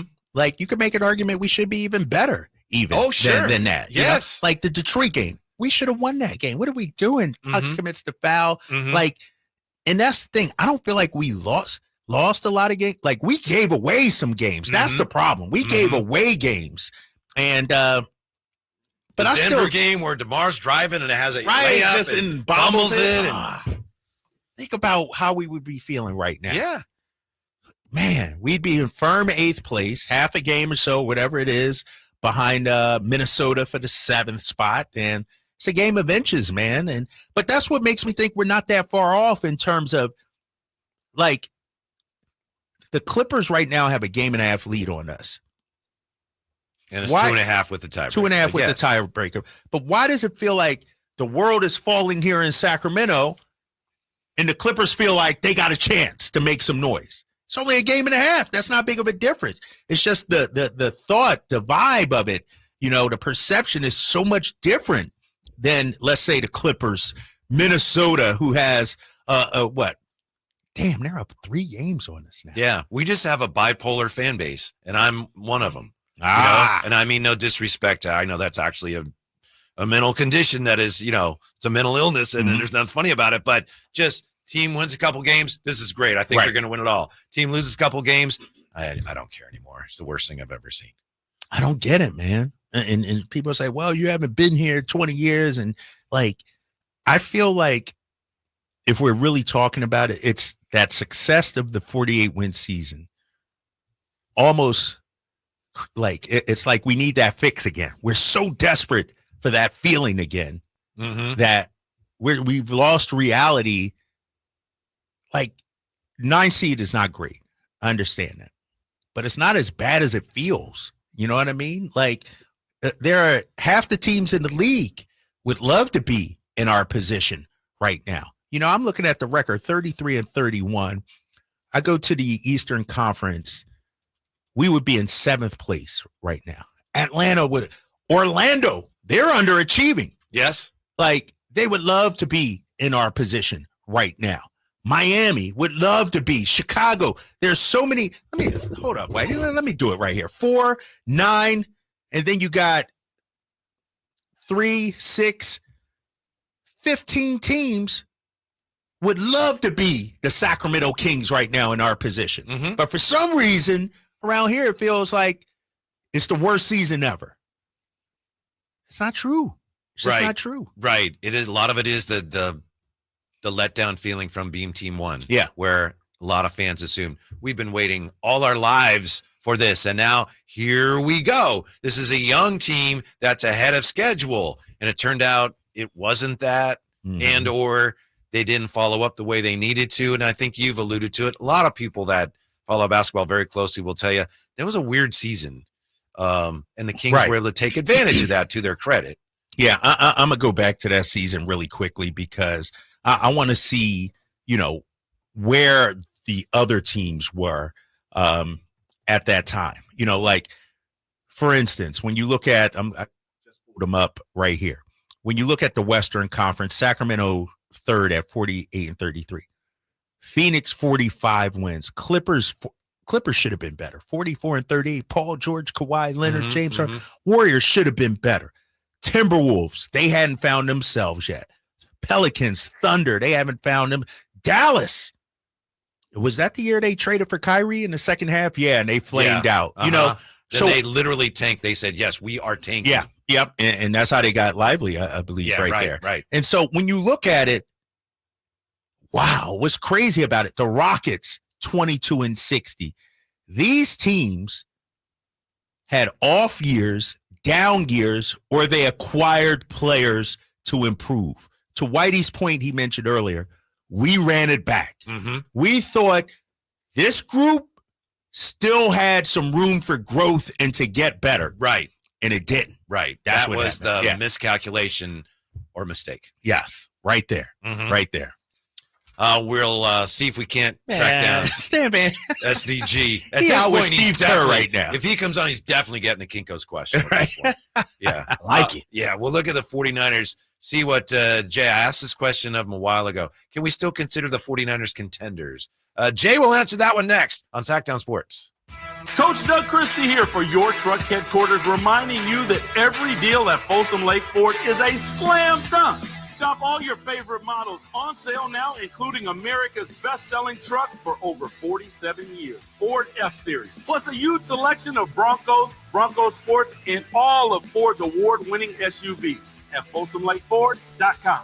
Listen, I know a great play when I see one, and if you want to save on a new Ford, you gotta drive the lane straight to Folsom Lake Ford in the Folsom Auto Mall. Right now, buy any new Ford with zero down on approval of credit. Save big with low interest financing, and Folsom Lake Ford always pays top dollar for your trade. So hurry to Folsom Lake Ford, a 6-time Triple Crown winner for sales and service excellence. That's why they're my trusted dealer, and they should be yours too. Tell them Coach Doug Christie sent you, or shop them online at FolsomLakeFord.com. Patrick was way behind on his IRS taxes. I was in way over my head. The total amount ended up being somewhere just over $30,000. $30,000.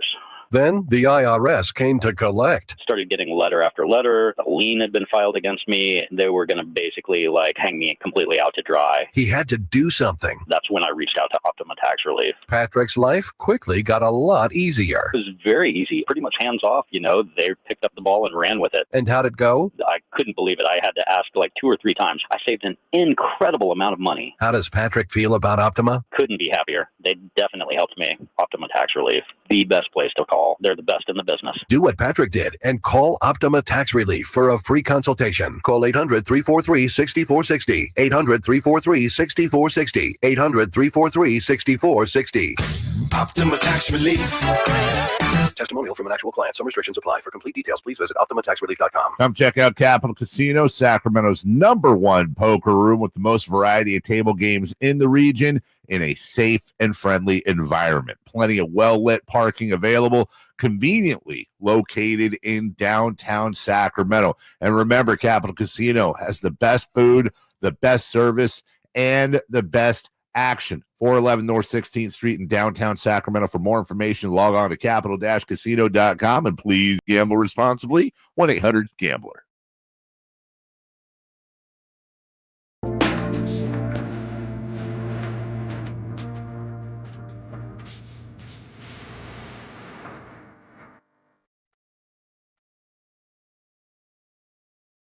Your afternoon home for Kings talk and so much more. The Drive Guys on Sacktown Sports. You hear a lot about how the three-point numbers in the NBA are all off the charts. And Drapes, you were pointing at the screen a little bit ago. What was it you saw on how many threes? The Celtics in the first quarter, 22 three-point attempts. In the first quarter? In the first quarter. Extrapolate that, Whitey. That's 88 for the game. Yeah. 88. 22 in the first quarter. I think that'd be a record. Right? And they're still trailing. Do we know how many they made? They're 12 or 30 right now. I just looked up. They're 12 or 30. They're going to have 60-plus three-point attempts this game, fellas. They still got 5 minutes to go in this second quarter. 12 of They're getting the 50 that Doug Christie wants. 12 of 30 is right around 40, isn't it? A little 40%? Yeah, that sounds about right. That's pretty good. That is good. Mm-hmm. I don't think the Kings are going to be shooting 53s in a game anytime soon. Yeah. Well, first of all, to your point, they don't even play at that pace to get up enough of those, right? Right. Like, the ball got to be hopping around. You got to be letting it fly. I haven't seen that from this Kings team recently, the whole let it fly and everything like that. We're more of a half-court, ideally execution-oriented kind of team than just a, three-point shooting, chucking it up kind of team. I don't know if the Kings want to do this, but it may be their best chance to win going forward is to become one of those grinded out teams. Don't play at pace. Obviously, you take open court opportunities when they're there, but a team that limits possessions and runs a more structured offense. That might be, with this team, their best chance to win. I'm with you on that because, and I haven't looked up the numbers. What are they in terms of 2-point percentage? Do you know in the league? I can look that up real quick right here. I got it. Because I think at times they're really high, aren't they? Yeah. They have been. Mike Brown, I thought at times he was starting to, lean into that, if you will. 2-point percentage, they are ninth. Okay. And what are they in 3-point percentage? You got that right there? Yes, they're 20th at 351, which is That's up. actually right? up a great deal. Mhm. 351. Okay. That's getting to Offensive be rating, respectable. via Basketball Reference. I know sometimes you have NBA.com numbers that differ, but yeah, offensive rating 7th, defensive rating 17th, which I think the Knicks game really put a dent in their defensive ratings. Yeah. Turnover percentage, they're 4th. Defensive rebounding, they're 2nd. Those are really good numbers. Mm-hmm. But they've done a good job of taking care of the ball. And to be honest, again, another reason they've done that of late is because they limit possessions. Yeah. So let me ask you this then, because the narrative is too much ISO, too much ball sticking, not moving, but yet they're a top 10 offense in the league, a top 7 offense in the league. So should their improvement be on the defensive? And that's how they started. I'm just spitballing here. What do you think? Or is this team have to just be even better offensively than 7th? They need to be top 4, top 3 offensive team to get to where we want them to go. I think the bigger issue has been offensive execution at key moments of games. Offensively at times we've seen them be very, very good, but in the last couple of losses, especially the last game in the Clippers, down the stretch, the offense kind of sputtered. If you have, if you're able to figure out something that works better, maybe it's just a matter, DeMar makes even one of those shots he missed, you probably win that game. How about this, Whitey? Fourth quarter, Kings offensive rating, 6th in the league. I'm just going through some numbers. Defensive rating, 13th. So that's for the season? Yeah, that's for the season. So their numbers are actually improved. That's in winning the fourth time. quarter. You're right. a Magic fan. You know all about winning time. Exactly. And so I would have to. I'm interested in clutch also.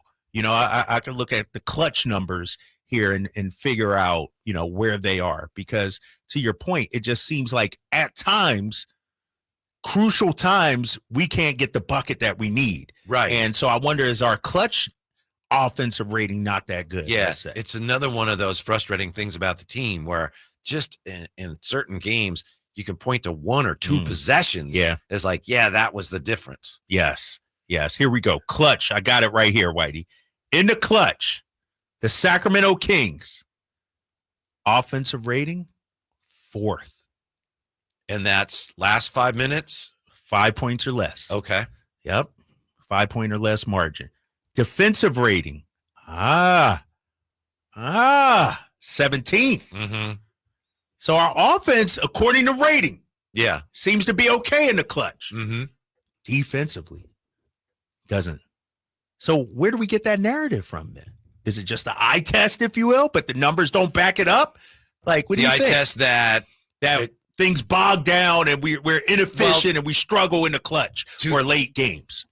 Two things can be true. For the most part, the numbers say they've been successful, but we've seen, like I said, in a couple of games where that was the issue. The last 2 losses, well, not the last 2 losses, but the 2 road losses, right? They had leads in Denver in the fourth quarter, and in LA against the Clippers, they had leads down the stretch and they couldn't hold them. Right. So, yeah, I mean, inefficiency on offense was a problem there, even though for the most part, their offense has been good in the fourth quarter. Yeah. It seems hard to figure out. It really is. And I liken it to the peanut butter and jelly scenario. One day you got peanut butter, but don't have no jelly. Then you got jelly. One clutch situation, you got offense, but no defense. Then you got defense, but no offense. It just seems like we can't get offense and defense at the same time. By the way, jelly is vastly overrated. Jam is the way to go, preferably strawberry jam. Jam is hard to spread, though, big fella. I know. Good. Tear the bread up and everything. Well, I don't like the that. peanut butter on first, put the jam on top of the peanut butter. You don't do that, do you? I do. You got to put peanut butter on both sides. Nah. Then you go the jam. Dude, that's what serial killers do, bro. Like, seriously. You put the peanut butter on one side, Whitey, and the jelly on another side.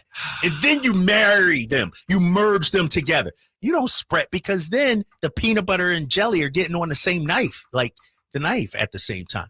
You ever heard of a paper towel? No, I put the peanut butter down, wipe off the peanut butter, then I dip it in the jelly and do it on the other side of the bread. Yeah, so you are jam averse because you can't figure out how to spread the jam on it. And I just solved it for you. And you're like, no, I'm not doing that. I might try that. I might invest in some jam, you say, right? I might I'm a big try strawberry jam guy. Remember a few years ago, I don't know if this is still the case. If it is, you would know. Peanut butter and jelly sandwiches were like all the rage in the NBA. Yeah. Players loved them. Yep. Not only did they like them, but they felt like, oh, yeah, I got to have them. And they still make them, too. They still have them during pregame. You know, you see the pregame spread for the players. They're already pre-made, and they still have them. But, you know, there's other things, too, for the players to eat. Great. Tim Scheffler weighs in from True Sports Cards. You're right about the peanut butter and jelly. Kyle is wrong. So, what? Chef spreads the jelly on top of the peanut butter? Oh, William Skip Bishop says peanut butter on both sides of the bread, creating a full seal. Then add the jam. What? I've never heard that before, bro. No, Jay, do you do that? Hell no. All right, thank you. Nobody does that. You don't do it, and what happens? I can't spread the jam on the bread. That's why I don't get jam. I don't know what to do. That's why I don't get jam. I can't figure it out. Like, really? It's a little advanced. It's an advanced tactic. It's possible you're not ready for it. Nah, you're putting coats on it. It's basically you're coating the bread. Yeah. My wife has the same problem you're having. You can't do that. Really? Yes. Well, I'll take Shinya's advice than yours. Like, I'd rather be on the side with her than you. I'm sorry. Real quick, does it matter what type of, like you talking about strawberry and grape? I can't go any further than that. Like that's where my jam or jelly experimentation goes. Yeah, it's either strawberry or grape for me. Right. You guys eat apricot or anything else? That's the only other one I can think of. Really? I used to have that as a kid, but a strawberry jam. Okay. Yeah. I'm a great guy. How about this? Do you have like the peanut butter? Does it have to be smooth peanut butter, or do you have like the nuts in it? You What know, am I, a the peanuts? barbarian? No. Smooth. All right. Just making sure. Just making sure, bro. You already accused you of being something. No, I'm a serial killer. Dude, he puts his milk in the bowl before the cereal too. I would imagine. No, I do not. Oh, All right, okay. all right, I was making sure. gonna say, Now you're getting it's not- personal. Yeah, we're having fun. I'm But just making sure, man. I'm just making sure. Oh man. Kyle, press pause. As my guy Alan says, that's how you end up with contaminated jam because you're spreading it on top of the peanut butter. Great point. yeah, Great point. like I said, I don't like that either. there's things you can actually wipe. You're allowed to wipe the knife off, Nah, dude. Why do all that? That's an extra step. or you just That's even worse, man. You're terrible, man. What is going on here? can Who do does that. that? If I'm the only one eating the jam, what's the We have to problem? have a peanut butter and jelly face off or something like that. Yeah, but first you got to have the tie Tie-off, between right? you and the I high still flyer. owe that. Yeah, I That's still first gotta on do the that. docket. And coming up next, it's you against Jay and Whitey's Wayback Machine quiz. Okay. Yeah, you got you're the champ still, right? Yes. Yeah. Yes, because we tied yesterday. If I'm And correct. now it could be interrupted by Stan Van Gundy. At this point, it's not looking like it, My- but it is possible. It is Yes, possible? yes, Okay. Yeah. All right. So that's next. Sacktown Sports. Thursday night, Kings and Warriors. Game night with Scott Marsh and the high flyer Henry Turner starts at 5:30. Tip off at 7. The Kings play here on Sacktown Sports. Sacktown Sports, 1140. We're super excited to announce that the new Truck Center is now open at Sacramento Chrysler Dodge Jeep Ram. And it's easy to find from anywhere. They're centrally located right across from Hagen Oaks Golf Course. At Sacramento Chrysler Dodge Jeep Ram, you never have to sacrifice great service to get a good deal. They make sure you're treated the way you deserve to be treated. Showing time and time again that Sacramento Chrysler Dodge Jeep Ram, it's the place where a handshake still means something. I mean, that's the reason why people are coming from all over town. Elk Grove, Folsom, Woodland, Roseville. Stop on in and experience the difference for yourself. Capital Casino, conveniently located on 411th North 16th Street in downtown Sacramento. Whitey here, reminding you that not all grills are created equal. When buying a new grill, every detail matters. For March, grab a $149 gift with purchase of every new Napoleon Prestige stainless steel grill, including a pizza lover starter kit and much more. More March savings include up to $79 off Rogue models. Napoleon grills are built different, built better, built to last, with a lifetime warranty and premium stainless steel that boasts quality. See how Napoleon will help you achieve the perfect grilling experience. Visit Green Acres Nursery today with your best selection of Napoleon grills and accessories. Danzig live. With special guests Down, Aboth, and Chromax.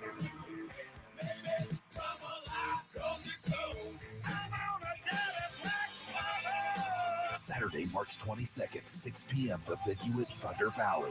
On sale now. For tickets, visit ThunderValleyResort.com.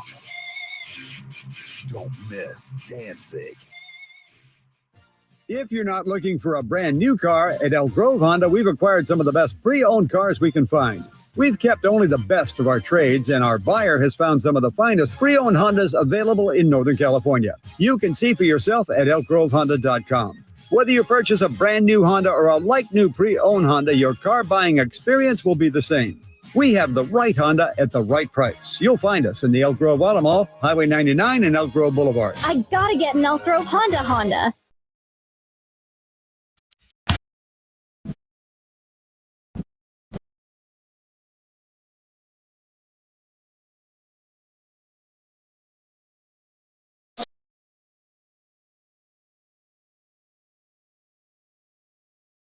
Your afternoon home for Kings Talk and so much more. The Drive Guys on Sacktown Sports.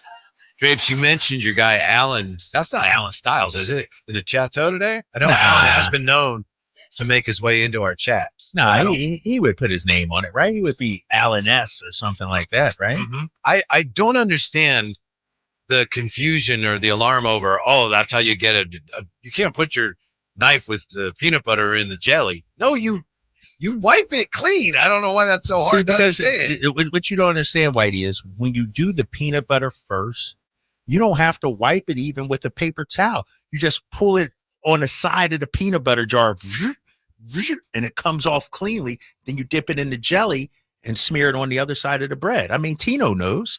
Here's the thing, guys. You put the peanut butter on one bread and jelly on the other and smash it together. Mm-hmm. You know, that's textbok peanut butter and jelly making. It's a way. It's like when you're starting out. You know, that's how you do it. When a novice, right? Yeah. That's what a novice. Yeah. That's how you're taught in school, in class. You know, in peanut butter making and jelly making class in the lower grades. Right. Yes.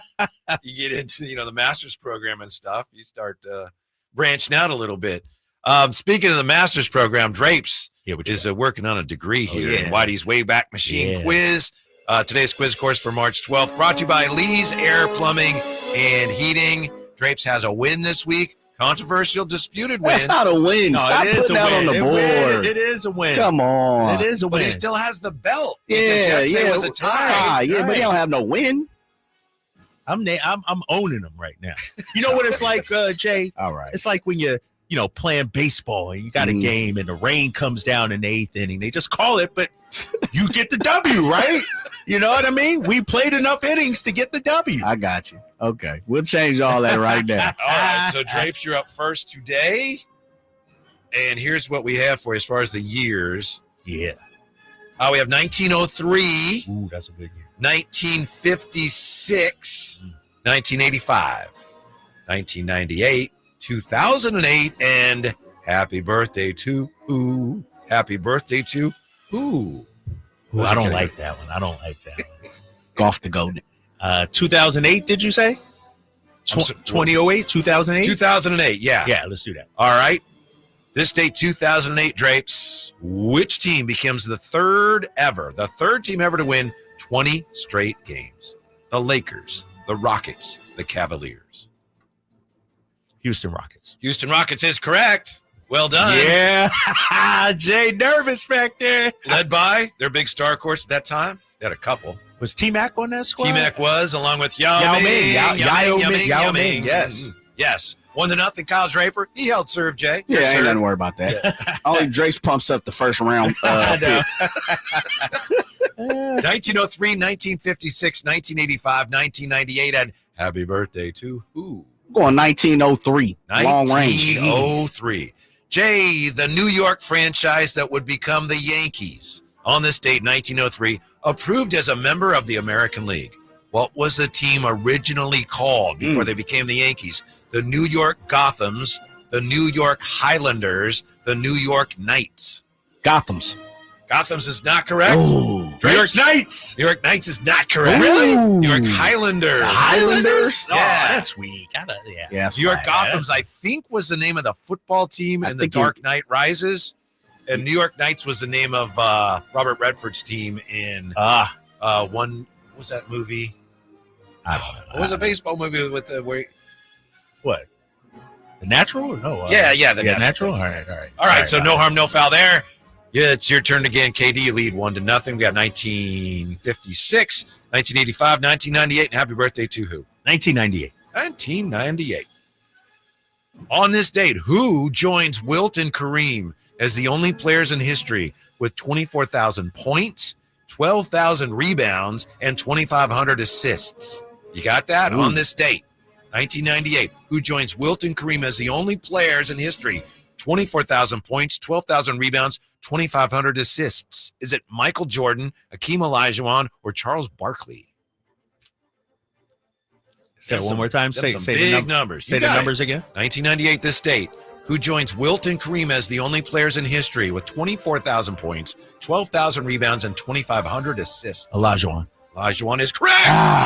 Olajuwon. Jay, come on, big fella. All good. Creeping back, baby. To creep up. All right, Jay. Yeah. 1956, 1985. Happy birthday to who? 56. 1956. It's the closest too. Okay. Let Drapes go first. All right, Drapes. This date, 1956, guy named Dick Farley of Syracuse set an NBA record for fouling out in the fewest minutes, okay? That record stood for more than 41 years until it was broken by Bubba Wells of the Mavs. He holds the current record. He fouled out of a game in how many minutes? Fewest minutes played before fouling out. 5. 5? Ooh, that's a good one, Drake. Jay. Actually, you could clinch this because that's a very good. That's a very good. Dang. I have no idea, man. That was just a guess. Jay needs this one. What year did Bubba Wells do it? Bubba Wells did it, I think, 1997. 1997. Yeah, Dick Farley had done it in 1956. He had set the record. It was broken by Bubba Wells. I'm going to go 4 minutes and 59 seconds.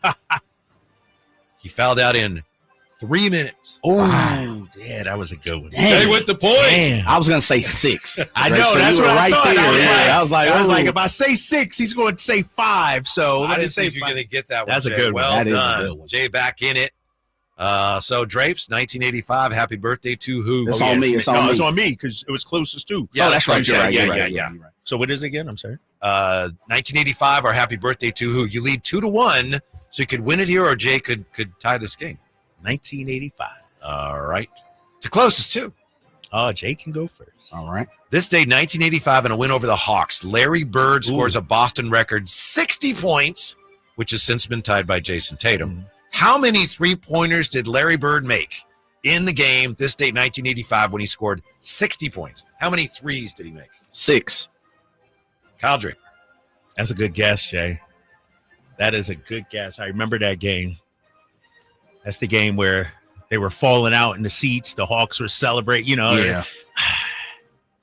So he was going crazy, and he was hitting ridiculous shots. That's a good guess, Jay. 6. I thought I would had have it. said 6. Yeah, too. I thought I was right there. And what year was this again? It was 1985. 85, yeah. 85. So Whitey's way back machine quiz. KD leading 2-1. He could clinch. I'm gonna it go here. 5. 5. Larry Bird was 1 for 4. 4? Oh, 1 for 4. Is that the one he hit in the corner? I was going to say 4. Wow. Yeah. He I only wanted to took say 4 4. threes. Yeah. Made Wow. one of them. Yeah, And made 1985, a whole different Yeah, of course. deal. Crazy. Yeah, great match. Kyle Draper. Think about winner. that. Give me the Scoring birthday 60. Oh, yeah. Let's hear the birthday. All right. You want me to just read it? You guys both got it. Happy birthday to who? Born this date, 1962. He was a Rookie of the Year, an 8-time All-Star, 7 times with the Mets, 335 homers, also played for the Dodgers and Yankees, plus 1 year with the Giants. Lord, geez. Played in 3 World Series and won a ring each time. Happy birthday to who? Say that was too much to remember. That's not Ramsey's in the back of my Daryl ear. Strawberry. Daryl Strawberry. I didn't hear the question. Oh, sorry, Jay. I'm on the roll, baby. I'm on the roll. Daryl. What was it? Say? Give me all of his. He had His, born this day, Jay would have known 62. this. He would've Rookie of the Year. Okay. 8-time All-Star. Yeah. 7 times with the Mets. Okay. 335 homers. Yeah. This Also week played gave it away right for the here. Dodgers and the Yankees, plus 1 year with the Giants. Yeah, there it is. That would have Played in 3 World Series, won a ring each because of time. the Giants and Once the, with the Mets Yeah. and twice with the Yankees. Damn, There you that's go. a good one. That's a good one. Man, we ran from it. Well done, Sorry, Kyle Jay. Draper. That's That's a all good right. match. Yeah, You know, that right was- now, I will say Drapes has a little bit of a built-in advantage because a lot of the stuff in the quiz It's basketball now. I know. Yeah. Dude, I've been waiting on this time. Remember when Yeah. during the summer it was all baseball? I'm like, I was struggling. Wait till basketball. I got to brush up on my NBA a little bit. Association. So you're right there. You're right I got to there. brush up on my Yeah, NBA association. and we're getting some baseball starting to work its way back into Yeah, things. we are. Spring training, baby. Yeah. When's did you guys see that video I sent you guys? Who was it? Kipe on the Giants broadcast? yes. Oh, yeah, that was is that accurate? Did they play yesterday or something like that? I didn't I see. believe it was yesterday, yeah, where he said, I score after 3 innings, Giants 3, A's who should still be in Oakland 1. Yeah. Ouch. That's a shot right there. Mm-hmm. That's kind of ballsy though to do that. Yeah. Like, you know, Not everybody could do that. He could do he it. can do it though, right? Yeah, what yeah. they gonna do? Yeah, what they gonna do? Yeah, that was And didn't his brother? His call brother Feather? Glenn used to Yeah. be an announcer for the A's Yeah. until an unfortunate slip unfortunate. of the tongue. I remember at that. the very least. So Too long ago. There's some bad, a couple years ago. Mm-hmm. Some bad blood between Yeah. Kuipers and the A's too, probably. Could be. Right? Could I would be. imagine. Yeah. Dwayne Kuiper and Mike Krukow have been doing that for a long time. Yep. Yeah. Woo! Celtics 36 3-point attempts in the first half. Who's doing the game? Doris Burke. And Mark. Oh, that's Mark. Why are you asking me that? Wait, you terrible, man. You're terrible. I'm not saying anything. I understand. Yeah. The great Mark Jones. Yeah. Well, Jay, you crazy, man. Jay, crazy. Oh, crazy, man. I'm tired. Hopefully, Drape's back gonna be feeling better. Thanks for all the tips. I don't know. Have you had time? There's been a number of people. There have been some. Yeah. And somebody said the true back. I'm looking it up right now. It's like a little thing you roll your back on and stretches you out. You're stretching, but when it's all hurt, you ice it, get that inflammation down, and then I don't know, at some point, stretching it. I need to be better, Whitey. I didn't tell you guys. I'm on a co-ed softball team, Jay. What?